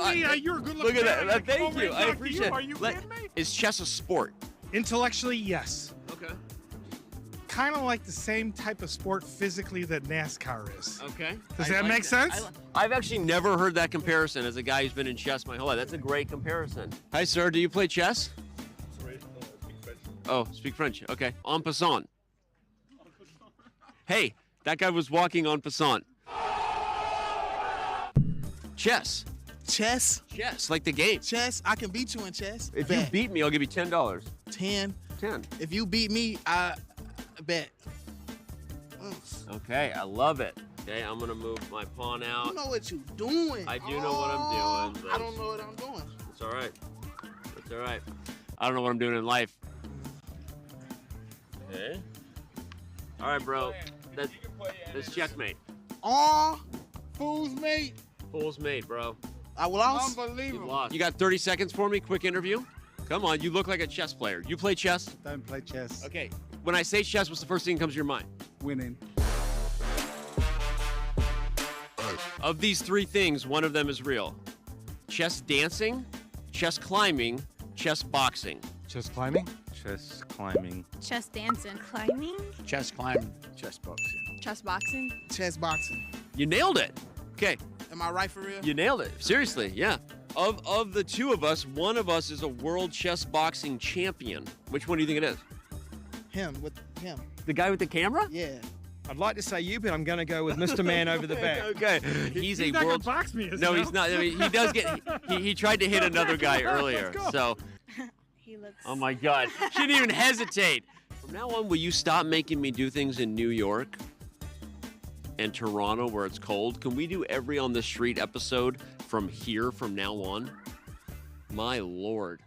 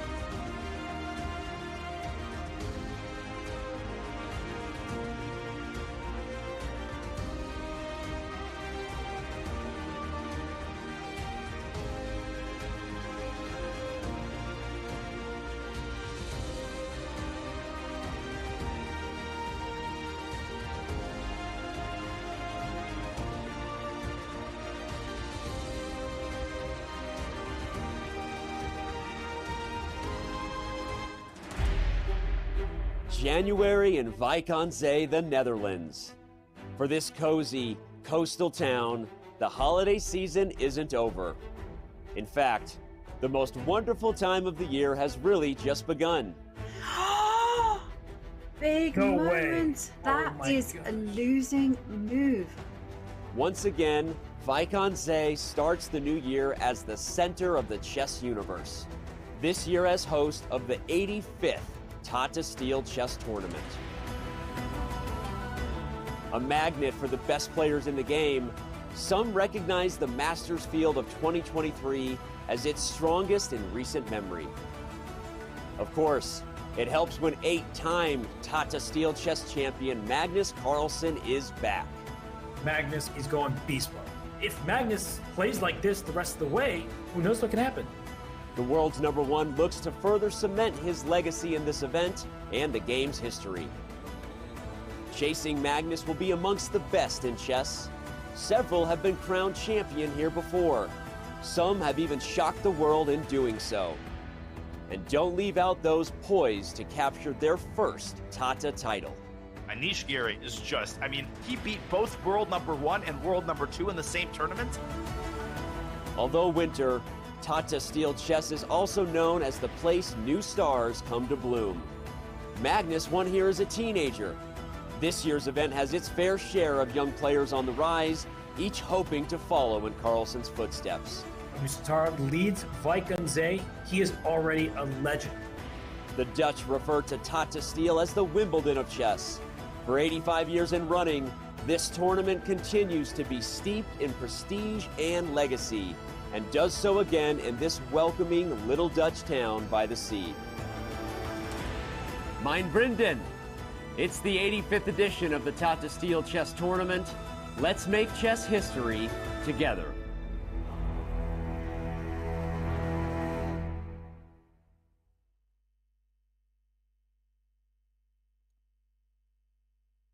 We're back to the playing hall in Wijk aan Zee. You see many competitors in the chess festival, as well as spectators looking at the masters play their games. And while there are many in the playing hall, there are many more watching online. I'm Grandmaster Robert Hess, along with Grandmaster Daniel Naroditsky. We want to thank the over 40,000 people watching across the platforms right now. This is exciting stuff. We're near the finish line in Wijk aan Zee. This is the 11th round out of 13. So after this round concludes, we'll only have 2 left. Our leader is Nodirbek Abdusattorov, and Danya, he has been mighty impressive. He has indeed, and today was just a continuation of the young Uzbek talent's incredible run. He has showcased every aspect of chess mastery. This has been a universal performance, from opening preparation, which we saw today, to endgame acumen, which we saw against Magnus on the winning side and against Keimer on the drawing side, to just grit and resilience and a lack of blunders. Nodirbek Abdusattorov has had it all, and all he has to do now is hold strong through the final 2 rounds. But what a final 2 rounds it's going to be. He has perhaps the most difficult trial of his entire tournament as he faces Wesley So in the next round, and a Wesley So whose confidence is likely to be bolstered after a solid draw against the world champion. And Wesley, which and he hasn't made yet, to be clear. Yeah, it's going to happen in all likelihood. But that leaves the second half of the standings, because those players, despite not being in contention for first place, they are still fighting. They're still giving it their all. Richard Rapport and Vincent Keimer, they're playing their game. Arjun Erigaisi and Gukesh are still slugging it out. And Parham Maghsoodloo, he's well on his way to victory over Praggnanandhaa, while Jordan van Forest and Ding Liren drew their game. So as we look at our remaining games, we see one game where the bar is dipped all the way down. That's the one between Parham Maghsoodloo with the black pieces and Praggnanandhaa with white. But let's go to our game of Vincent Keimer and Richard Rapport, because there is a material imbalance there. So sometimes, even if it is dynamic equality or it is level because there aren't many pieces remaining, it can be trickier than initially meets the eye. I don't necessarily think, Danya, this position is that tricky. I think that black, now with 2 pawns and a rook for the minor pieces, there just aren't enough pawns remaining. If white could put a pawn on A3, we'd be talking about real winning chances. But after the move h4, we see Vincent waiting for Richard return. I wouldn't be surprised if when he returns, there's a draw offer. Just the way he's looking around, doesn't have anything in this position to attack, as I've noted. So what's he going for? The answer might just be a half point. Well, the armies are just at a standstill. Black, of course, cannot move either of the rooks from their place. I mean, the rook could shuffle between a7 and a8. The other rook could shuffle between c5 and b5. But you certainly do not want to give away your a5 pawn. But the same goes for white. You don't want to move your knight away from c4 because then black's rook slides over to b4. And the moment that black a pawn is set in motion, you start regretting not just taking the draw. So just because Vincent has had a frustrating go of it, as I said in reference to Ding, doesn't mean that you need to lose all of your objectivity and do something foolish. Neither side has any winning chances here. If a draw isn't offered on this move, I think it might be offered on the next. Report is probably going to play just h5, and the situation on the king side is similarly lifeless. Just no pawn breaks, no ideas, just bishop b2 to f1, and black kind of does the same. Where is Report? He is maybe using the bathroom after reaching move 40. That was white's 41st move. And I think when he comes back, it is likely that a draw is offered. We are at a standstill. Neither side can make any progress. As you pointed out, Donna, and is good, an astute observation, that the black rooks are stuck defending a5, and the b5 rook is defending e5 as well. If you move off the a5 pawn, it will immediately be captured. And, well, the knight can't move because of rook b4. So it just seems to be a position where the best the sides can do is move their kings back and forth. And that means that we'll see the point being split. And you could see Richard Report leaning over, taking a quick peek at Vincent Keimer's score sheet. I think just making sure that move 40 has indeed been made, which it has. We saw Pragnananda in an unfortunate moment losing on time without realizing that he had not yet made his 40th move. This was against Richard Report. Obviously, the position was already lost, but just the way that the players are sitting as Vincent Keimer gets up, no draw for yet, but the draw for could come any second. You could see h5 accompanied with the draw for rook a7, another one of those neutral moves. One way or the other, this game, I think, is going to end very, very shortly. Yeah, and for Richard there, you see him on screen. He's looking at this position, and he's like, well, nothing's happening. You even see the hand right there. Oh, there it is. Draw. Yeah, agreed. draw for. Both players. Yeah, both players were kind of like, oh, okay, not much life. Right. Let's just draw this game. And for Vincent Keimer, a game where he was stable throughout, he did have an advantage. And they're going to go over the game. You saw him point to go to the analysis area. But he had a moment where he could have sacrificed his own rook he ended up taking 2 minor pieces for a rook, but he could have given up 2 minor pieces for a rook of his own, but had those pass pawns. It was not easy. It was very difficult. We're always aided by the eval bar saying there's something there. For Vincent, he could have looked at that position and be like, that's too risky. Let's do that in another event. Yeah. Another peaceful result for the young German grandmaster under the expert tutelage of Peter Lecko for many years now. Of course, Lecko's style clearly visible in Vincent Keimer's incredible positional understanding. He's so patient. He's so methodical in his approach to the game. Of course, belies his very young age. And I think, Robert, that there's a narrative that's being spun. Of course, we know that the chess world is very reactive. The chess world, chess fans tend to see 1 or 2 games and make sweeping conclusions on their basis. And there's this idea that Vincent Keimer is bad at endgames and that this tournament has revealed a massive hole in his chess understanding. And I would really tone that idea down. Of course, Vincent has had some really frustrating games, but he has not had a single game where I would classify it as an easy win, right? Van Forest, Abdusatorov, those were endgames where he had to demonstrate exquisite accuracy in order to pull out the point. He's going to come back home. Peter Lecko and him are going to work on endgames, and I think he's going to come back in his next tournament ready to convert some of those 50-50 possessions. It's just a situation where it's not your tournament. And in another event, he could have scored those victories. But here in Wijk this grueling 13-round event with such a long time control against the best players in the world, There are no free points. That's just not happening here. So for Vincent Keimer, I do think he's played better chess than his score would indicate. The last 3 rounds have been very strong play. He's had the upper hand in every game. He just hasn't scored that full point. But let's go away from this one. A draw was a fair result. We still have 3 games remaining.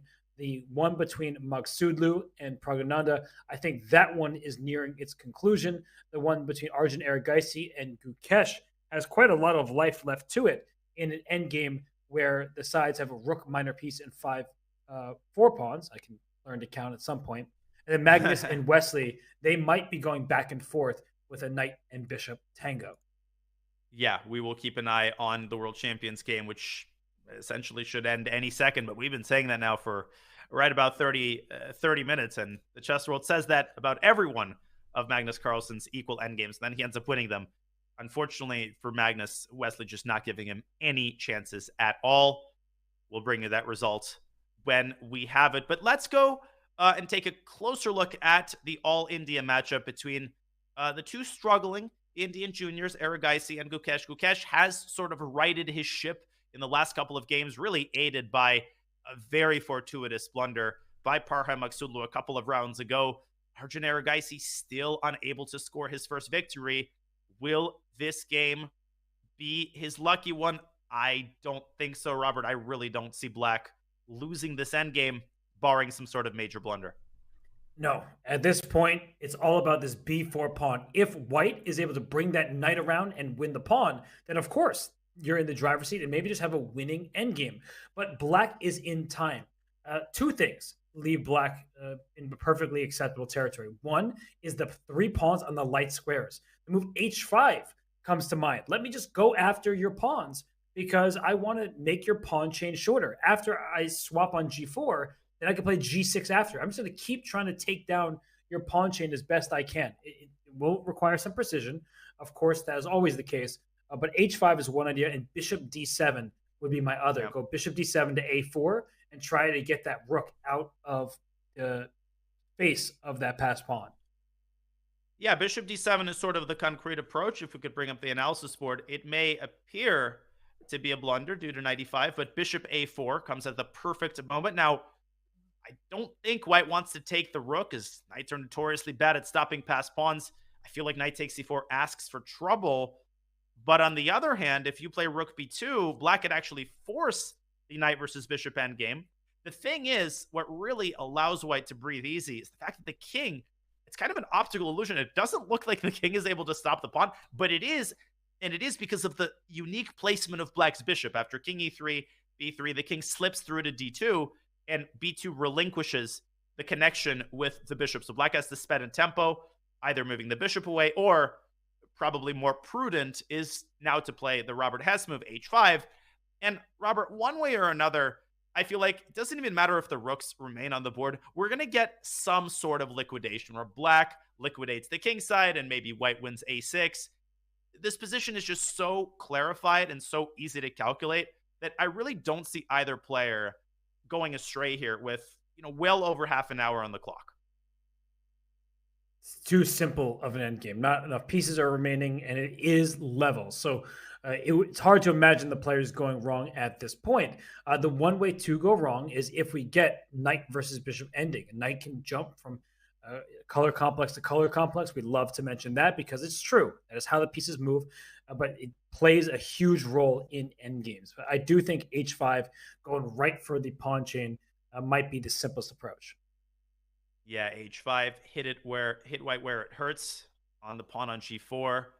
And in the event of h5, knight e5, the rook could swing over to e4, dislodging the knight from its defense of the g4 pawn. Yeah, I really like the move h5, and I think it will lead to a quick liquidation and yet another peaceful result. Will we have a decisive game today?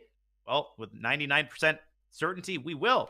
But Pragnananda is still somehow hanging on for dear life against Parham Magsudlu. Unfortunately, his resistance is not likely to last much longer, Robert, is it? Or did something cataclysmic happen? No, I actually think if we go into that game right now, you see Parham, He is leaning in, and he might be leaning into his passed pawn on e4. That's the second from the left on the bottom row there. And we bring up the board. e3, the bishop on f6 is under attack. But who cares about that bishop? Might be the claim. And there's something very fancy here. If you go e3. Okay, right? Let's bring up an analysis board. The rook takes the bishop over there on f6. Of course, that bishop is under attack, so let's grab it. And after e2, then white puts the rook on e6. So this is the big question. Do you play rook c1 check and immediately get a queen, and the rook has to sacrifice, and we get an endgame with bishop and 2 pawns against rook and 2 pawns? The good news is the f4 pawn and the h3 pawn are split. So that should give black a winning position. But alternatively, I was going to say, you might not even need to rush with a move. b4 is also tempting because you don't have 1 pass pawn, you have 2. So you bring your king to g1 to stop the e pawn. Then after king g1, the move b3 is played. And how are you going to stop both? Well, I think you're actually going to get the same outcome because after b2, rook b6, black has nothing better than to play this move rook c1, and white is able to eliminate both pawns. Obviously, this comes at the cost of an exchange. And in comparison, this is a better version for black because white's king is actually further away from the h4 square. I think black's king can now make a mad dash for that square, and white's just not going to be able to keep his pawns alive. Now, maybe Parham, maybe this is what he's calculating. He's just making sure because, Robert, you'll second me on this. Some of these endgames with rook versus bishop and a couple pawns, they are often a lot harder to convert than they appear. The margin of victory is oftentimes much more narrow than it appears. So that is one option. And it's not enough just to calculate e3. You also have to figure out e3, rook e6. Like, does the pawn go through? Parham decides to avoid that and slips his king back to g7. But he has parted ways with the b5 pawn. Is he overcomplicating this, or is this still a straightforward win, Robert? What do you think? Trying to figure it out because after bishop takes b5, you want to push that pawn to e3, but the rook does get to e6 in time, right? So okay, e2 is not happening, which means black should play bishop d4. And I think the key here is the rook doesn't have squares on the e file. The black king is going to slide over to f7, and once that happens, the rook is not going to be able to stay behind that pass pawn. Yeah, so for instance, white can play the move h4, and after king f7, I suppose that white could play the move rook e6 to d6 and hit the bishop, but let me bring to the table a old Soviet grandmaster move. Rook c2 to f2. I'm too lazy to calculate variations. I just want to take all pawns. Rook f2 takes f4, and the moment the bishop steps away from b5, obviously black plays the move e2, and you could not care less about the g6 pawn. Rook f1 and e1 queen is coming to a theater near you. So I feel that Parham has made a wise decision in avoiding the immediate e2, and this is happening. Bishop takes b5, rook f2. He hasn't even played e3. He just went straight for the jugular. You called it. The f4 pawn on a dark square cannot be defended. Once that pawn is gone, it's 2 running passers for black. And for Pragnanda, he needs to be a pest. He needs to play rook a7 check, force the king away from the bishop, and bring the rook right back to a6. He needs somehow to get after this g6 pawn, which is on a light square, which means the bishop can really attack it. So let's look at one variation. So rook a7. Okay. King h6. Rook a6. So bishop d4. That we have to do something. We don't want to repeat moves. And then is bishop e8 in time? That's the big question. Oh gosh. Well, not only is it in time, you definitely don't want to lose the g6 pawn if you're Parham. Now, I don't think it's up for debate. Well, maybe it is up for debate that this position is winning. What's the move here? The eval bar dropped precipitously. Maybe just e3. Oh, again, I keep forgetting about this move. Yeah, this is the key resource. And even after bishop takes g6, you're still playing e2. There's no discovery. Yeah. No, this is over. If you can't play bishop e8, then you can't defend the pawn. And if you can't defend the pawn, then the 3-on-1 should be very, very straightforward. Yeah, it's an important line because G6 will be captured, but that does not save the day for Prognostico. That's what Parham was calculating. That's why he's been spending so much time, is he knows he's winning. So let's be accurate. Let's not waste our opportunity. And with a win, Parham will tie Prognostico in the standings, and his tournament will be very respectable. And let's not forget that Parham Maksulu was a last-minute replacement for Jan Krzysztof Duda. So he did not have ample time to prepare. He was not spending weeks and weeks training for this tournament. He was just living his life, having fun, and then suddenly it's like, hey, can you come to Vikings? You need to play against Magnus Carlsen, Anish Giri, Nodirbek Musatarov, and the rest of the field. This reminds me of those stories of, basketball players or semi-retired athletes who get a call from a team. We need a player. Can you come play for us in 3 days? And then they have a career performance. So Parham just minding his own business, playing some online blitz.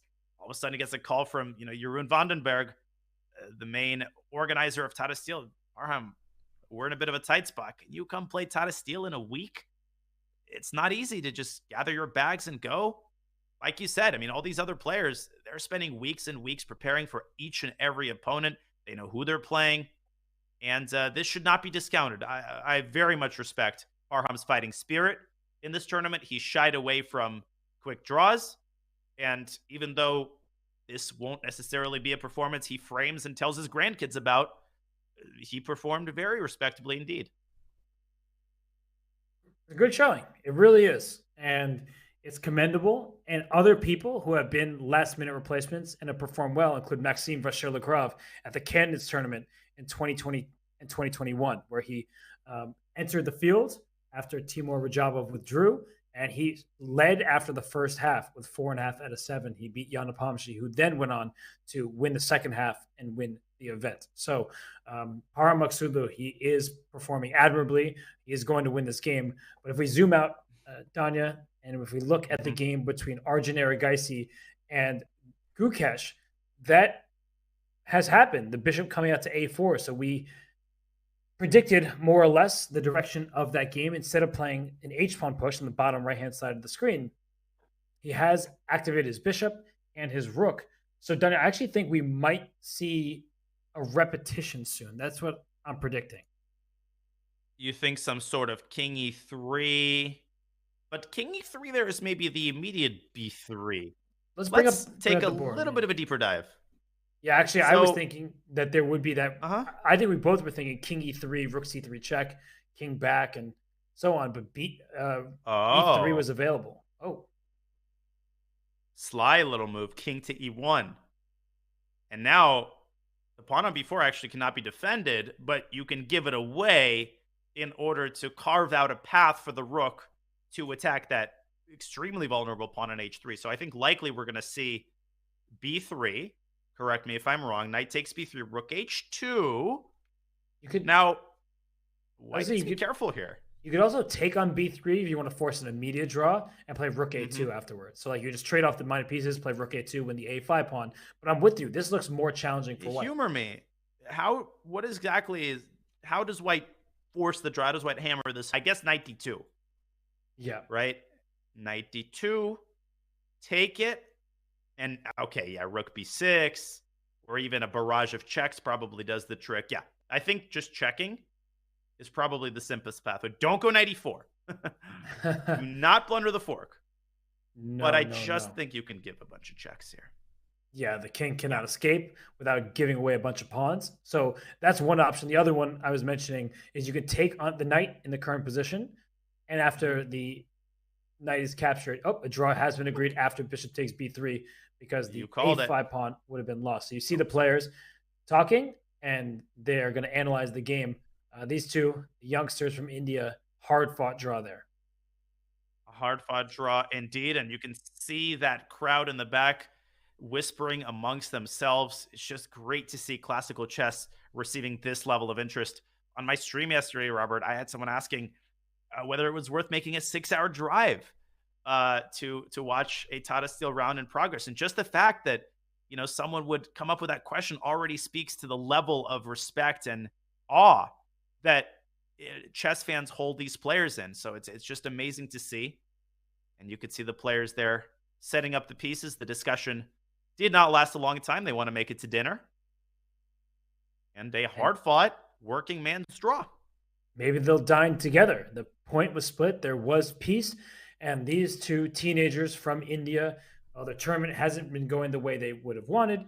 For Arjun, he's not won a single game, but he has been steady in others. And for Gukesh, he's lost many games, but he also happened to win a couple. So he's been maybe the most combative player in the field, along with Magnus Carlsen. So as we see the results, 5 games down, 5 draws in the books. We have the game between Magnus Carlsen and Wesley So still ongoing. That one is in an endgame. And then Pragnananda with the white pieces against Parham. It's been all Parham for most of this game after they left the opening. And that's not good news for the Indian fans out there. They would have loved to see Prague strike. Well, Prague is living on a prayer right now. He is still trying to muddy the waters, but unfortunately, what really reduces his chances to almost nil is the addition of 50 minutes on move 40. It's just the fact that Parham has as long as he needs to work out the details. And as we take one more look at the bird's eye view here, you see those 2 games over in the top right. We've got Magnus Carlsen contemplating his next move. The knight has jumped all around the board. It's currently on e2, and it's threatening to worm its way back to f4 and hit that pawn on h3. I think Magnus Carlsen, I've been saying this for a long time, Robert, I think it maybe is time to start winding the game down. Yeah, and we can go right into that game as Magnus, he has the bishop against the knight. The knight, though, it's jumpy. It's been hopping about the position. So, and we see Magnus on screen there. He is thinking, calculating. He's still working. That's the best thing about Magnus is games that we're like, this is a draw. Obviously, it's a draw. Come on. This point. Just take the draw. Yeah, just take it. Just take it. But Magnus will always play it to the very end. And we see that he brought his bishop back to d2, stopping knight f4. The knight can't hop into g1, but it's not like white is scared to make the move h4. That's a move in many positions you'd play anyway. So for Wesley here, knight g1 is an option, but knight g3 check is also something to consider, because if the white king steps back to d3 after knight g3 check, the black king gets to go up to e5. Uh-oh. And e4 check is coming. The knight is not going to be trapped, I don't think. No, although wait a second. Bishop e1. Maybe there's h... h4. I'm struggling to make heads or tails of this. This is so complicated. h4 all of a sudden. I guess h4 works. Yeah, because bishop takes knight.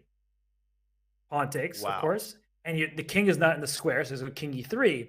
And then after g5, the white king has to retreat to e2 because the white h4 pawn's frozen in place. And then if the king goes up to d4, though, right? If the king goes first king d4, does white have the move h4? That's the big question. The answer is no, because once you take it, the black pawn is too close fast. to promoting. Also, black king actually just reaches, is still in the box. But I had a crazy idea here. In the event of knight g3 check, king d3, king d5, bishop e1, h4, what if white makes a waiting move along the lines of king to e3? I guess black can repeat with knight f1, knight g3, but my point is a broader one. Does Wesley really want to enter these types of complications? This is not really in his style, so I feel like Wesley is probably going to spend some time searching for a draw that contains a broader margin of error. If we can go back to the position after bishop d2, the current game position, are there any alternatives to the check on g3? Yeah, maybe just move your king. Oh, king d6 is gh5, and the knight g3 check is there. That's actually very clever. Oh, yeah, that's king d6 just holding on. And if white goes king d3, very sloppy, black goes knight g1, and you start regretting everything, all of your life decisions. You start reconsidering. So king d6 is an option. You know what else is an option? I actually think knight g1 and then knight back to e2 is perfectly sufficient as well. I don't see a single way for white to pose any threats here. The bishop can't get in contact with the e5 pawn. And so, yeah, I'm with you. And can we just go back to that knight g3 check initial line for a second? I want to admit a mistake in my calculation. That after knight g3, I saw, first of all, king e3 is met by knight f1 check. And I'm pretty sure you could swap off the minor pieces. And if the king goes to d3, after king d5, bishop e1, I was thinking that I'd e4 check, because if you take f takes e4, the knight saves itself by taking the pawn. We're trading off pieces. It's going to be a draw. But king e3 is available. And wait, somehow this still is equal? My goodness gracious. I guess after king e3, you're surprised the black doesn't lose. Now let's think about this for a second. I'm not turning the engine on, obviously. I actually want to figure this out. I see it. Wait, don't say it yet. I think I see it. Just give me a second. Oh, knight f1, knight h2. Exactly. What a He's still my beating ridiculous heart. line. Wait a second. Oh, and the pawn's the wrong color. Yeah. Wow. This is actually super cool. Knight h2. Now, white can't hasten with king g2 because f3 hangs, so white has to take first.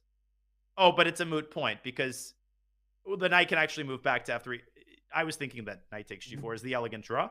That's what I was going to do. You know I love it when the bishop and pawn don't match. Oh, I know. So just to clarify from this position, all black does is run the king to a8, and that's all you do. Like, you just put your king there, and white can make. Let's just show it. We have time. Let's show it. So we do. King g3, king d5, king takes. Put the king in the corner, and we'll make all the moves for white going over towards the a pawn. You're going to win the a pawn. That's the great thing for you. You get to take that a pawn if you want it, and after all is said and done, you still can't kick this king out of the corner. That's the problem with the boundary. Is bishop to g3 check. When the king goes to a8, if you don't leave this configuration, it is stalemate. So normally, if you weren't on the last file, you would be able to play a7, and the king would go to like whatever. What's before A? What's before A? Stop it. I don't got like anything. Roman numeral whatever 8. Yeah, and the king would be able to go there, and the white king would go up to b7, but the king has no legal moves, so it is stalemate, and that would be a draw. And people often ask me, what is my favorite thing about chess? Well, there isn't just one thing, but one of the things I appreciate about the game that we're watching is that even the most basic configurations, every time I look at them, I really feel the beauty in them. White has a bishop and a pawn. In 99.9% of cases, an extra bishop and a pawn is a surefire win. And yet this is an exception. It's because of the specifics of the king placement and the specifics of chess geometry. The fact that a8 is a light square, white cannot make any progress and cannot smoke the black king out without causing stalemate. It's just cool. Even the most basic theoretical positions in chess are really beautiful if you think about them at an abstract level. Okay, back to the live. No, I was going to say, it's one of those endgame positions that you need to know. You need to memorize. You need to lock that in so that if you have a game where you're worse and you're like, oh, my knight might get trapped, it's okay to sacrifice your knight for those remaining pawns so you can make the draw. And knight g1 played.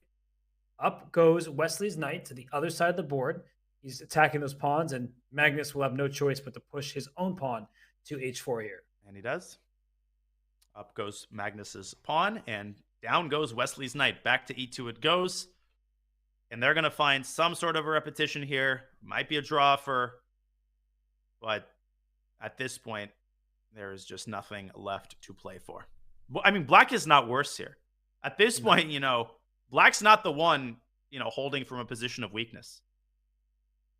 No, Wesley has done everything. He has perfectly played this endgame where there were some tricky moments. He didn't allow himself to get under any duress. And that's how Magnus often wins, is you start looking at your position and you're like, oh, it looks shaky. Am I holding? And you start questioning yourself. And he makes you do that. But Wesley is a man on a mission. He is determined. And he has beaten Magnus Carlsen in that Fischer Random World Championship match. That's a different variant. It's not your standard setup for classical chess. But the point is, he took down Magnus in a match when it was one-on-one, and that will build confidence. So Wesley has left the board. I think we can leave this board as well, because the game between Pragananda and Parham Magsudlu, that one, when we left it, we were thinking that it's just a matter of time before the e-pawn runs, and Pragananda is at the board. He is calculating, but it does seem like he's mainly looking at a situation where it's when is it time to hit resign. Exactly.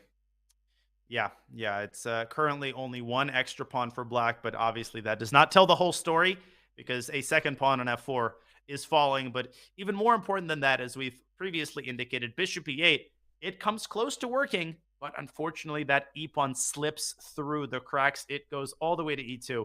And this construction, bishop on d4, rook on f2, is absolutely deadly because it keeps the king confined on h1. And, the red carpet is essentially unrolled for the e-pawn. And it's just a frustrating stretch of the tournament for Prague. You can see how hard he tries. He puts everything out on every game. But how old is he? 16? I think he is 18. I don't know. They're all around the same age. I'll look it up while you. 17. Okay, we split the difference. I mean, how many more Tata Steels is he going to play? How many more times is he going to be flying into Amsterdam and taking the train to that picturesque resort seaside town many, many times? He's got such a bright future. He's going to hit 2,700, any second now. And he's definitely gaining rating from this tournament as well. So no reason to be overly dejected if you're Prague. And, of course, he's got a chance to finish strong in the last 2 rounds. Not his day today. It's not been a good event in the second half for Pragnanda, but he is such a talented player. He has beaten Magnus Carlsen in the Champions Chess Tour, so we know that he has what it takes to continue ascending in the chess world. But we'll leave him to this position as it's likely coming to a conclusion soon. We'll take a quick break, and when we come back, we'll see if Parham Magsudlu can end this game in his favor.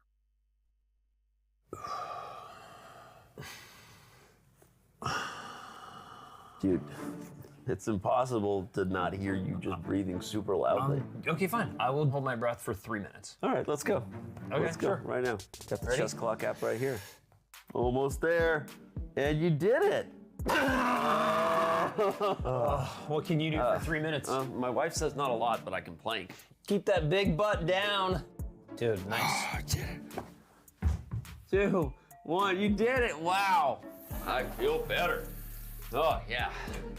You were timing me? Yeah, you were in there for 30 minutes. Oh, man. Let's Sorry. play some chess and get some dinner. Let's do it. Time odds? Yeah. Okay. You bring your clock? Oh, I left my clock at home. Dude, you idiot. I told you to bring it. Let's just go get something to eat. Okay. Download the new chess.com clock app so you can time yourself playing chess or whatever other dumb stuff you and your friends do.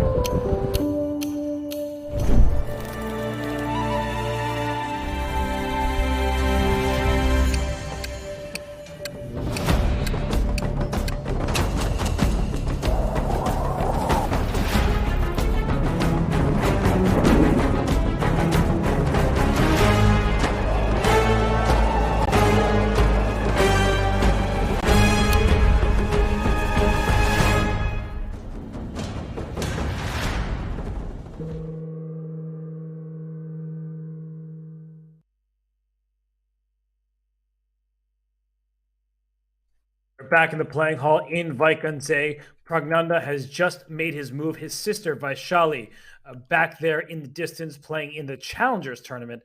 And, well, we predicted that the G6 pawn would drop. Now Pragnanda trying to figure out, is there a way to stop this passed pawn on E3?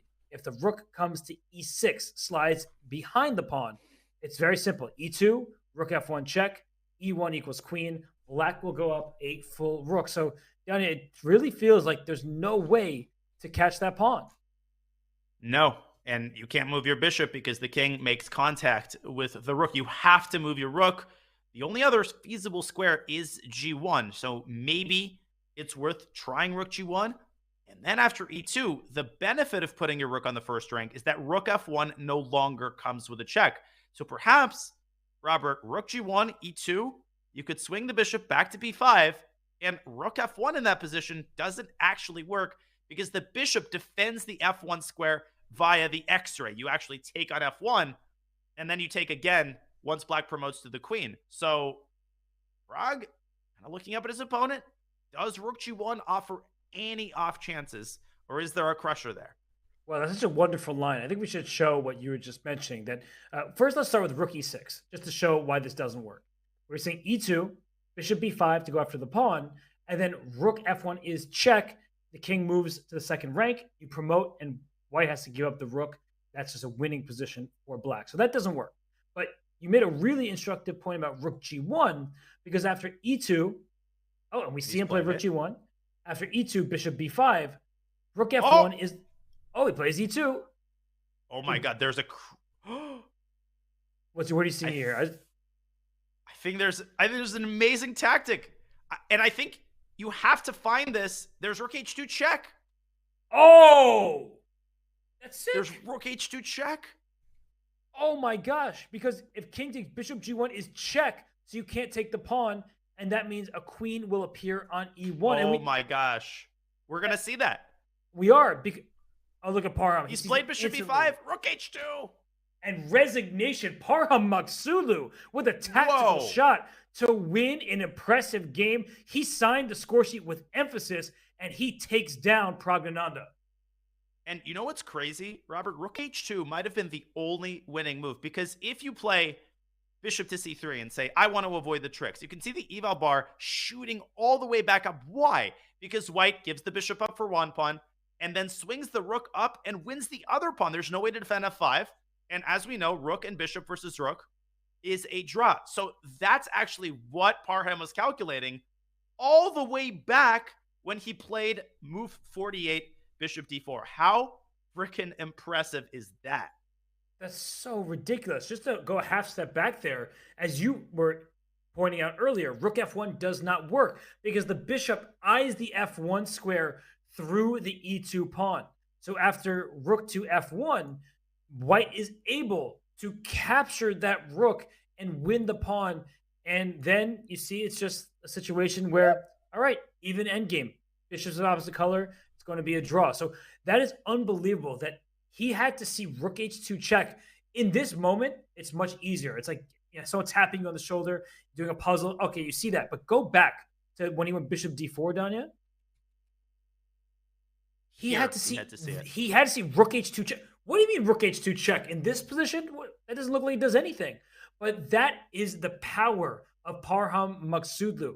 He is such a good tactician. We've seen him excel in the online Rapid and Blitz tournaments, and he's proving it in Classical as well. Just one more time. Let's go through those final moves, just because it's so instructive that he gives up his rook on h2 after pushing his pawn all the way to the second rank. It seems like white is just in time to stop the pawn. Rook h2 is wonderful. Deflection and discovery all rolled up in one. I love moves that can be labeled with more than one tactical category. That's what really adds beauty. Deflection in the sense that you are bringing the king onto a square such that bishop takes g1 is a check. If it wasn't a check, white would have been able to pick up e2.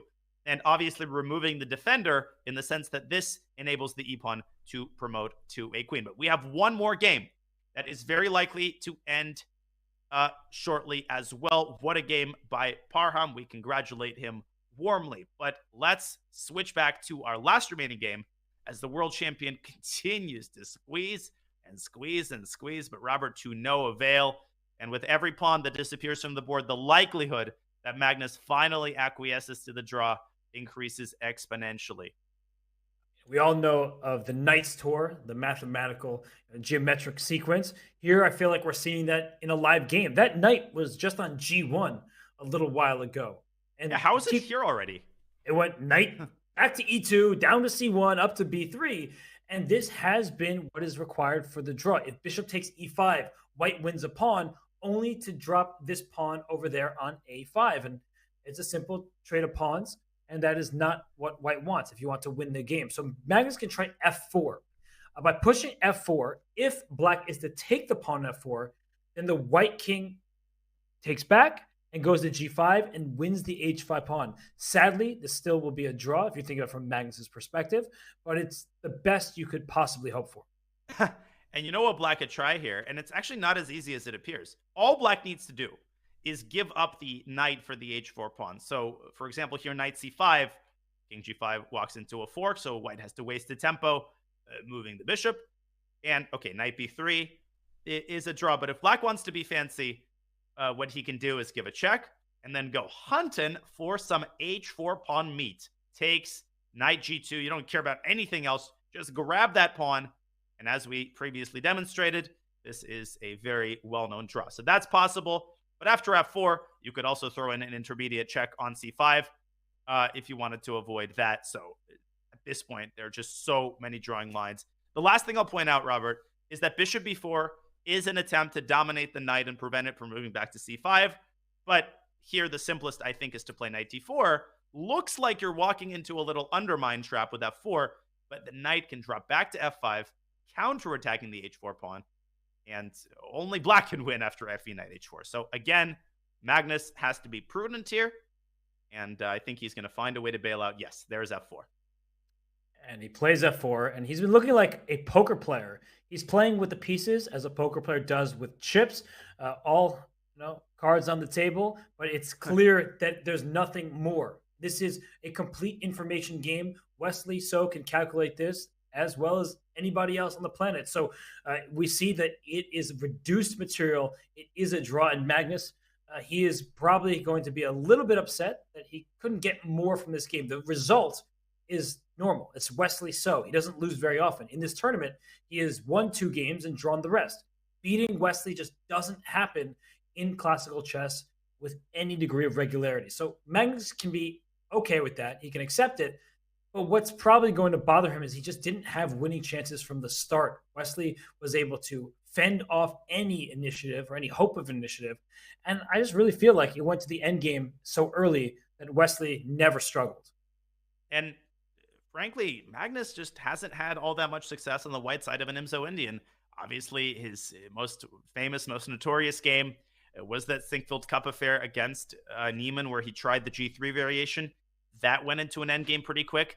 This went into an endgame pretty quickly. So Magnus just kind of coming up empty in every NIMSO he has tried so far in the last couple of months. And he's going to have one more game with the white pieces. Maybe he'll switch approaches and just play one E4 against Nodirbek. He got a good position with one C4. So Magnus has been all around the map in this tournament, and he has 2 more games. If he is to have any chance at finishing in the top 2, maybe even winning the tournament, he has to win both of them. And you know what's fascinating, Robert? I love this part of the tournament because we see players taking so much risk. I think we're going to see Magnus Carlsen tomorrow taking incredible amount of risk, especially if the opening against Pragnananda does not go his way. But that is a game he unconditionally expects himself to win.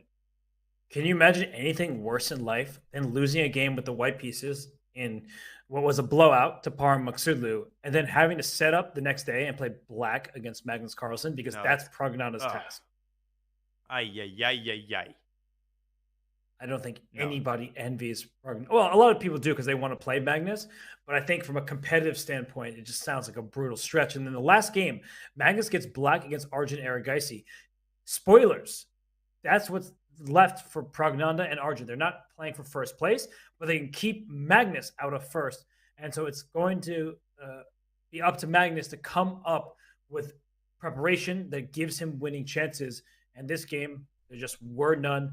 Wesley So deserves a ton of credit. And Wesley himself has the same chance that Magnus does to win the tournament. But the biggest difference is Wesley controls his destiny more. And the reason why is the next round, Wesley So plays against Nodirbek Abdusatara. Oh, man.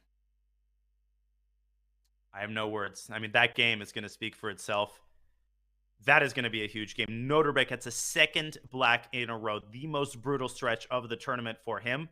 Today, holding the draw from a position of strength against Anish Giri, showcasing some phenomenal opening preparation. Can he repeat that success tomorrow? I think Wesley So is going to come armed to the teeth as Magnus, running his hand through his hair, staving off the inevitable. This is a draw 7 ways to Sunday. And we see the leaderboard underneath the players' cameras there. We see that Magnus and Wesley tied for third entering the day. They will finish tied for third as well. And somebody who's not in the top 7, but will play a major role in determining who wins this tournament is Jordan van Forest. Jordan, he won this event in 2021. We are 2 years removed from that, but look at his final look at his pairings. He gets white against Anish Giri, and then black against Nodirbek Abdusatara. He plays the people in first and second place. And if you are Magnus Carlsen or Wesley So, you may say, hey, Jordan, you need some help preparing? I got some good lines for you. Please take those 2 down. Absolutely. And I think Jordan's going to have himself a fun time in the last 2 rounds because he's obviously out of contention. He's having himself a pretty decent event. I don't think he's going to go crazy trying to win these 2 games. But Jordan is perfectly aware that he could enter the history books as someone who, as you're saying, directly impacts the final standings. And I think he's going to savor that opportunity. I think he's going to come, with some very uncompromising chess in these last 2 rounds as Wesley recaptures the pawn on e5. You can pre-move knight g6 and knight takes h4. My guess is that Carlsen is going to go king f4, or he offers a draw right here and right now. What do you think if Wesley actually pre-moved it? Like he grabbed his knight and moved it g6. That would be funny. Oh gosh. Well, Magnus, he go ahead, Donna. No, I was just gonna say that I've done stuff like that, to lighten up the atmosphere. I remember resigning a game to Varakobian, and instead of resigning, I just put a second queen on the board.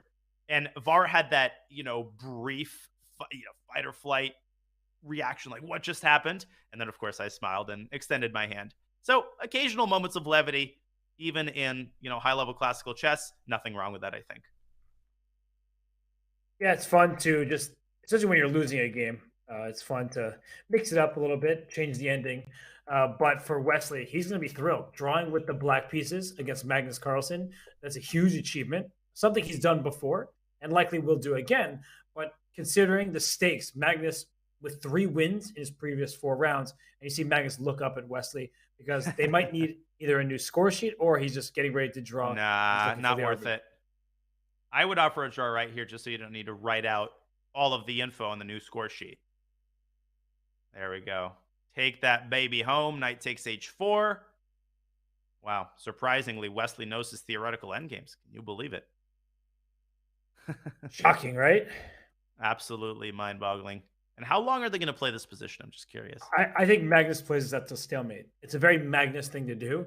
He doesn't like offering draws, and especially if he has more material, why not get that king all the way over to the a6 pawn? And wait, what? Ooh.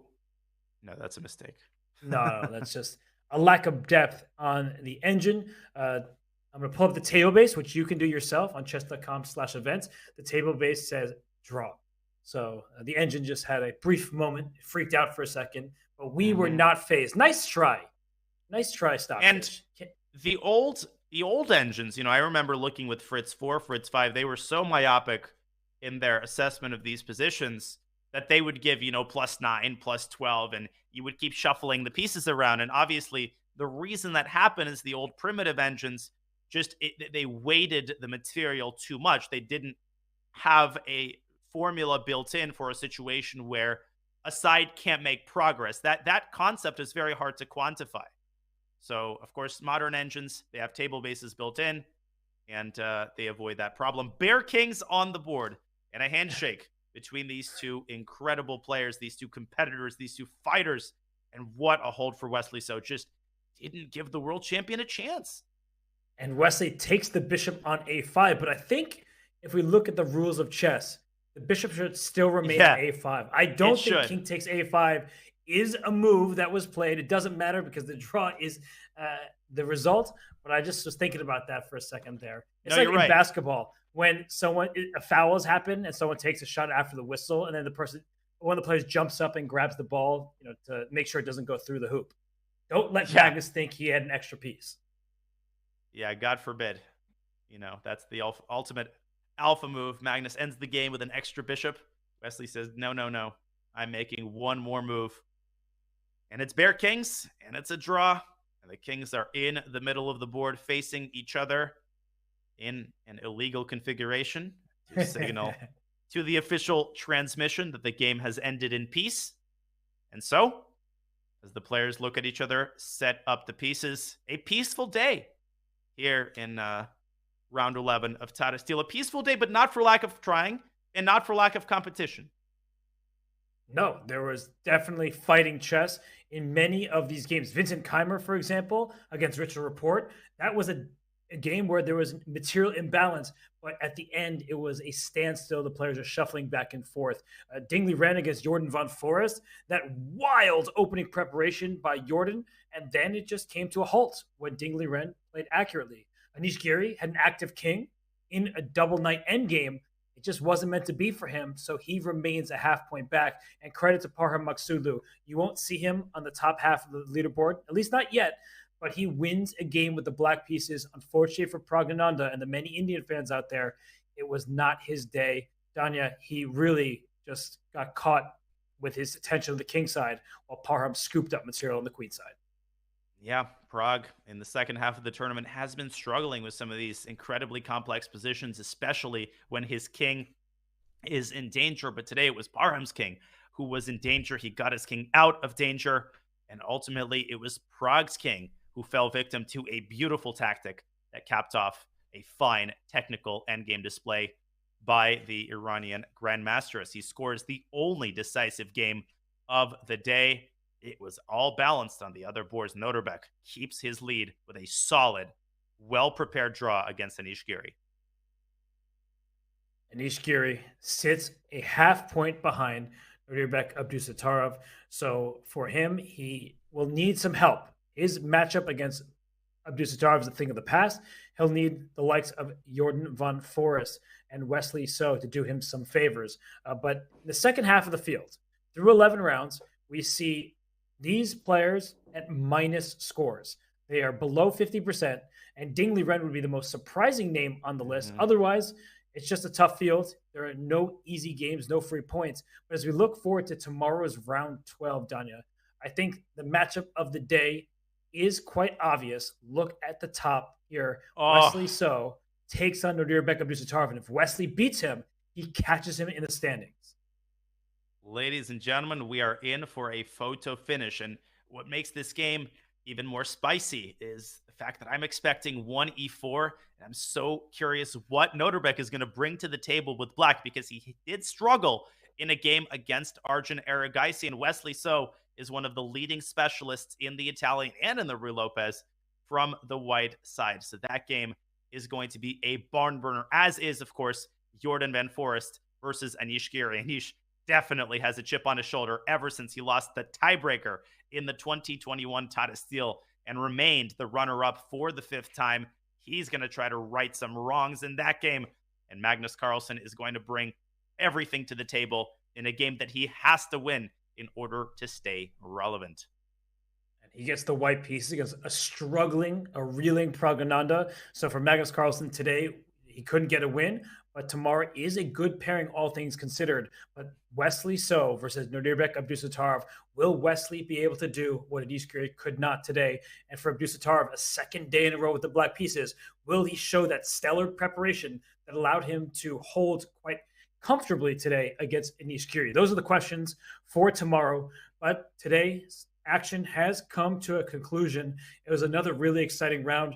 Danya, it was a pleasure to commentate with you. We'll be back tomorrow, same time, same place. So for all of you who want more chess, come back, spend your weekend with us, because Tata Steel Chess 2023 concludes this Sunday, 2 days from now. See you then.